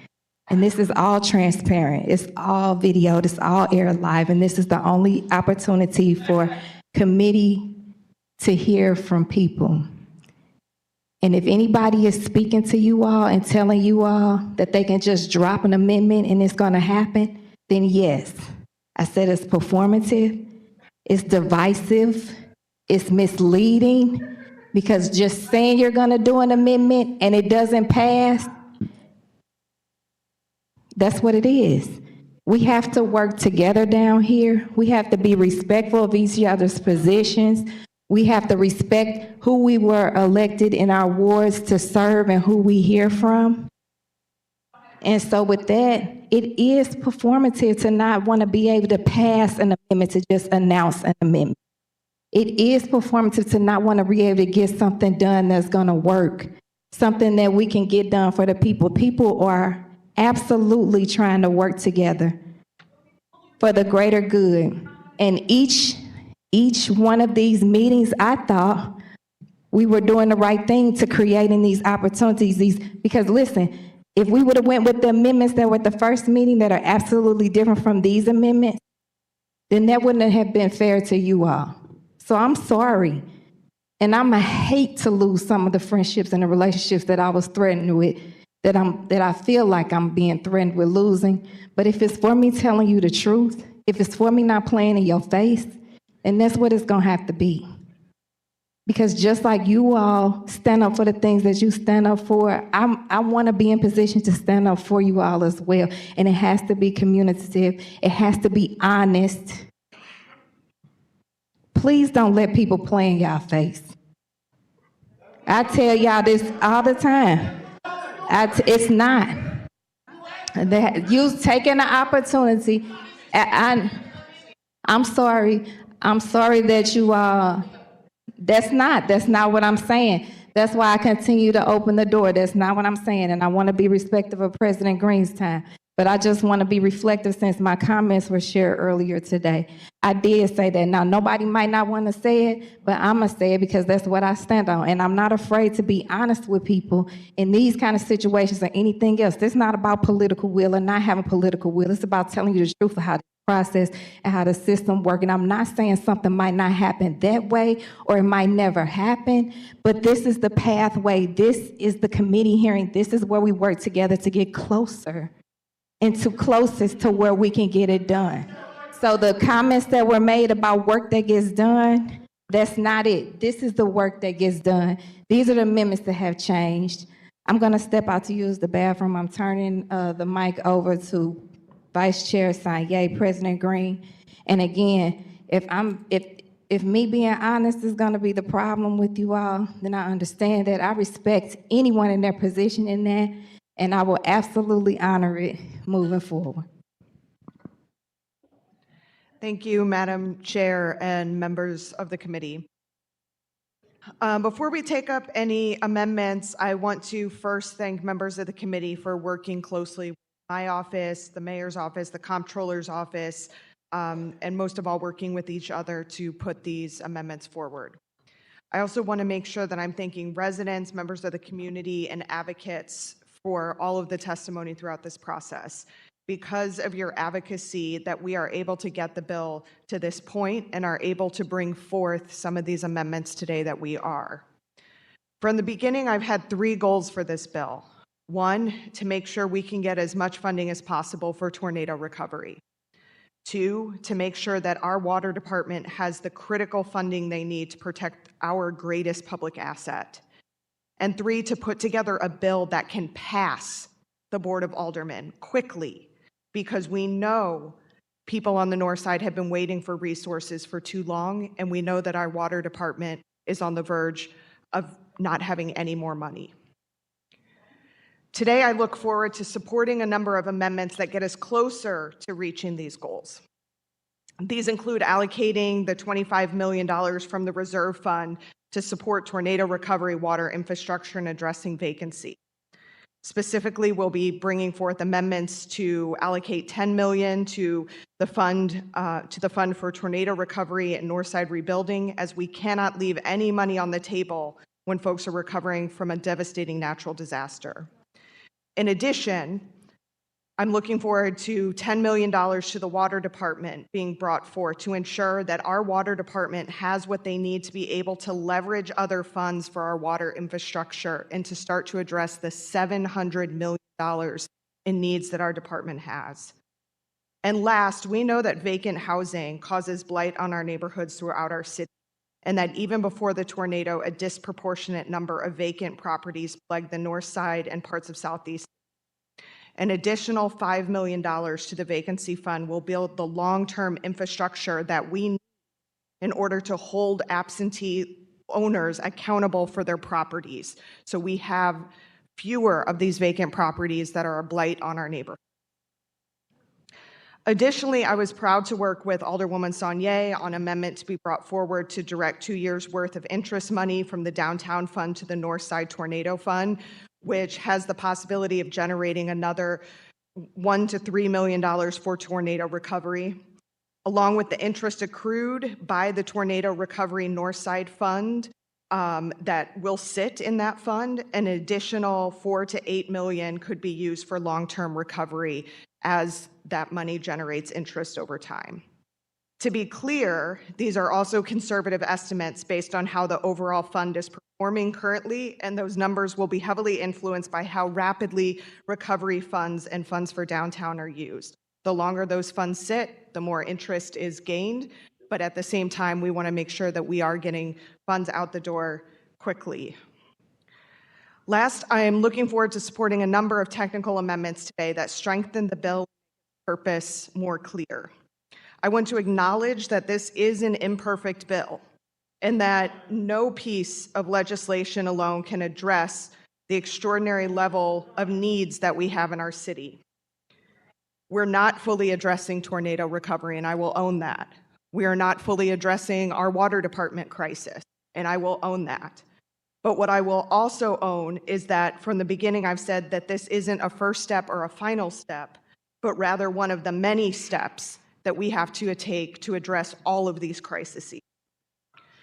So even though the Northside Fund will gain additional funding through accrued interest and FEMA reimbursements to support recovery, the city must also continue to seek additional funding through philanthropic, corporate, and intergovernmental partnerships. And I have said since the very beginning that our corporate and philanthropic community does need to stand up and do more for Northside recovery than so far. And so let it be known that as we are putting forth our money as a city, I hope that this encourages our corporate and philanthropic money to see the investment that we are making in the North Side and rise to the occasion as well. The success of North St. Louis and the success of the entire city will rely on our sustained effort on the city's part to unlock additional funding in order to address what is a $2 billion recovery effort. And with that, I'm happy to answer questions from the committee, or we can just move right on to amendments if you would like to do that. Do you have any additional speakers for your bill? For the amendment on the vacancy fund, I'm going to bring up Peter Hoffman, but we can wait till that amendment to bring him up. Okay. I think that we can begin to start our amendment process unless there are committee members who want to weigh in before we go through amendments. If I don't see a hand raised, unless we're good with that. Okay. Alderwoman Schweitzer, you are recognized to speak to amendment number 1. Thank you, Vice Chairwoman.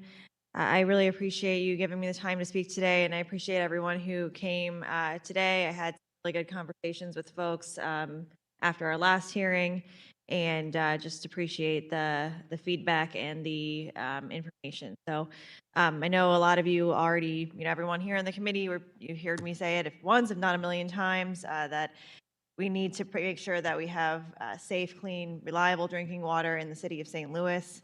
I think that is a bare necessity for us, and that is why I would like to bring forward amendment number 1, which takes $10 million from the $25 million of reserves and puts it towards water infrastructure, which is just so crucial.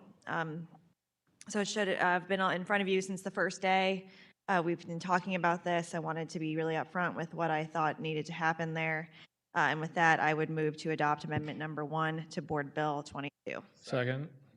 And then we will go to discussion. Alderman Cone.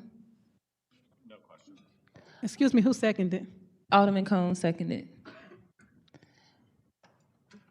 Alderman Browning. Thank you. I don't have any questions, but I just want to express my support for this amendment. It's important that we give, I think the Water Division described this as a shield to protect ratepayers, who is everybody in this city that pays for water. This is a shield to make sure that we don't have to raise rates even higher. So this is really crucial to get to the Water Division, and we have to keep our municipally owned water owned by the people. Thank you. Alderman Aldridge. President Green. Excuse me, I didn't hear you, Alderman Aldridge. No questions. I support the amendment. Alderwoman Cox Antwi, I know that you are not a member of the committee, but do you have any commentary? Thank you, Madam Vice Chair. No questions. I support the amendment and appreciate you acknowledging that. Thank you. With commentary being done, I believe Alderwoman Schweitzer, back to you, and we can call the roll. Thank you. I again move to adopt amendment number 1 to Board Bill 22. Madam Clerk, may you please call the roll? Alderman Cone. Aye. Alderwoman Schweitzer. Aye. Vice Chair Sonier. Aye. Alderman Browning. Aye. Alderman Aldridge. Aye. Chair Clark Hubbard. President Green. Aye. We have 6 aye votes. By your votes, you sustain the motion to adopt amendment number 1 to Board Bill 22. Thank you. We will now move to amendment number 2. Alderman Aldridge, you are recognized to speak to amendment 2. Thank you, Madam Chair, members of the committee. Amendment number 2 is another increase in amendment from the reserves. When we had our first hearing maybe a week ago, it started at $5 million, and working with Alderwoman Saunier and other colleagues, was able to push it up to $10 million. So this would change the tornado relief fund from $110 million to $120 million. That some of that additional funds of that 10, 8 would go to tornado housing, and 2 would go to the recovery support fund. We recently just got word that there is additional need for rental assistance, and those funds are running out as a lot of people still need housing to be able to get in. We're adding those additional funds as we break down that 10 million. 2 would go to the tornado resident support, and then 8 would go to tornado housing. And with that, I will open up for any questions. Thank you. We will go down the committee in order. Alderman Cone. No questions. Alderman Aldridge. I'm sorry, Alderman Browning. You skipped Schweitzer. Alderman, you said that you said this was $8 million. I'm sorry, 1 second. We'll wait. We'll just wait. Okay, Alderman Browning. Just asking if you could repeat, it was $8 million towards, is it home repair specifically, and then $2 million towards support? Correct. Okay, thank you. No more questions. Happy to support this. Thank you. Alderman Schweitzer, did I skip you? I'm sorry. No questions, and I'm happy to support it. Excellent. President Green. No questions. I support the amendment. Thank you, Alderman Aldridge. Alderwoman Cox Antwi, do you have any commentary? No questions. I also support the amendment. Thank you. Excellent. I have no questions. So I think with that, we can go back to Alderman Aldridge for a closing.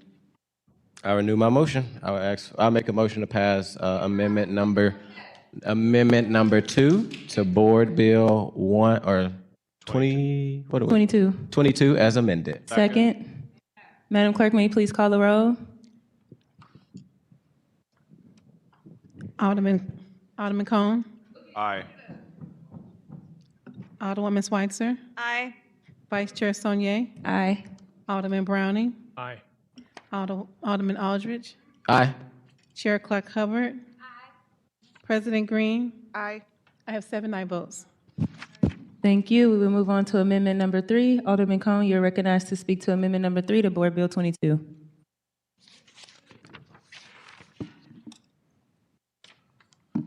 Thank you, Madam President, or Madam Chair, Vice Chair. I gave you a little promotion there. So amendment number 3 is something that we've discussed since before the bill was even introduced. One of the issues that I know faces many communities across the city is vacancy, particularly in wards such as mine and also across North St. Louis. Vacancy has been a plague upon many of the neighborhoods, and we have communities that are working actively to address vacancy in our community, and I think the city should be stepping up and supporting them with those efforts. So this is an appropriation of additional $5 million. The $5 million that was in the bill as it was originally proposed was to create somewhat of an enabling framework to support the vacancy litigation work that's happening across the city. I was just in Baden last night and talking with them about some of the efforts that they're undertaking in their community, and similarly in the neighborhoods Carondelet, Dutchtown that I represent. These are vital activities that we need to sustain our communities moving forward. So the additional 5 would be coming from reserve and would be supported specifically for a vacancy litigation trust fund to address the vacant property issue that we have throughout our communities. Thank you, Alderman. So I would move to adopt amendment number 3, the Board Bill number 22. So just for clarity for the record, Alderman So Cone, amendment number 3 as it's currently written. and maybe if you can move your mic a little. Amendment number 3 as it's currently written would move $5 million from the reserve to the vacancy. It would create a vacancy litigation trust fund, but would essentially move $5 million from reserve to the vacancy reduction fund as it's currently described in the board bill. Excellent. And we can go down the committee as we did previously. There wasn't a motion to adopt. Did I hear a second? I made the motion to adopt amendment 3 to board bill 20. Yes, I didn't hear a second.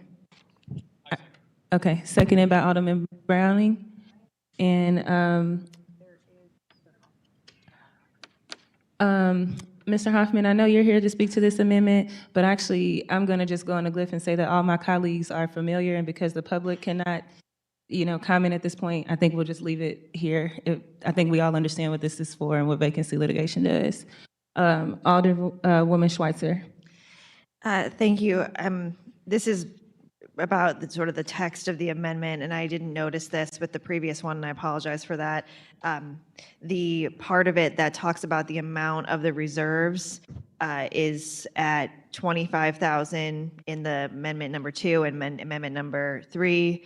So assuming, I know amendment number 2 passed, but for amendment 2 and 3, it should, we should note, we might need another amendment that says the reserves are going to 0, because they both go from 25 to 15 and then 25 to 20, which the reserves won't have been at. Does that make sense? So we didn't make that same amendment or change the previous amendment either.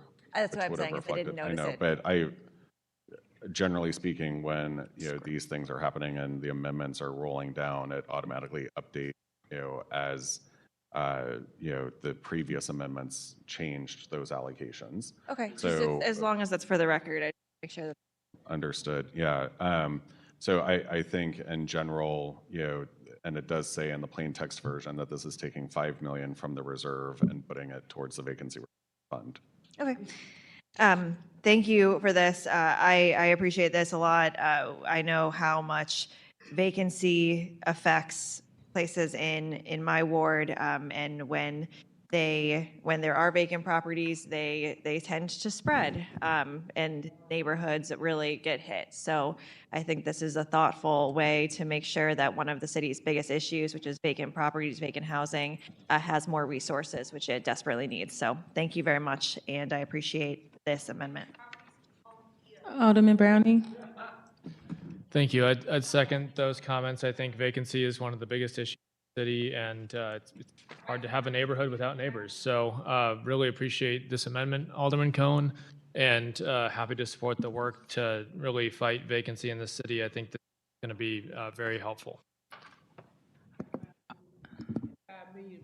Alderman Aldridge. No questions. I support the amendment. Vice Chair Sanye. No questions. President Green.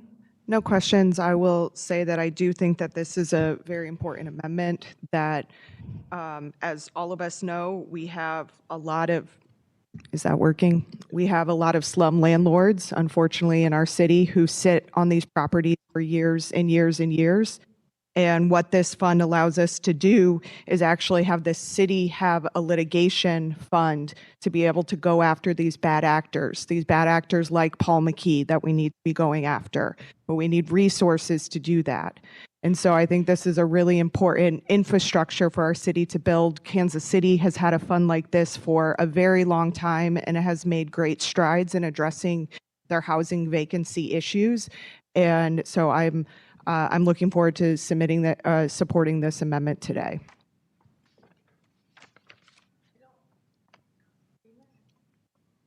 All right, with that, Alderman Cohn, you're welcome to close. Is she on the committee? Oh, okay. Jamie, I know you're not on the committee, but you're here. So Alderwoman Cox Answee, if you wanted to ever speak, please just raise your hand or whatever. Thank you, Madam Chairwoman. I don't have anything to add, but I do think this is a very important amendment, Alderman Cohn, so I appreciate you bringing it forward. Thank you. Thank you, Madam Chair. President Green touched on some of my closing remarks, but I think just, for context, it's really important to note that Kansas City has been doing this for a while now. They actually appropriate $1 million a year out of their general revenue. We've been able to, using $250,000 in the last 2 years from ARPA, be able to provide some supportive services to communities that are dealing with the vacancy litigation in their neighborhoods. Kansas City has a fraction of the vacant property that the city of St. Louis has. So this is just putting a dent in the bucket, like everything else that we're doing, trying to tackle some of these really critical issues for our city moving forward. So I would ask for your favorable consideration on the amendment.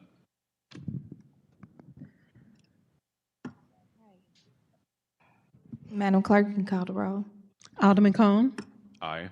Alderwoman Schweitzer. Aye. Vice Chair Sanye. Aye. Alderman Browning. Aye. Alderman Aldridge. Aye. Chair Clark Hubbard. Aye. President Green. Aye. You have 7 aye votes.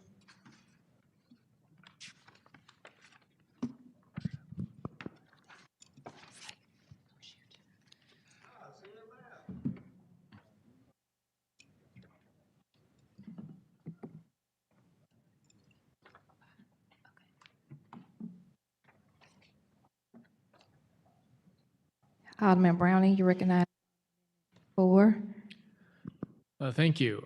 So amendment number 4 is eliminating the language in the bill under the Water Infrastructure Fund that describes it as an interdepartmental loan. This is the only place in the bill that something is described as a loan. And speaking with the Water Division, their plan is to use this money in order to leverage debt. And you cannot leverage debt off of a loan, especially one that might be due by 2036. And if the plan is to forgive this loan in the end, it doesn't make sense to really put it out as a loan. So this will enable the Water Division to use the now $40 million that they're getting to leverage that to create more debt, really take out loans, and do a majority of the over $700 million of capital improvement needs they have. So this is a crucial step, but we do have to do some language change to make sure that they can use take out that debt. So I move that we pass, or that we amend Board Bill 22 as amended with amendment number 4. All right, moved by Alderman Browning, seconded by Alderwoman Schweitzer. We'll go, Alderman Cone is speaking now, so we'll go to, okay, thank you. So Alderwoman Schweitzer? No.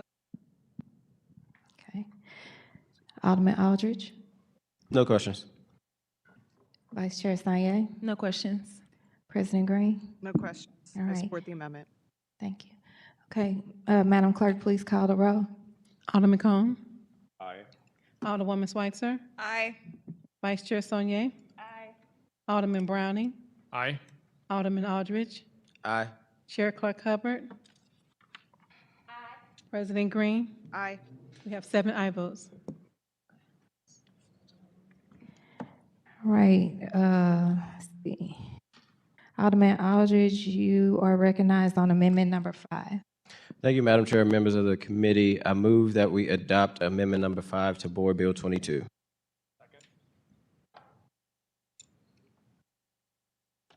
It's moved by Alderman Aldridge, seconded by Alderman Browning, that we amend for amendment number 5. Please proceed. Thank you, Madam Chair. I'm gonna actually have the Alderwoman from the 8th speak on this. This is restructuring Section 5 of the bill when it comes to the downtown bucket. So I'm gonna yield my time to Alderwoman Cox-Antweet, Madam Chair. Thank you, Alderman.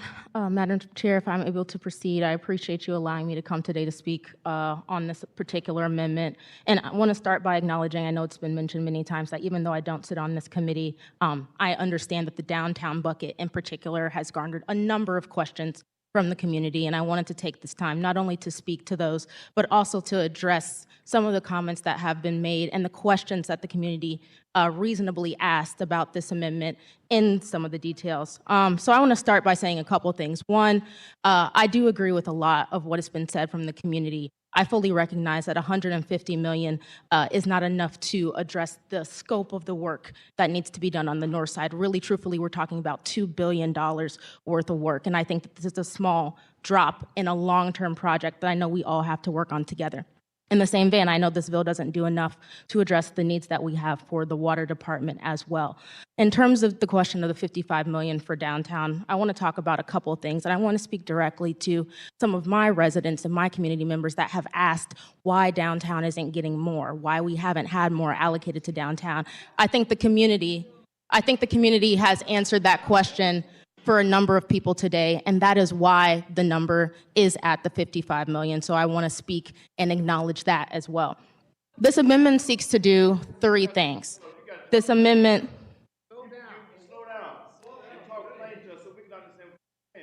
Sure, I appreciate that. That's Yes. what we're trying to do, sir. That's And that's sir, what I'm that's doing. So exactly this what we're amendment, trying to do. this amendment seeks to do 3 things. She'll explain it, Alderwoman. Let me make sure I'm clear. So we make sure that everybody hears us. We want to hear what they're saying. That's what she's trying to explain. Then we're going to ask questions. This is the amendment process, and that's why I wanted to have the public process prior to this. Yes, so this amendment seeks to do 3 things. The first thing that it does is it changes the name of the fund from Downtown Revitalization Fund to the Downtown Plan Fund. The reason that we're changing the name of the fund is in order to be able to speak to a lot of the projects that have already been pre-planned and pre-allocated under this bucket. The downtown plan was created with the community in mind, with the residents in mind. And I think one thing that has been really important to acknowledge is that downtown is not just for corporations and corporate partners. Downtown is a neighborhood. Downtown is a place where the community is supposed to be able to come and address and experience all the things that we have. And so that is part of the reason why we wanted to change the name of the fund to speak and tie to a particular downtown plan. The second thing the amendment does is it streamlines the subaccounts from 5 to 3, aligning the downtown fund with the structure of a number of the other funds in this bill. The reason we want to streamline the subaccounts is because, one, I think it addresses for the community a lot of the questions about what the subaccounts are supposed to be allowed for, and it also allows us to bring clarity to align the downtown bucket with the other buckets in this bill. I want to talk through each of the items in the subaccounts. The first subaccount would be the Strategic Major Capitals Fund. It would combine the 2 separate previous allocations in the bill, The first 15 million to address long-term vacancy, and the second 15 million to address streetscape. Again, combining them is intentional. The design downtown STL plan identifies specific strategic areas where target investment could be made, and by putting them together, it allows us to be able to implement some of the strategic targeting that was allowed in the downtown plan itself. By combining the vacancy with the infrastructure, we can not only go and address some of the vacant buildings, but we can also bring in the strategic infrastructure needs we need to make, like streetscape and pedestrian access, so that we can activate some of the vacant buildings that we have and bring in and allow people to come and adapt them. That is why we want to bring those together. Other cities have done this really well by doing strategic targeting of vacant buildings in order to allow us to activate them downtown. So that is why we're bringing those together. The third sub-account is the Riverfront Fund. That is 15 million. That will be retained at 15 million. Again, the items outlined in the Riverfront Fund are addressing connectivity, addressing infrastructure needs, and doing catalytic investment. And one of the things I want to acknowledge about the Riverfront is there is a lot of immediate activation need that could be addressed with the downtown fund in the short term. Just to give an example, there's things like Street Heat 200 happening on Lenore K. Sullivan, which is a city-owned street. We have a beautiful national park and the arch grounds, but a city-owned street below it that hasn't had paving, doesn't even have half the streetlights working. That is one of the examples of the riverfront projects that could be addressed. That is what that sub-account is for. The third sub-account is the Downtown Retail and Events Fund. This one is combining the previous Sports and Attraction Fund within the Retail Events Fund. That one combines two separate funds because, again, if we think about what brings downtown energy, sports bring people downtown, but restaurants and retail retain people downtown. Some of the community members spoke about that, and I think that is a good comment to make, which is why if we're able to combine these funds, we'll be better able to deploy those dollars. So this amendment seeks to clarify each sub-account and its intended use. It hopefully makes the language tighter, the purpose clear, and the accountability clear. And it also structures the downtown fund in the same way a lot of the other bills are structured so that we can attract and leverage the private investment. The other thing, that I want to be very clear about is I know that the downtown fund is set to target and attract private investment. And I want to publicly echo something that actually President Green said that I think is really true. The downtown fund is not the only fund in this bill that is set up to be able to leverage and attract private investment.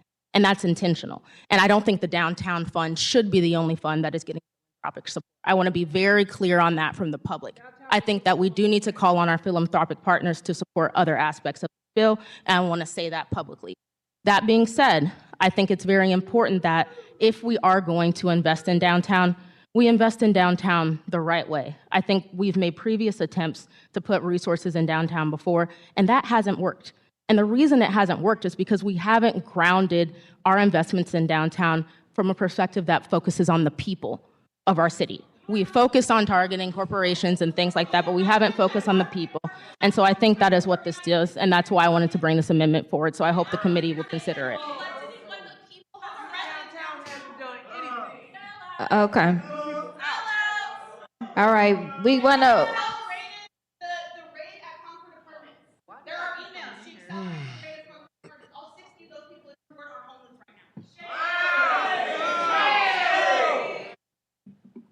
Okay, Madam Chair, can I say one more thing? Yeah, I want to acknowledge something that I think Alderwoman Clark Hubbard she said is very important, which is that we're all elected here to represent certain constituencies and certain people. I represent the 8th Ward, and that is the reason that I wanted to make sure we brought this bill to be able to bring clarity to the community. But just because I represent the 8th Ward, it doesn't mean I don't hear what is being said here. It doesn't mean I don't believe in a lot of the work that needs to be done. And so again, I'm bringing this amendment forward because I think that people wanted to see changes within the downtown bucket to be able to best address this question so that the bill can be deployed in the right way. And that is the only reason that I'm speaking specifically to this bucket. So thank you, Alderwoman, for letting me come speak today. All right, we'll go ahead and move.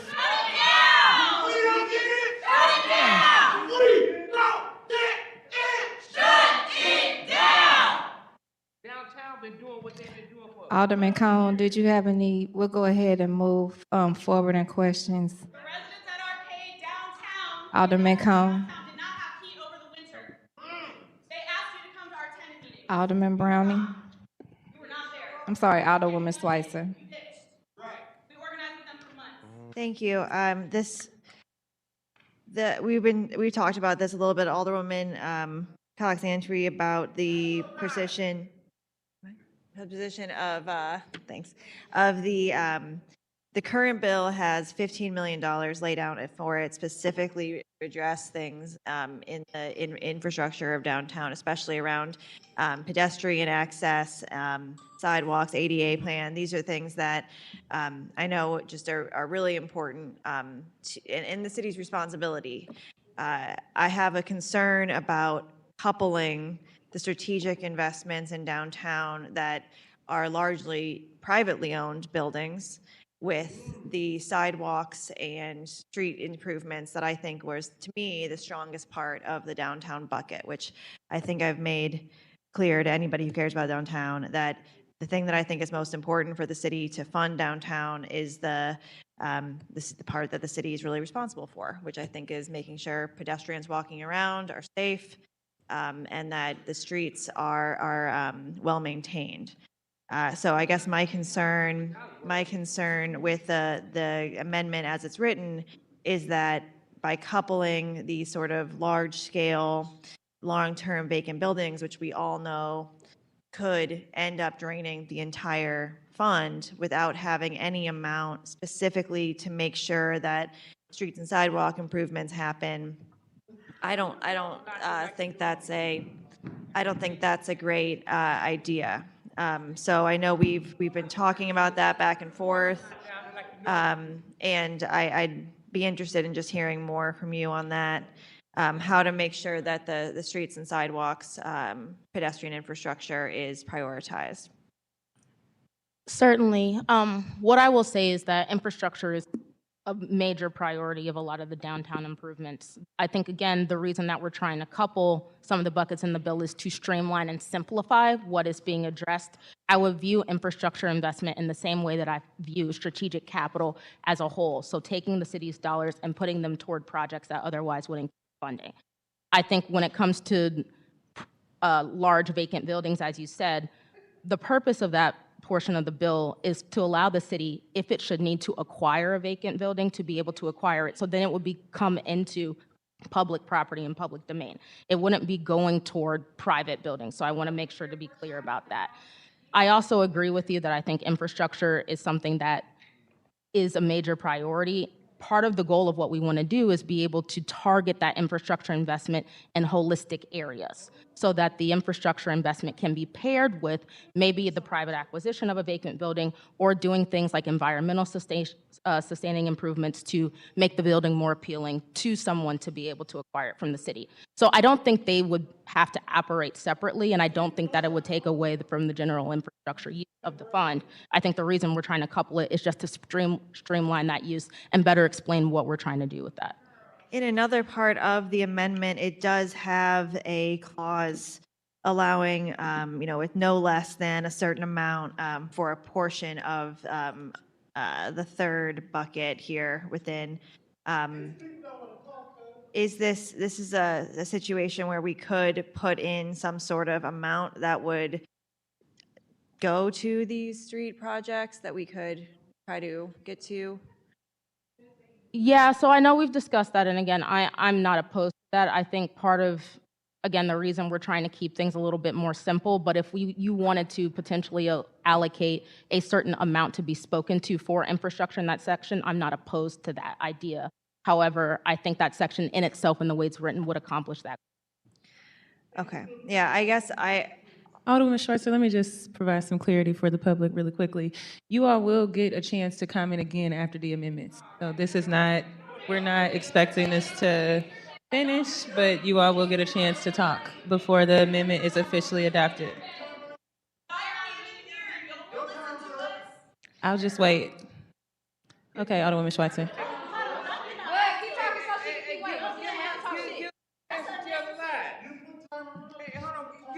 Okay. I don't have an attitude. My tone is very neutral. If it came across as attitude, that's not my intention. I'm just trying to navigate the community.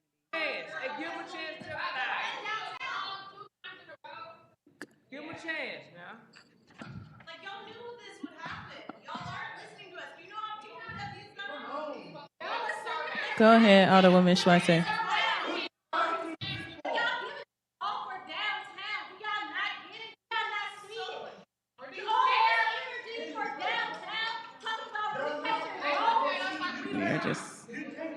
Yeah.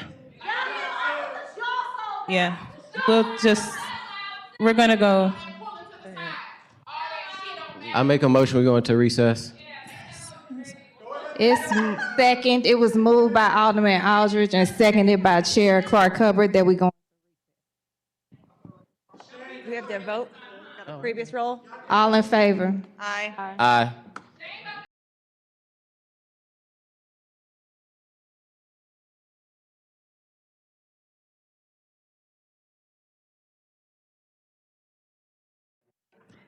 Okay, we're coming back from recess. We'll pick up where we left off. Alderwoman Schweitzer, you were, Madam Chair, you want me to take a motion to bring us back from recess? oh, I'll make a motion, we come back from recess. Second, previous it roll. was, right, it was a motion made for us to come back to recess. I was so ready to get back. By Alderman Aldridge, seconded by Alderwoman Schweitzer with the call for previous roll with no objection. So we'll go back into the conversation between Alderwoman Schweitzer and Alderwoman Cox Anston. Thank you so much, Madam Chairwoman. So we had been talking about having some sort of specification in this bill for the downtown funding that a certain amount would be going to streets, sidewalk, park type infrastructure, so that it wouldn't be part of the major strategic capital fund. I apologize if I'm mincing the words there, but it would still be part of that, but would have a clause about having no less than a certain amount. So the recess is helpful in that Alderwoman Cox Antwi and I were able to talk about this a little bit more, and I think that we're at a good place with it. And we have some language, if it's all right with the sponsor of the amendment too, to add in some language that says, and I apologize, I left my amendments in my office during recess, I think, so thank you. Thank you for sharing this. So amendment number 5, section A, section B, number 1, after line C. That's what we're talking about adding it, right, Alderwoman? Okay. Yes, that's correct. And just to follow up, Alderwoman Schweitzer, if you're finished with your comments, I am happy to submit that to the clerk. I think it would add clarity to the component about how infrastructure will be utilized within that section. And so I'm happy to receive with that and continue taking the question. The clerk adds that clarification into the. Thank you. I'll wait to come back. Alderman Browning. Thank you. Alderwoman Cox Antwi, similarly, I am concerned. I want to make sure that the infrastructure portion of these funds still gets spent. I think downtown infrastructure is especially important that we accommodate people with disabilities. And I was wondering just what portion of the infrastructure is meant to go towards making downtown accessible? Yes, certainly. I think accommodating ADA accessibility was certainly a priority when we were discussing putting together this carve out for the downtown portion. And just to be clear, the infrastructure bucket for downtown is specifically called out because downtown is not eligible for the other portion of the infrastructure bucket. And so I want to make sure to specify that. That being said, I know we have a number of ADA ramps within downtown that are not up to current compliance or non-existent. And so as we have more people and seek to attract more people, we also have to make sure that the downtown community is accessible to everyone with all mediums of transportation. And so I know the President's office outlined this as a priority as well. And there is a component of that infrastructure component outlined in the downtown bill that speaks specifically to ADA support and infrastructure that is outlined in the section that Alderwoman Schweitzer just referenced, which is Section 1, and it's specifically outlined. While the bill does not outline a number, I certainly commit to, if we do the 10 million carve out, as Alderwoman Schweitzer just outlined, that component would come from that $10 million. Okay, thank you. I would be in support of a carve-out just to make sure that the money does get spent on infrastructure. As we noted, that is a city responsibility. And, I want to make sure, I know that there's a lot of vacant buildings and it's important to secure those as well, but I want to make sure that we're spending the money on how people get around. Good downtowns have good infrastructure where people can walk, bike, and, push a stroller or operate a wheelchair. If everyone can use downtown safely, then that is how it's going to thrive. So I appreciate that and would be supportive of that change to the language. Yep, and I certainly agree with that, and I think that is, again, part of why we want to make sure that that level of detail is specified within the capital projects component. We are not only wanting to revitalize vacant buildings, we're wanting to make sure that they can be utilized to the ability and be accessible with all modes of public transit. So certainly happy to consider that along with Alderwoman Schweitzer's committee sub to the amendment. Alderman Aldridge. Thank you, Madam Chair and members of the committee. So this amendment was some in collaboration with myself and Alderwoman Cox-Santweet, her really taking the lead on it. I'm fine with the change that Alderwoman Schweitzer and Alderwoman Jamie has mentioned. I would just say that it's actually put in an amendment format because it is several words that I did get the email on that I wouldn't be in support of a friendly amendment. So if there's clearly still more amendments to be made, so if you all, I don't think we could do an amendment to a committee sub or amendment to an amendment, but if we can get that amendment in so that it's actually in time like the rest of the amendments that we have been doing, I would support that. So just to be clear, and I know we're all kind of doing this live, I think the compromise that Alderman Schweitzer and I propose is adding an additional line, subsection D, to specify the call out. And so could that be considered a friendly amendment, or will we need to resubmit the entire one? I guess that's a question for the chairwoman. I would absolutely accept it as a friendly amendment, but if my colleagues are not comfortable with that, then I would respect it. I'm comfortable with that. I guess I'll be fine, but the email that I got, I think is also just, I'm assuming these amendments going to drive they forward like the public. The email that I got, it says, and I guess I inquire of the Alderwoman from the 8th. The email that I just received, not only it addressed, it says section B number 1 after C. Yes, that's correct. So in the current amendment form, under the infrastructure component, it says the eligible uses, and then that's section 1, and then section A is the same as the original amendment text. Section B is the same as the original amendment text. Section C is the same as the original amendment text, and then it would replace section D with the specificity to carve out the $10 million, no less than, for infrastructure. And then I guess we would need to add section E, which I omitted in the email. So we would need to change section D and section E of the original section. So that's what I'm saying. It sounds like some, it sounds like more than just a word change. I want to make sure that there's no E in the email. Okay, so I guess we can work to get that added to the drive as an additional full amendment substitute to the current version. Okay, we have several here, so we can get that done probably in real time. Did you have any questions, Vice Chair Sanya? I don't have any questions. I think it's, I think the infrastructure components are really important, so I think it's good to protect those and make sure there's some clarity there. President Green. Thank you, Madam Chairwoman. I want to thank the alderman from the 14th and the alderwoman from the 8th for, in particular, making sure that the ADA accessibility component is included in there. This is something that is really important to my office and myself, and something that we have long delayed putting into effect. I also just want to say, as this goes through, this portion of the bill has changed a lot over 2 years. When we first started this conversation 2 years ago and had a bill that was not too dissimilar to this, there was $100 million in the downtown bucket.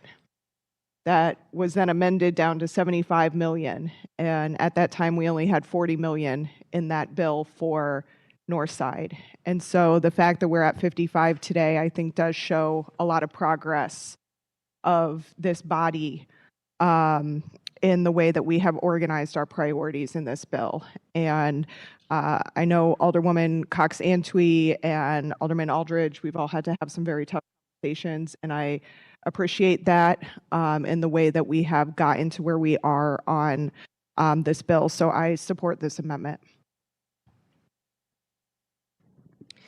All right, so what we'll do is table that one for now while you work on that and move now to Alderman Cone.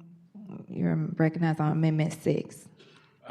Amendment 5 addresses Amendment 6, so I'm just going to allow them to make the updates, and you can move on to the next amendment, Madam Chair. Alderman Cone, we can't hear you.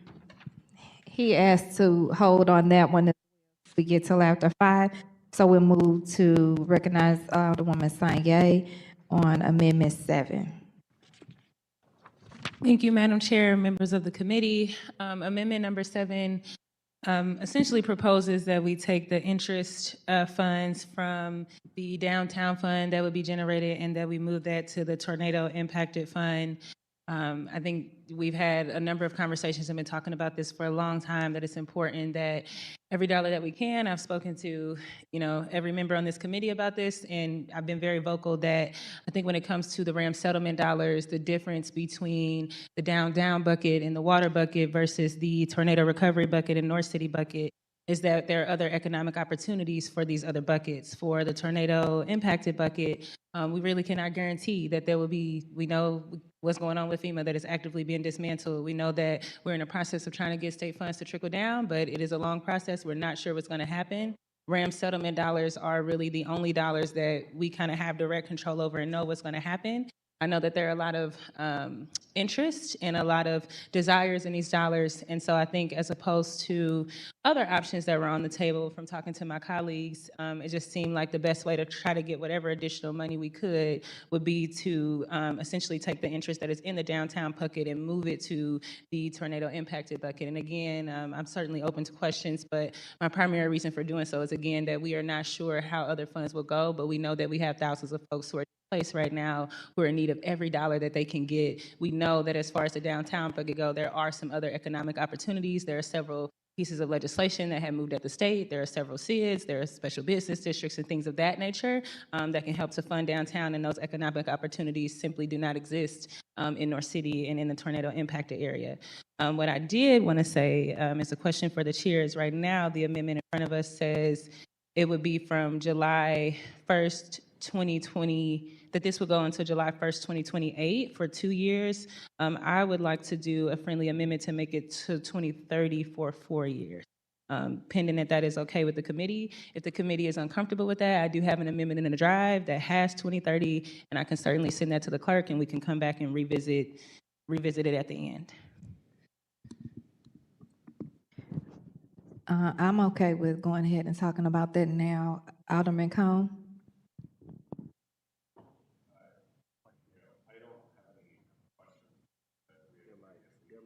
You're not on the mic.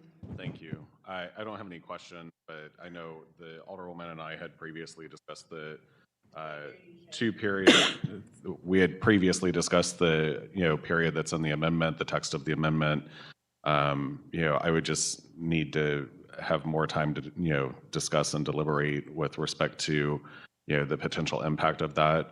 It's not that I'm opposed to it, but I think that that's something that I think we could take up on the floor after committee. But I'm certainly supportive of the amendment as it's currently written. In response to that, I would say, like, my preference, I think that committee is where the work happens, and I would prefer for this change to be made here. If the committee would like to vote down the amendment that were proposed for 4 years, and then perhaps I would be willing to bring it back up floor. But I do prefer for us to go ahead and have the 4-year conversation right now. I think we just amended an entire bucket for downtown and made some language changes there and kind of did it in a friendly fashion. If this amendment form, as far as doing it a friendly amendment, is not welcomed by the committee, that's fine. But I do prefer for us to have this 4-year conversation, right now. And again, I think they've been asked for other things to be touched, like the actual bucket of $55 million. And so just going for the interest, I think, is as fair as a needle that can be threaded here. So I do want to have the conversation, Madam Chairwoman, about the 4 years. And if the committee wants to vote down 4 years, then I can bring up the 2 years. Just a point of clarification, we have not yet taken a vote on the downtown amendment. I think he needed to do a motion to withdraw his amendment and withdraw the second, and then I think Alderwoman from the 7th needs to make a motion on her. So yeah, I'll before I make a motion, I want to echo what Alderman Cone said.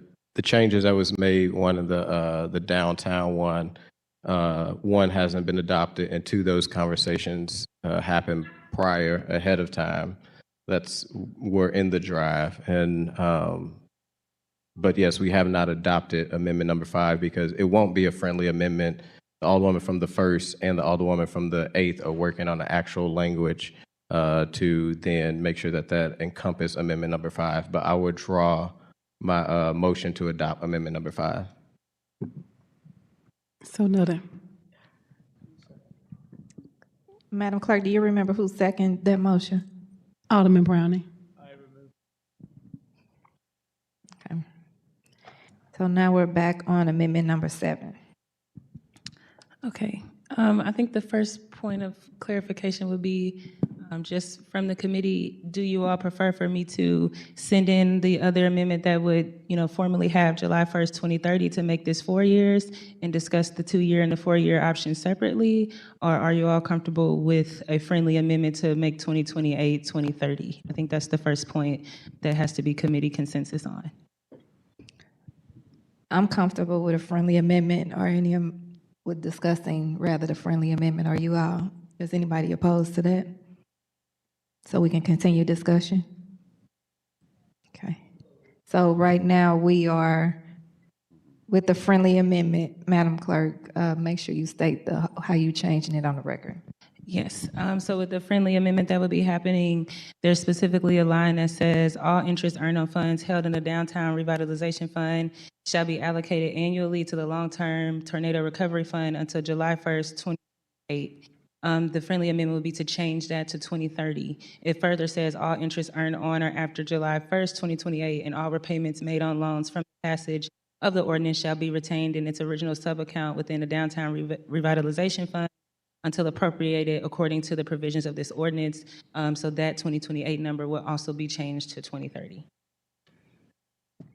Alderwoman Schweitzer. Thank you. Thank you so much for this amendment. I think President Green spoke a little bit about it at the podium, but how much are you all anticipating additional this would bring in or could bring in?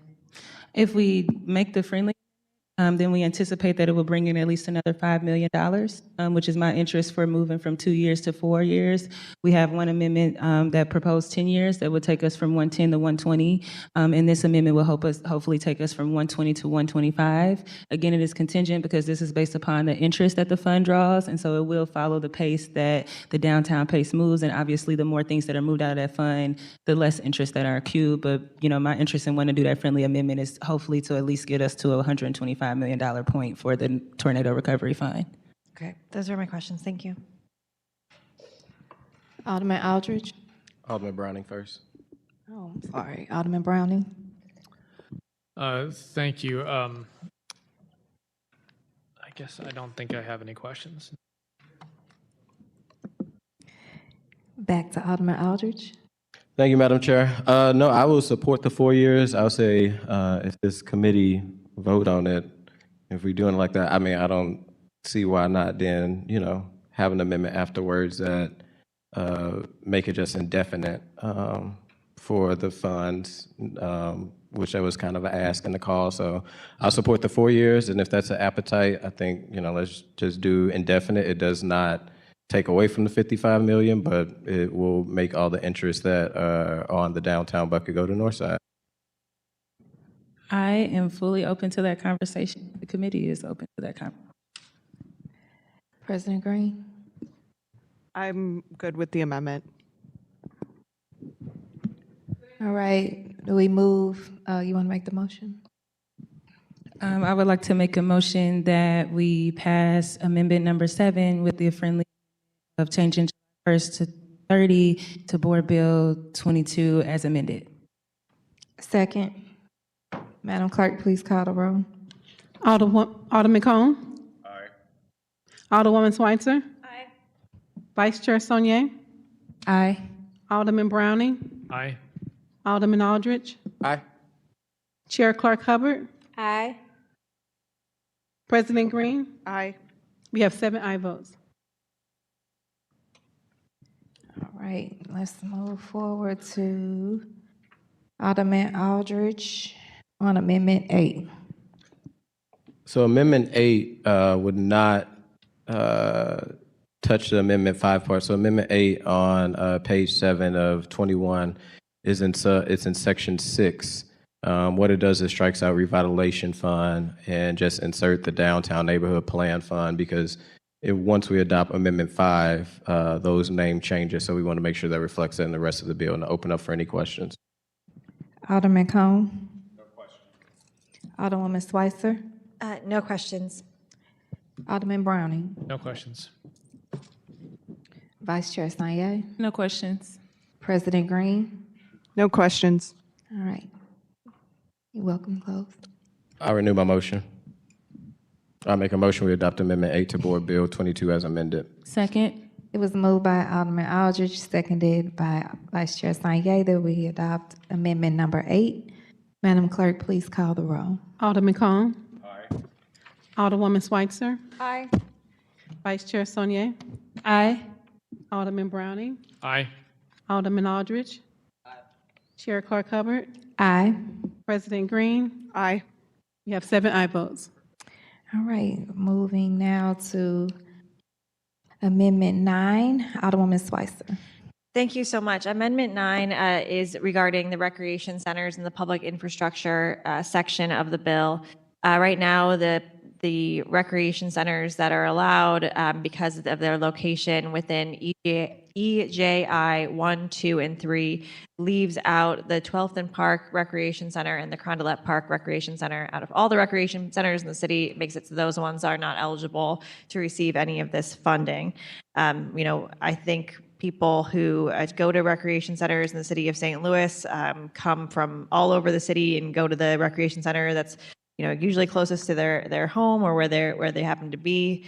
And I know both of those recreation centers do serve many people who live in EJI areas 1, 2, and 3. So I just want to make sure that the city-owned buildings, the city-owned recreation centers all have access to these funds and are not limited based on whether they're on one side of a line or another. So with that, I would move to adopt Amendment number 9 to Board Bill 22. Second.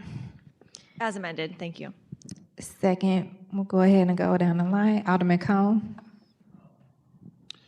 Yeah, I'm not really supportive of the amendment as it's written.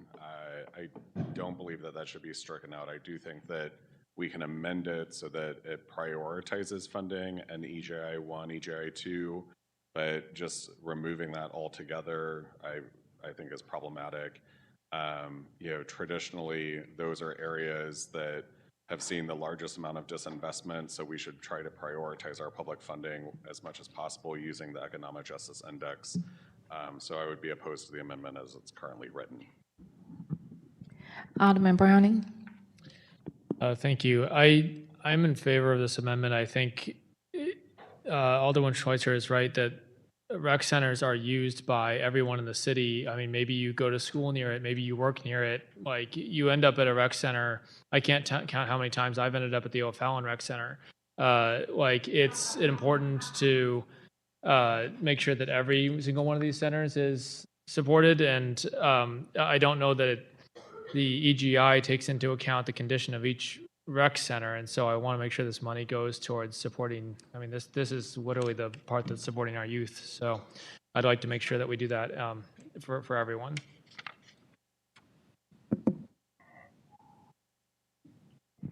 Alderman Aldridge. Thank you. Will the Alderwoman yield for questions? Please.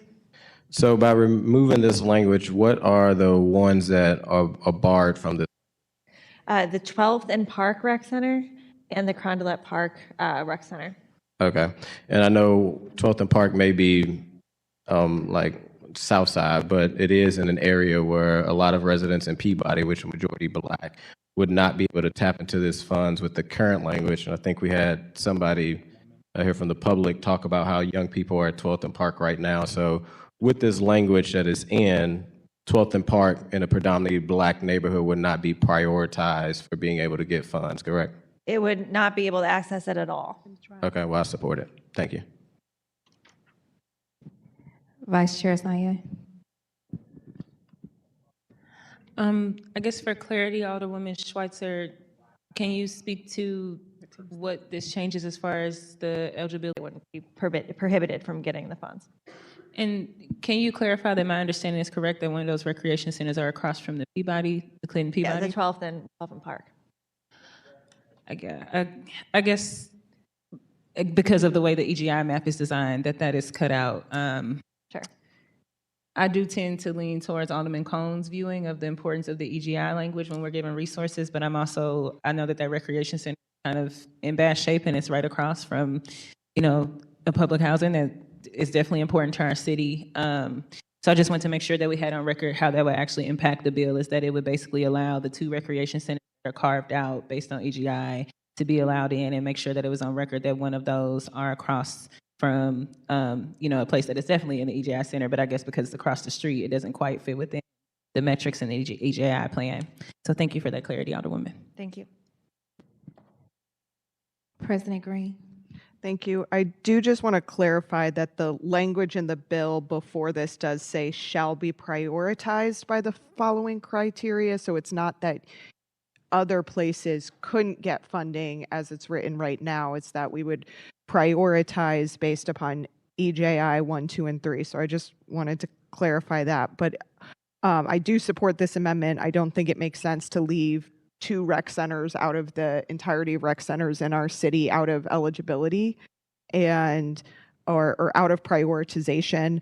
And especially, 12th and Park, we know is right across from Peabody. And a lot of kids use that, and it definitely needs some repairs. So I do support this. Thank you. Did anybody have any follow-up questions about that? So Go ahead, Alderman Cohn. thank you, Madam Chair. I just want to make sure that I'm reading the same language here. In Board Bill 22, page 18.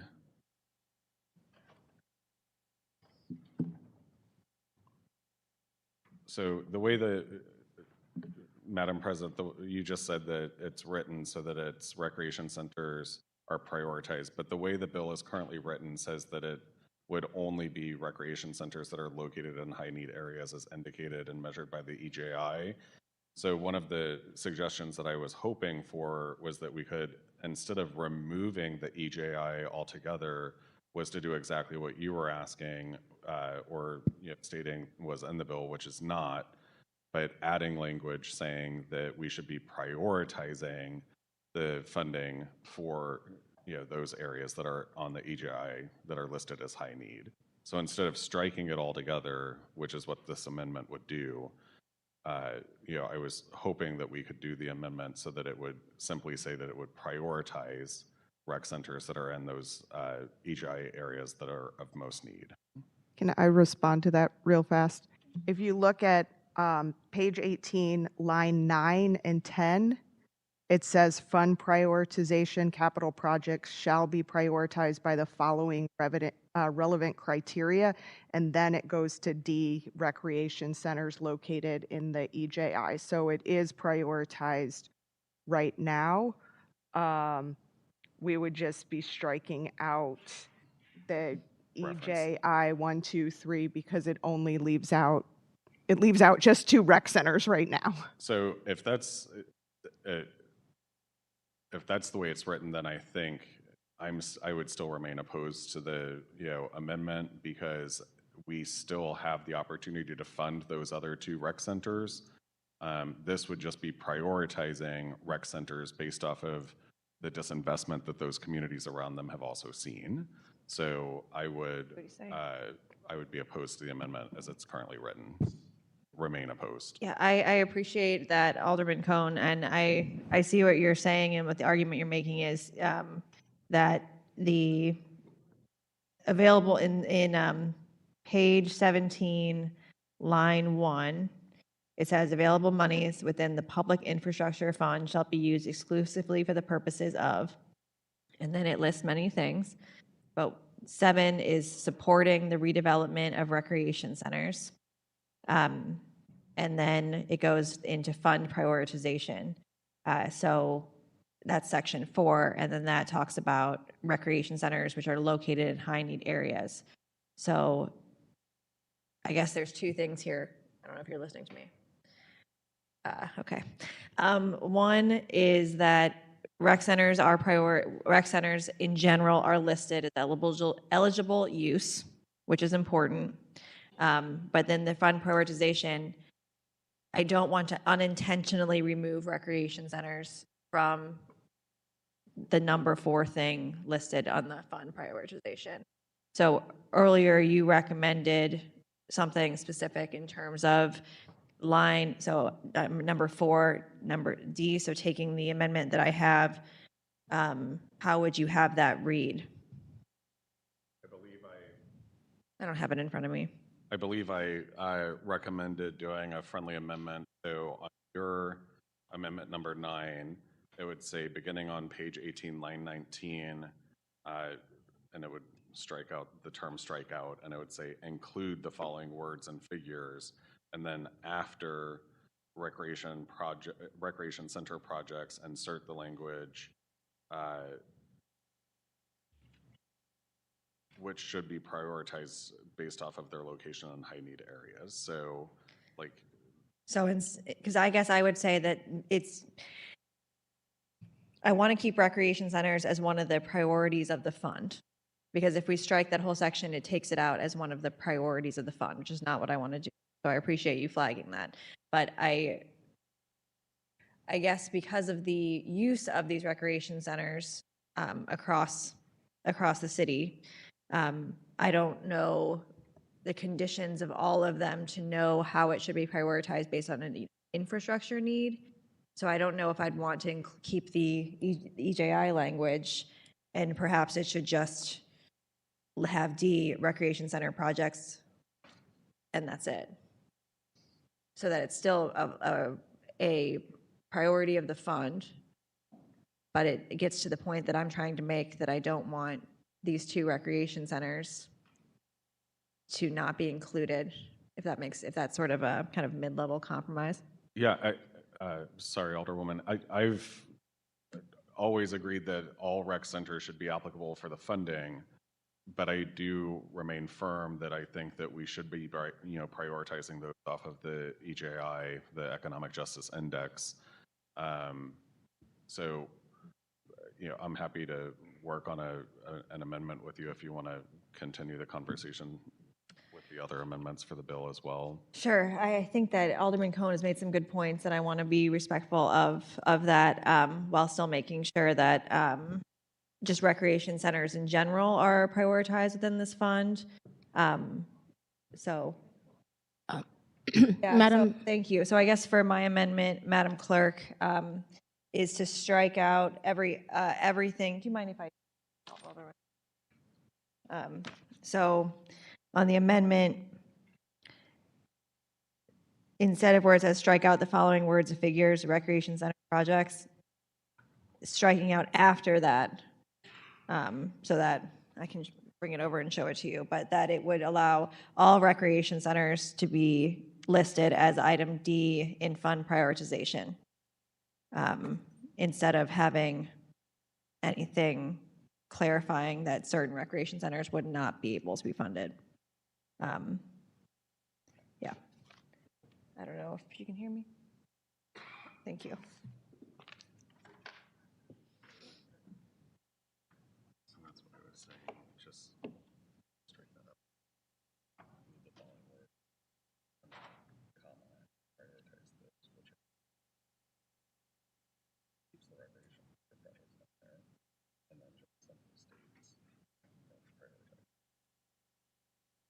Yeah, I would open it up to, I guess, members of the committee with whether or not, I think there's definitely reason to specifically just allow recreation center projects, period. And I understand my colleagues' desire to have some prioritization language. So since we're talking this through, I'd love to hear from other people if you all have preferences. I think. Madam Chairman, can I offer commentary on this amendment since 12th and Park Center was raised? Go ahead. Thank you. I just want to add the commentary. I do think having special prioritization for high needs areas would be beneficial, especially for some of the rec centers. Just to add context for some of the alders that aren't familiar, 12th and Park is technically located in the LaSalle Park neighborhood, which is covered in the EGI Index 2. So under the current language, 12th and Park would be covered. I would also say that because it attracts a lot of individuals from Clinton Peabody, LaSalle Park, King Louis Square, I would equate the need in terms of the disinvestment of the center itself to be just as strong as some of the high needs areas. And so I would advocate for having that priority kept in the, because I do think even though it's located on the south side, it is a predominantly Black community. There is a lot of disinvestment in the current conditions of the rec center. And so I think it would benefit from a lot of the infrastructure allocation that's currently in the bill. I can't speak to Carondelet, Alderwoman Schweitzer, but I know that EJI 2 and EJI 4 are in that area, so maybe an expansion of just including EJI 4 would address some of the things that you raised as well. Anyone else? Oh, Alderman Browning. I might be in the minority here, but I feel like EGI is not the proper measure here. I think it's already out of date. And we're really not talking about some static things here. People from different areas, as I point out, use these rec centers. I think we would actually be benefited here by having the Parks Department here to talk about this, because we could then discuss what are the measured needs of each rec center. I mean, it might be that there's a rec center in EGI 1 area that is fine, but there are other things that need to be done in something that doesn't qualify.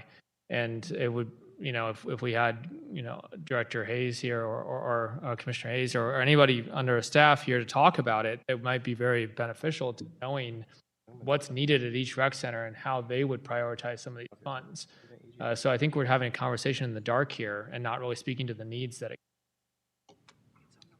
Yeah, well, to his credit, say he was here earlier. And then, so the safest part for that then I think would be to do what you said, Alderman Schweitzer, with keeping it flexible enough with recreation center projects, unless you're not comfortable with that. And then if we hear back on something different, knowing that now all the recreation centers absolutely can access this funding, and it'll be left up to their direction anyway, right? Then if he calls back and says that we should maybe do something or think about that differently, to your point, then we can work on that on the floor. Okay. Alderman Aldridge. And to that, I mean, I would also say maybe we need to look at the EGI language, because I do believe that it is separated on Tucker Street, so 12th and Park actually fits in EIJ 5 instead of 2. So there could be a possibility with Peabody being on the north side is in 2, but the rec center's on the south side, which will fall in 5. So in my opinion, I think what the Alderwoman is trying to do is Alderwoman from the 8th, if you probably look at the map by the parcel, you'll see that that rec center may fall in 5, which would not be considered EGI 2. Yeah, I believe that is correct. Right. Well, Go ahead. did anybody else?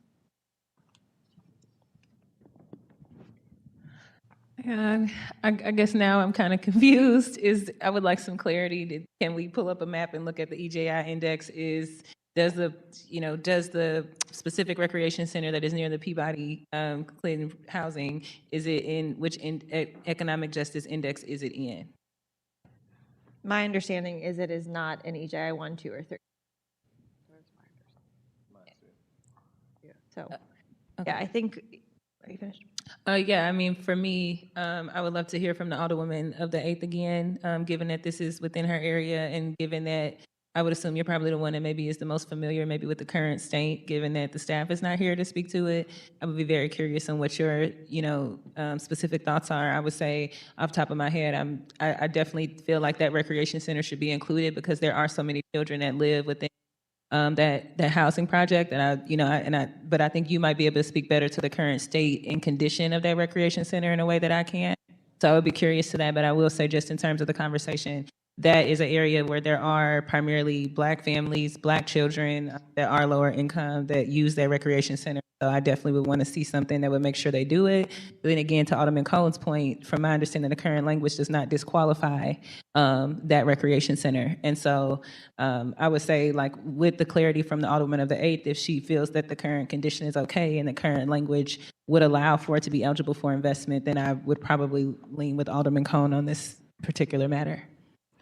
Thank you. I appreciate that. I think, and I appreciate the Alderman on the 14th clarification. As I read the current EJI index, when they name specific neighborhoods that are referenced, they name LaSalle Park under EJI 2. So that is where I pulled that reference from. But again, I will be happy to seek clarity on that from one of the department experts. That being said, having been in the recreation center recently, I do think it hasn't seen any major improvements in a very, very long time. It has a deteriorated gym, which a lot of children use for practices, things of that nature. It also has the playground within the LaSalle Park area itself that could use improvements. I think there's a lot of maintenance issues that need to be addressed in some of plumbing and piping, and so I do think it would certainly benefit from some of the allocation from the resettlement funds. That being said, I think your instinct is right. Since this is a prioritization, maybe Alderman Cohen's recommendation is the best current path for now,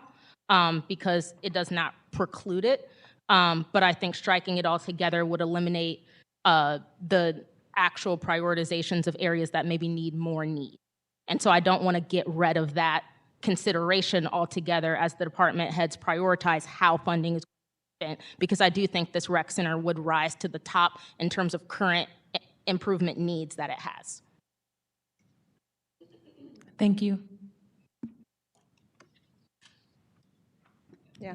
I appreciate the conversation. I just keep coming back to, I don't want to let any rec center that needs the improvements not be eligible or be less likely to receive the funds. So I would like the amendment to leave in the words recreation center projects and then strike the words after that on line 19. So it would just say in the prioritization language that recreation centers would be prioritized. Any other discussion? Oh, I'm sorry. Taking everybody's stuff. Madam Clerk, you can call the roll. Alderman Cohen. No. Alderwoman Schweitzer. Aye. Vice Chair Sonier. No. Alderman Browning. Aye. Alderman Aldridge. Aye. Chair Clark Hubbard. Aye. President Green. Aye. 5 aye votes, 2 no votes. All right, with that, we are going to amendment number 10. Alderwoman Schweitzer. Thank you. This amendment is adding a section 7 regarding the private partnership reporting. One of the things we've heard a lot about the match language for the downtown funds is that there isn't really anything in the bill that talks about what the matches will be and where this information is coming from. I think we've all heard it in testimony, and we've heard it, in our inbox, and we've received letters, affirming that. But it's not in the specific bill, and I think that would be really important to have it in the specific bill. So Section 7 adds private partnership reporting that the chair of the Board of Aldermen Budget and Public Employees Committee would request that any private non-governmental entity facilitating an agreement to match the funds for any of the purposes in the ordinance they would be required to develop or they would be asked to develop and share an annual report detailing the progress of the match and the use of the funds, and would present it to that committee. Would also attach as an exhibit the letter that we received from Greater St. Louis managing partner Ron Kitchens that goes through the $55 million in the downtown fund and what that they are committing to match, so that it would be something that is in the bill and something viewable by the public and part of a sort of enshrining of the commitment that's been made. So with that, I would move that we adopt amendment number 10. It's moved by Alderwoman Schweitzer, seconded by Alderman Aldridge. We'll go through Alderman Cone. No questions at this time. We don't need Alderwoman Schweitzer, so Alderman Browning. Thank you. So this would just be an annual report done in front of the Budget Committee? Yes. Okay, no questions. Thanks. Alderman Aldridge, who is also the chair of the Alderman Budget and Public Employees Committee. Do you have any questions? No questions. Vice Chair Sanye. Thank you, Madam Chair. I was able to discuss this with Alderwoman Schweitzer and still have a similar question. I remember when we had our first hearing that many of us echoed that we wanted to see specific language that said that we want downtown provide matching funds, and I know that that was a catalyst for a lot of the conversation around the dollars that should or shouldn't go there. My concern is that and maybe I'm misinterpreting this wrong, but is the desire with this particular amendment to make it so that there is language in the bill that makes sure that the match is there? And if that's the desire, my concern is that this seems very opt-in, optional. It does not read to me as if we are saying anything here that mandates matching funds to be required, but I could be misinterpreting this wrong. I feel like that's what this amendment is getting at, but I personally just think this is a weaker way of wording it if the goal is to say that we're looking for there to be some type of language that speaks to the need for matching funds in this bucket. Yeah, I mean, I think the weaker position is the one we're in, where there's no language at all. And so I'm trying to move us in the direction of having the commitment enshrined in the board bill for the public to have access to and to know that that was the commitment that was made. To the point of how it's written, we can't say you have to give us $55 million. I wonder if there could be an amendment that says this doesn't leave the account until there is an amount there, but I'm not a lawyer, so I wouldn't be able to answer how that would work. I know a lot of these buckets depend on matching funds, whether it is private or public. You know, the Water Division, for example, plans on using this to pay down bonds, which is going to create tens of millions more dollars for the Water Division than what is currently in the bill. But we don't have it splayed out for them that they have to, bring in $300 million with this $40 million. It's not predictable in that way. But this is, I guess, my attempt to strengthen the bill from where it is to a more transparent and clear intent about how that money is matched. Does it go far enough? I'm not sure. I would leave it to members of the committee if there's any other language that people feel comfortable with or would like to bring up. But again, this is my attempt to get closer to that goal. No, I totally understand that, and I don't want to dismiss your work or where you're trying to get us at all. I guess my question might be, I would be fine for this, but would you be open to you and I maybe going to the city councilor to talk about some language that might be able to get us as close as possible to a matching fund requirement, knowing that there are obviously some legal logistics that need to be ironed out there? I do think this works if this is, if this is as far as it can go, but perhaps we can seek some legal clarity from the city councilor. Definitely. Thank you. President Gray?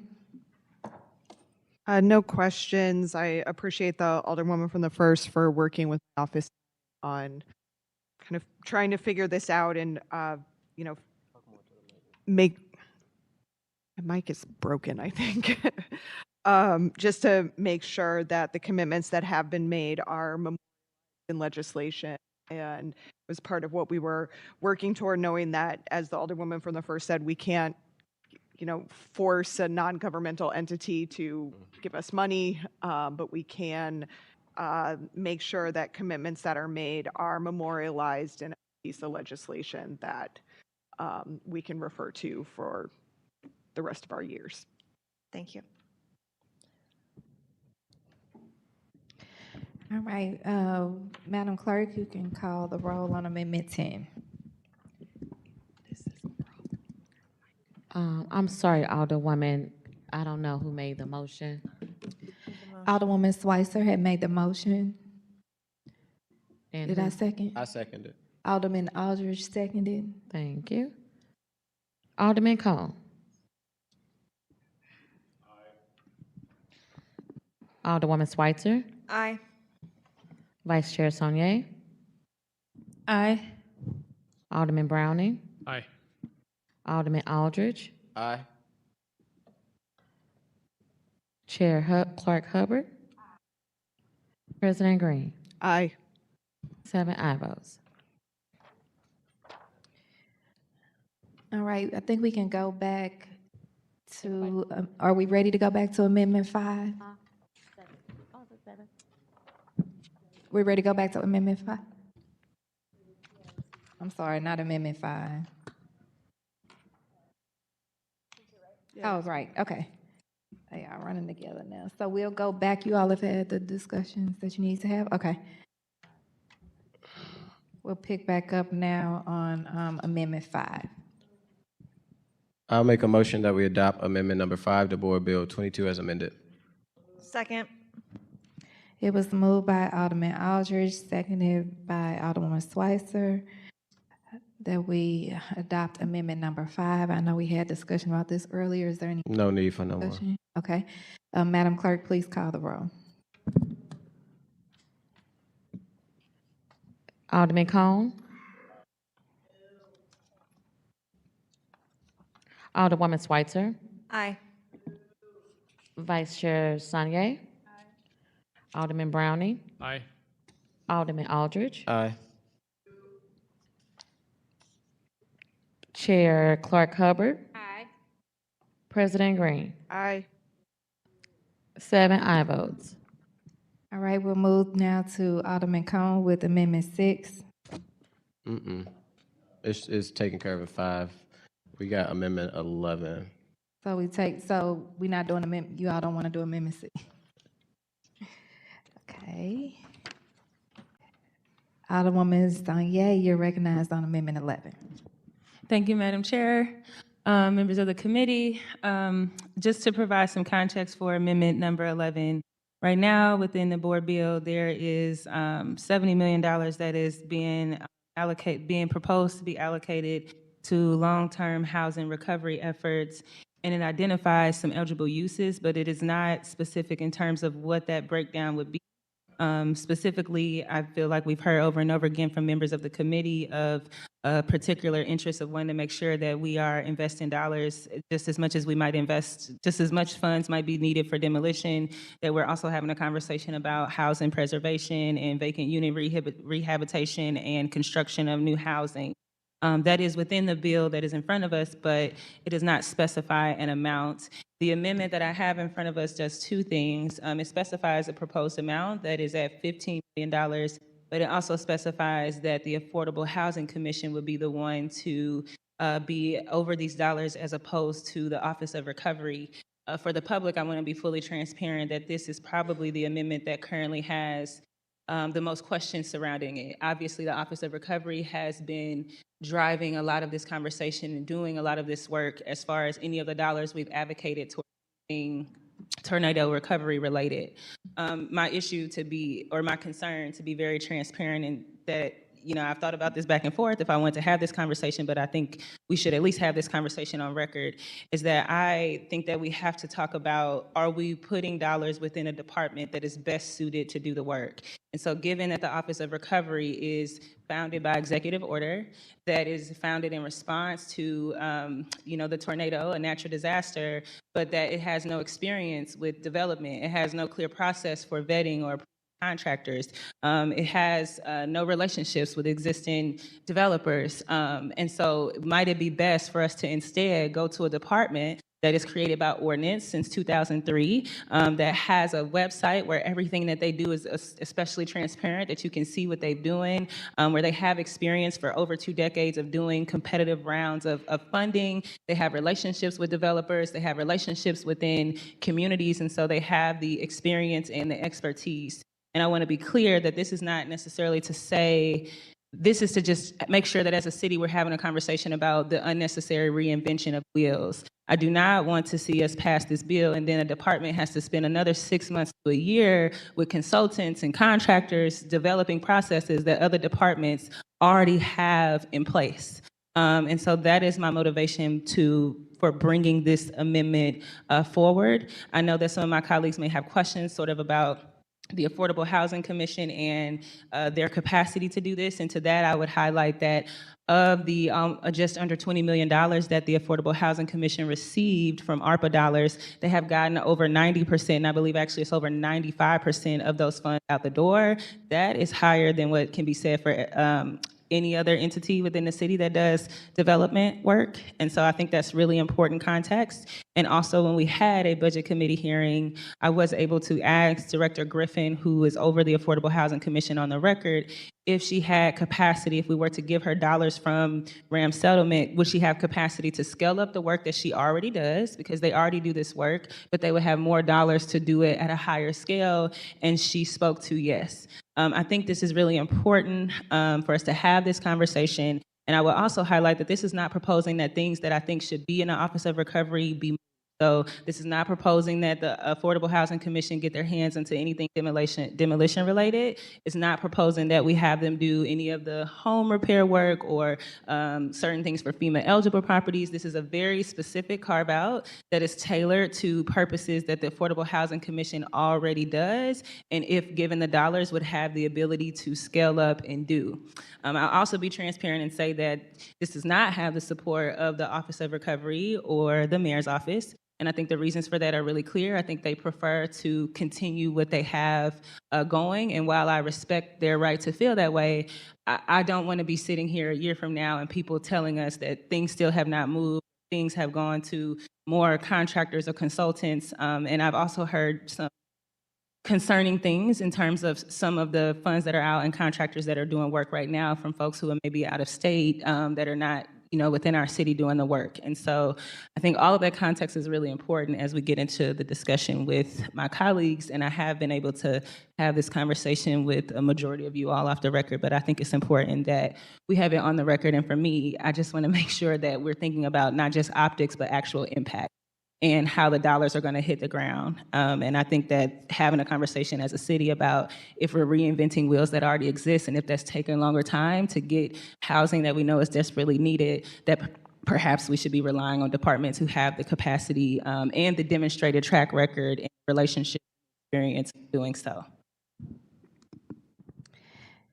Thank you. Did we already do a motion before we start discussion? Okay. I would make a motion to adopt amendment number 11 to Board Bill 22 as amended. Second. It was moved by Vice Chair Sanye and seconded by Alderman Aldridge. We'll open up for discussion. Alderman Cone. Thank you, Madam Chair. I'm supportive of the amendment for a couple different reasons. One, the Office of Recovery is still not yet established underneath the charter or ordinance at this point. It's still operating underneath an executive order, an emergency executive order.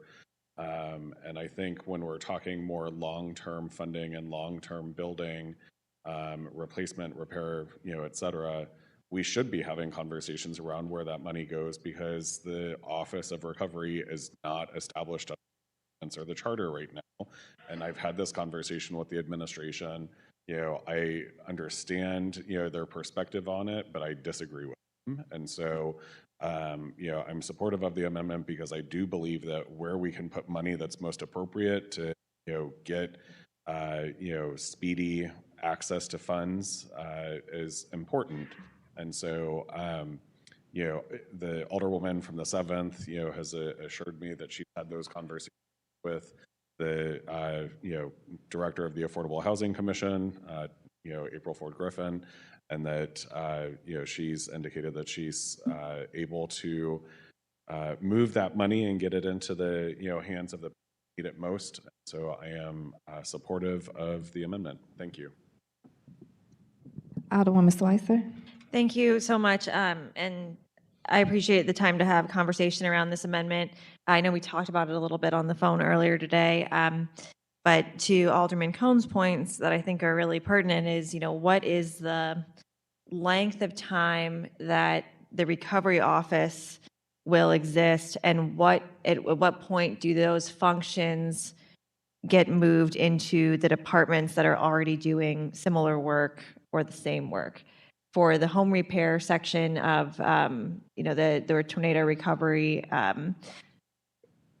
it would make sense to me at some point for the funds to be administered, under, say, like the Healthy Home Repair Program, which does take in applications, see if people are qualified for the work to be done, and then they actually, contract out the work, and there's a pipeline and a process, and reporting standards are already set up, and it doesn't have that, so I completely understand the Office of Recovery doing the work of, the FEMA reimbursements and the things that aren't necessarily baked into any other city department now. That is a very specialized thing that is, very specific to this issue. Of course, we've had other times in the city's history where there's been FEMA reimbursements and the other departments have absorbed that as well, but I get why it is specific in this issue with such a large-scale disaster. I don't know if I feel ready to support this today because I haven't had the time to myself have those conversations with the recovery office and with Ms. Ford Griffin on how they would manage that and how that would work, and if it does anything with any sort of timelines or anything like that. I just want a little bit more time with it.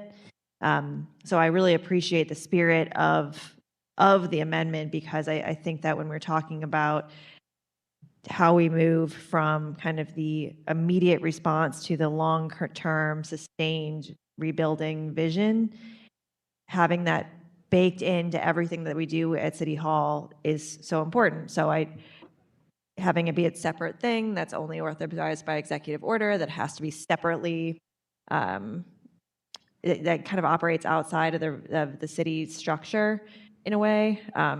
I do see that concern, and I appreciate you bringing it up for discussion. But today, I don't feel like I have enough information to support it. Not saying that I wouldn't support it on the floor, or if we're doing more looking more at that section to see, hey, if we are talking about this money taking many years to spend, should it stay in this office, or should that office be working with these other departments and consulting with them, and those departments are actually getting the money out? I just don't know. And I feel like because I don't have that answer today, I don't want to vote to make a change to the bill in that way that I'm not sure about, but I'm also really interested in learning more about. So that's where I am today, and appreciate the time to talk it through. Alderman Browning. Thank you. And similarly, I appreciate Alderwoman Saunier for the conversations we've had about this. I think it's partly unfortunate that we're not able to have either the Office of Recovery or the Affordable Housing Commission in front of us today to be able to ask them questions about just what the needs look like. I know we've been hearing routine updates in the Budget Committee, but we haven't had one in a couple months. And the last time I was able to have a conversation with the Office of Recovery, we've been able to see that they have been ramping up home repair and demolitions. Like they said, that would be happening, but like we can't get a better idea about what all this is planned. I would be in favor of an ordinance governing the Office of Recovery rather than having it be established by executive order. And I think that should be a conversation going forward this year. We should say, hey, if this is going to be around for a while, we should have it operate under a law instead of executive order. Because as outlined in Board Bill 22 right now, it looks like it's going to be at least 2 more years. And so I think this is a long-term effort, and I want to make sure that we do this with the flexibility as designed, because the Office of Recovery, normally cities don't have to set up an Office of Recovery. It's been this way because the federal government just abandoned us and didn't send the resources necessary and the people necessary that have the expertise. So I hear the criticism that's been lobbed their way, but I do think we need to be recognizing of the fact that this is all very abnormal. And so I'd like to make sure that we continue to have that flexibility in the meantime to make sure that whether it's the Affordable Housing Commission or CDA or SLDC, that we are able to direct this money where it can make the most impact as quickly as possible, because people need it. And that's important. And so I don't want to throw a wrench into that at this time. So that's where I'm at, but I do appreciate the conversation. Alderman Aldridge. Thank you, Madam Chair, members of the committee. I think this is a good amendment. I know that the Affordable Housing Commission has shown over and over that they do have a really good track record of getting money out the door. They staff about maybe 4 to 5, and they do a lot of great work. Only thing that I would just say, my fear of doing this moving forward, I also agree. I think we need to, at some point, have tough conversations on the ordinance around the Office of Recovery. How long will they be in office? What is that long-term plan? But only thing I would say, my fear, if adopting this today and pushing it to the floor of the questions that are still out there, that will then open up the debate, which debate on the floor is healthy, but open up the debate for a long conversation of amendments or not amendments from members on the committee to either keep this in or not, knowing that it's going to maybe even put the Affordable Housing Commissioner in a position where now we are almost basically, if we vote this up, asking her, demanding her to come in front of a body to give us answers. So I'll leave it at that. President Green. Thank you, Madam Chairwoman, members of the committee. So I think that the crux of this amendment is really about accountability for the Recovery Office. All of us who have sat through hours and hours and hours of public testimony, we have heard a lot of critiques of the office. Last Wednesday night, we heard a lot of, I've contacted them, I've never heard back from my case manager, or I've gotten conflicting information, or legitimate, I think, critiques. And so I understand the wanting to put, funding into a city entity that does have a proven track record of getting funding out quickly. With that said, what I'm concerned about this amendment is pigeonholing us and actually slowing some of these allocations down. As somebody who sits on E&A, we have housing contracts right now that that don't just go through the Affordable Housing Commission, but also through SLDC and CDA, and we have the ability to amend already existing contracts in order to get these funds out faster. And what I would not want to do is have to go back through an RFP process because these funds are in the Affordable Housing Trust Fund. I think that flexibility is important, but I think also accountability for the Recovery Office and what that looks like going forward is important. And so I'm not going to be supportive of this amendment, but what I am supportive of is working with you, Alderwoman, between now and perfection to figure out how we get that accountability there over these funds and make sure that they get to the departments that they need to get to in a timely manner and make sure that there is a longer term plan for what the role of the Recovery Office is. And so that is my concern. I don't want to inadvertently slow things down actually through this amendment and would like us to, I think, more comprehensively look at what accountability looks like in the disbursement of these funds through the Office of Recovery going forward. Thank you, President Green. Before I move forward, I just offer my condolences. Not sure if you're watching or not, but Director Griffin, I'm so sorry for your loss, and you will be in my continued prayers. And please let me know how we can continue to support you, not just in efforts like this, but in real time, in real life of what you're going through at this time. I can't imagine. I do see that Mr. Nix is here. If y'all had any questions for him that we can address. If not, we can go ahead and move forward and let Alderwoman Sanya. Any questions? I'll ask him, yeah. You have a question? Mhm. Not? Okay.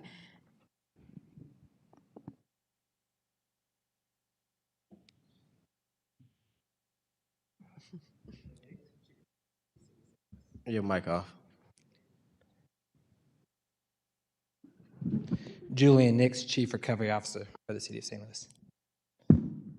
When it comes to affordable housing, what has been the, I guess, the current scope of collaboration or work with the Office of Recovery and the Affordable Housing Commission? Yeah, so I've had continued conversation with Commissioner Ford Griffin, but there's also been conversation across SLDC, CDA, and Affordable Housing Commission about how to support overall affordable housing and housing rebuilding in the tornado zone. There is zero intention, and I have zero intention of my office being the office that administers any funding tied to affordable housing preservation or building. The mayor's stance and the mayor's view of this is, as we've discussed different projects in the tornado zone, whether it be aspects around vacant unit turns or specific projects allocated to bring units back online, or that be new construction projects that are already in discussion that have gap financing needs to make the construction project happen. All of those various projects exist across different departments, and different departments are best deployed to be able to do that. And we don't yet know how much of that is going to be in the areas that make sense for Affordable Housing Commission to carry versus which ones are gap financing need to go under existing projects that have LIHTC credits that make sense for SLDC to carry, or which ones already have contracts with LIHTC under CDA that makes sense to allocate more money to those existing contracts. So this amendment was not, from a Recovery Office standpoint, was not intended to keep the power and the oversight or even the delivery of these funds under it. It was to keep it flexible enough for us to be able to put it into the various sets of investments as needed and as the right department was to carry it.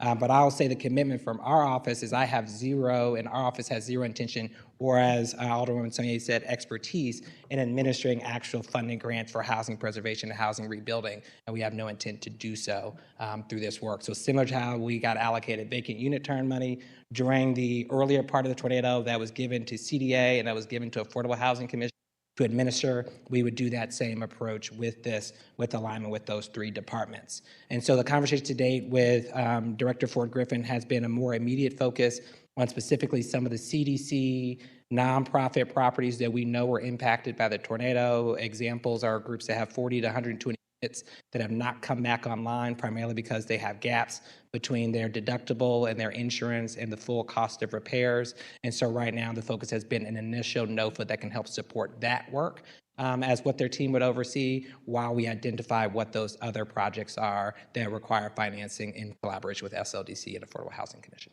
Has there been collaboration with the Affordable Housing Commission around vacant unit like turnover? I see rehabbing of vacant units. Yeah, so they had a $1.2 million allocation out of the initial Board Bill 31 for Murphy Park Apartments 1, 2, and 3 under the vacant unit turn contract. That work is still being finalized, so that has not finished up yet, but they have one contract and the CDA had the others. But that was a specific example where they already had an existing contract, so we sent the money to amend that to go to that contract versus CDA opened up the new NOFA for new vacant unit turns.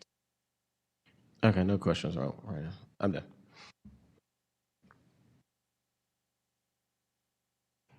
Vice Chair Sanye. I don't have any questions. I've had the opportunity to speak to Director Nix in the mayor's office. We actually had a back and forth with a memo that I sent to kind of initiate it. Again, I think Director Nix has definitely engaged in the conversation, as well as the mayor's office, and I think this is just a case where I prefer to see some specific language within the legislation as opposed to having to take the word necessarily of what will happen. This, to me, as legislators, the language in the bill is what gives us the clarity on what will happen. I understand where everyone on the committee is, but I definitely would prefer for us to have this conversation now and take the vote, and then however we need to revisit it before it gets to the floor based on how the vote goes, I'm absolutely a team player with. Any other comments? So did you want to go ahead and try to take a vote, or you want us to do it, have some of the questions that needed to be answered? I think some of the comfort and the concern is coming from not being able to hear from a couple of the entities. And I know I would never ask Commissioner Griffin to come in now. I've been in spaces. I know her work. I trust her work. But I know there's been some other concerns that's been uplifted that this might go into and impact some of the other funds. If we move it this way, then I think we need to have that discussion as well. So I guess I would be asking you if you're comfortable with us doing it in perfection. This was a good conversation to have, but without us being able to answer the questions, I don't want it to die here if it can happen. Yes, in full transparency, Chairwoman, my concern is that just the Director Griffin did have a loss, so I know she can't be here today. So, I have definitely thought that over and have been able to have conversations with her, but I think the other thing that I'm honestly thinking about in my head is just the relationship that exists between department leadership and their appointing authority. That I think that there may be things that are factually true. If she came to the budget committee on camera and said, yes, if I'm giving RAM settlement funds, I can scale up and I can do this work. That's not my word. That's not even a private conversation that's to be had. That's a tape that can be rolled back where she spoke to that, where she has a demonstrated evidence of getting RAM settlement funds. I guess my concern is at this point, I don't want to put her in a position where she's having to say something in opposition to her appointing authority, which at the end of the day is the mayor's office. Which is why, I think if we have the conversation as a committee and as a legislative body, as the people get to vote on the legislation and say whether we think this should happen or not, I think that might be a cleaner way to do it, because I don't desire to put, again, someone who gets their living from the city and makes their money from the mayor, but we just heard, the mayor's office and the Office of Recovery does not prefer this approach, and I don't want her to be in a situation where she has to say anything beyond what she has already stated on the record in a committee hearing, where she said that if you give me the fund within the scope of work that I do, I can scale up.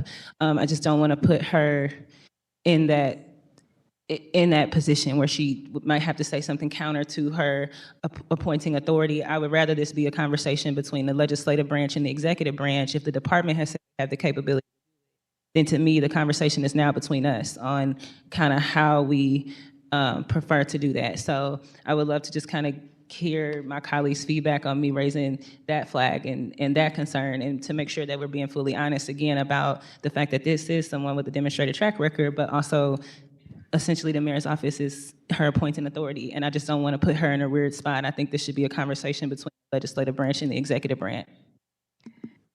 I'll just follow that up by saying I would never try to speak for Commissioner Griffin. She's a very strong woman, a very independent leader, and I don't think that any of us are in position to say that we would either speak for her, speak against her, put her in any kind of position, only because I know her. And I know that she's gonna do the right thing and she's gonna stand on it. And so again, out of respect for her right now, in her bereavement, I would never call her, but I did talk to, we've been talking about, so I had talked to her prior to this. I know some of my other colleagues might have talked to her prior to this. And again, there was been something else that's been uplifted that I want to make sure you know about before we try to move forward with this, because I know the spirit, we can hear your spirit in it, but we also don't want any unintended consequences in it. So with that, I don't know if you had any additional questions or if you wanted to just go ahead and take the vote.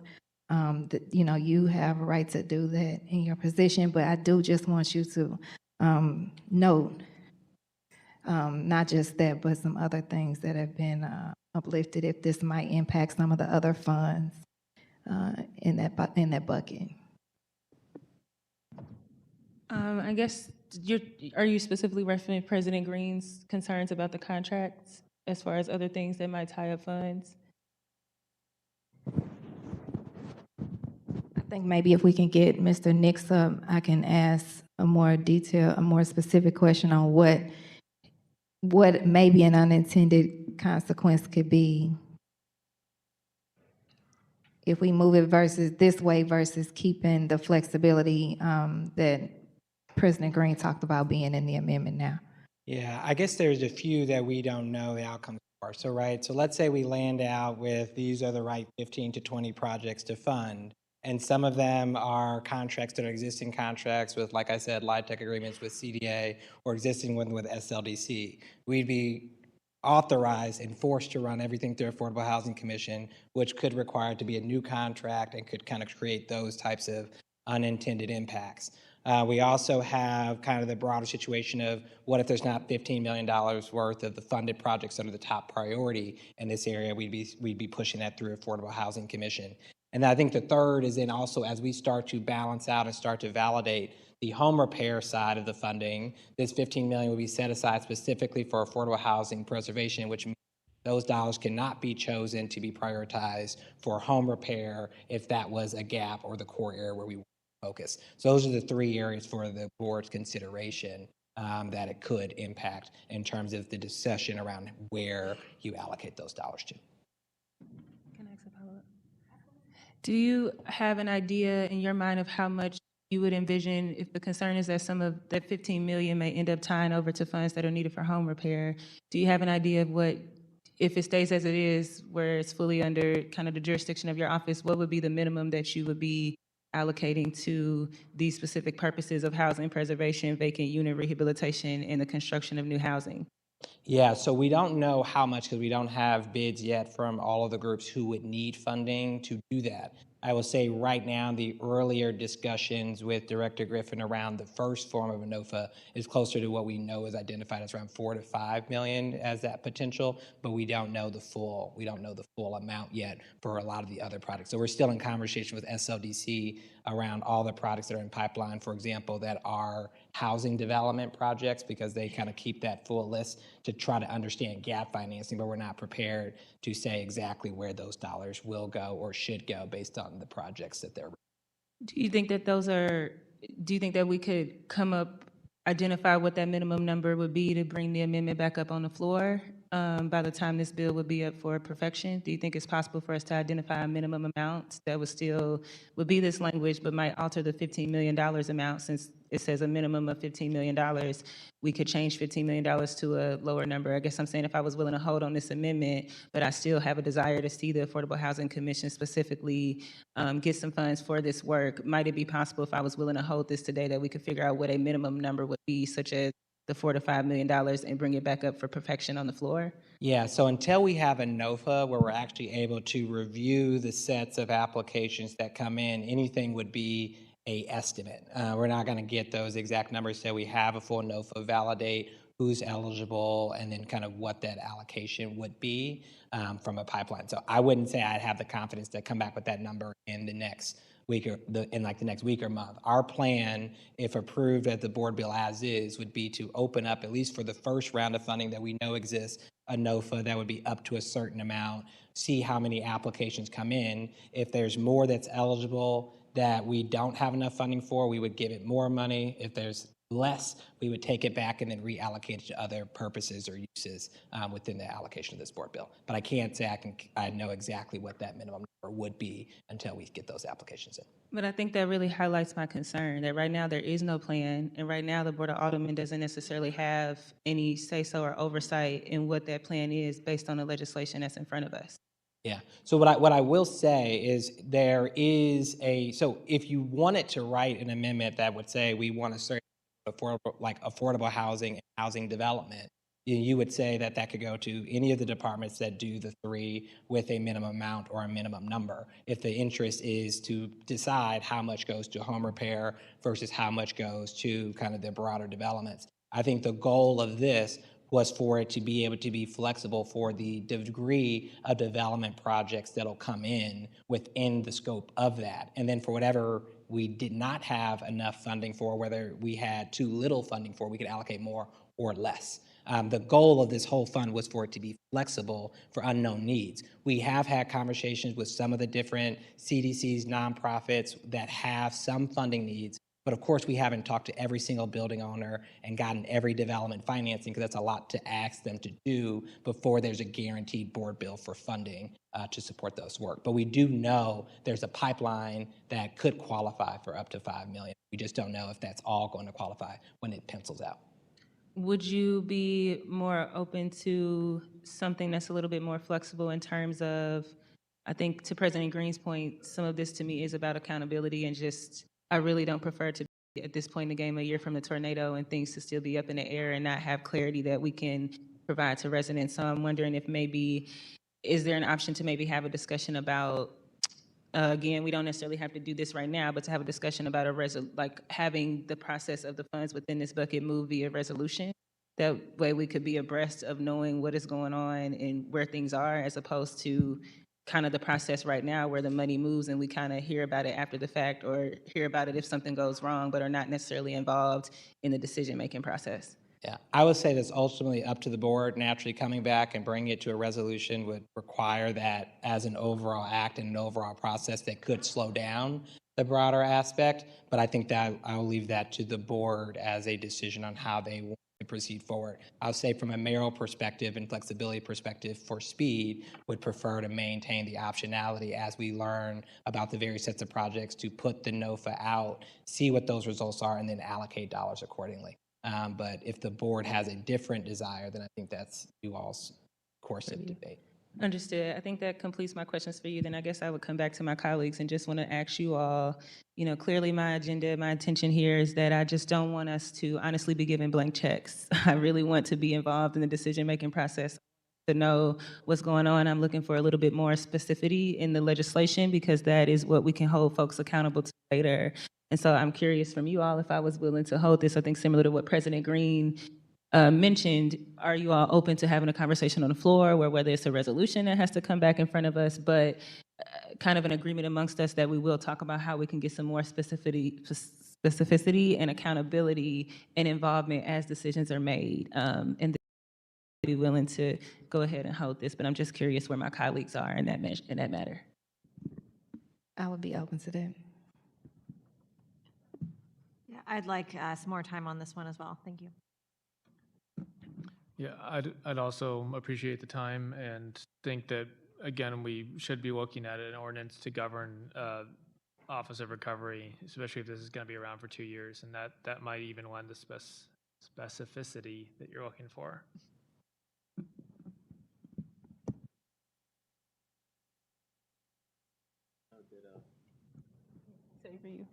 Anyone else? Okay, we can hold on this for now then. I would withdraw my motion. All right. So now we are back to President Green. Oh, Jamie has an amendment? I thought we did. We did that, didn't we? I think we finished that one. Yep. Okay. President Green, you are recognized on Board Bill 22 as amended.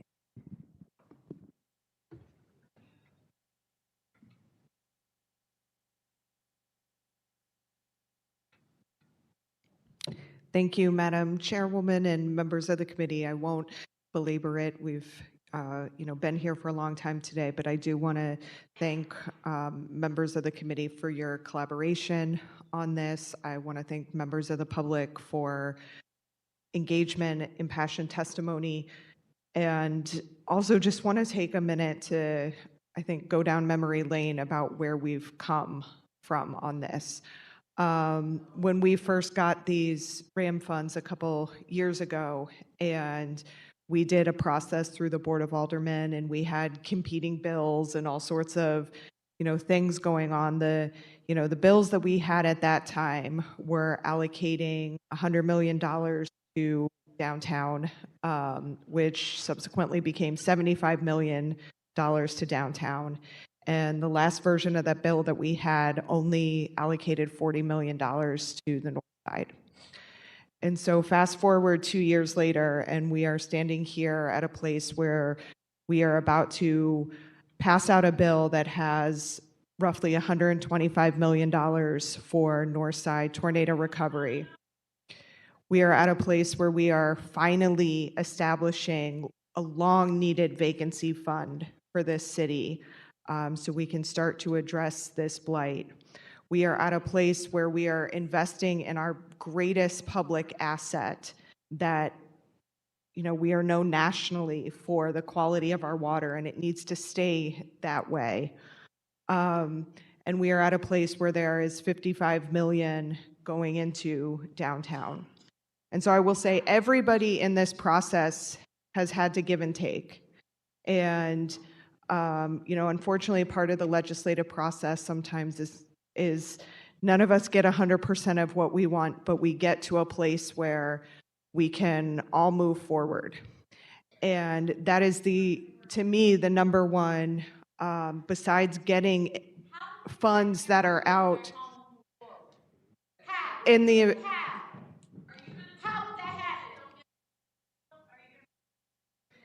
when this bill, what we've been able to do is set up various funds to make sure that we can leverage other resources, and not just for the downtown fund. This allows us to go after additional state and federal money. I hope that our corporate and philanthropic community steps up in the way that we need them to step up for the side.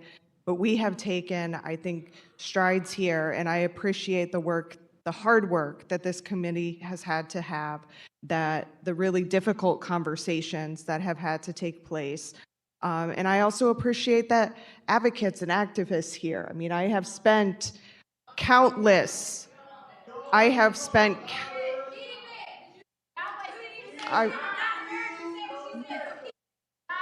will say I have spent countless hours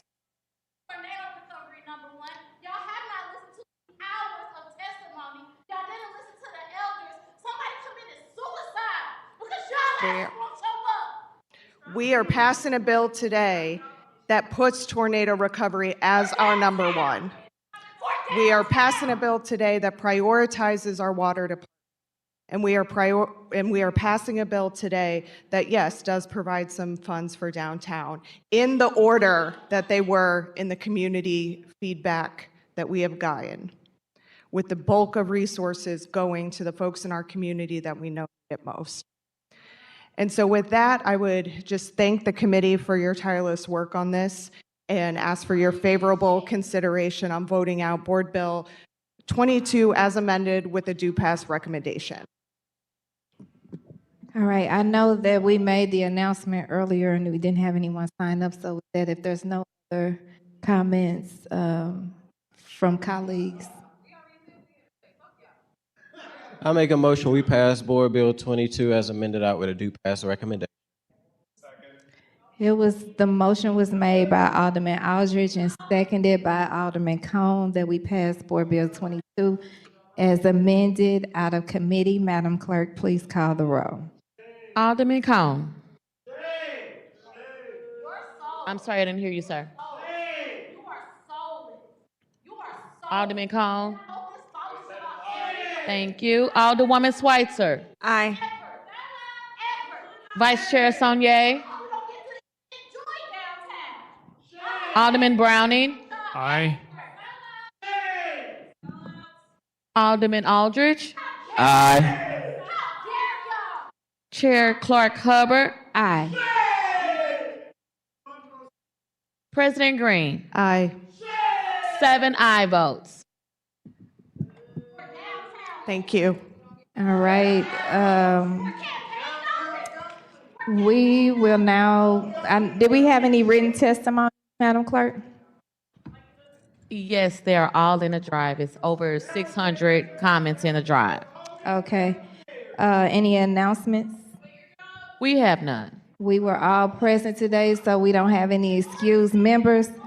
So with that, I will accept a motion to adjourn. I make a motion, we adjourn. Second. Previous roll. Previous roll. I missed who was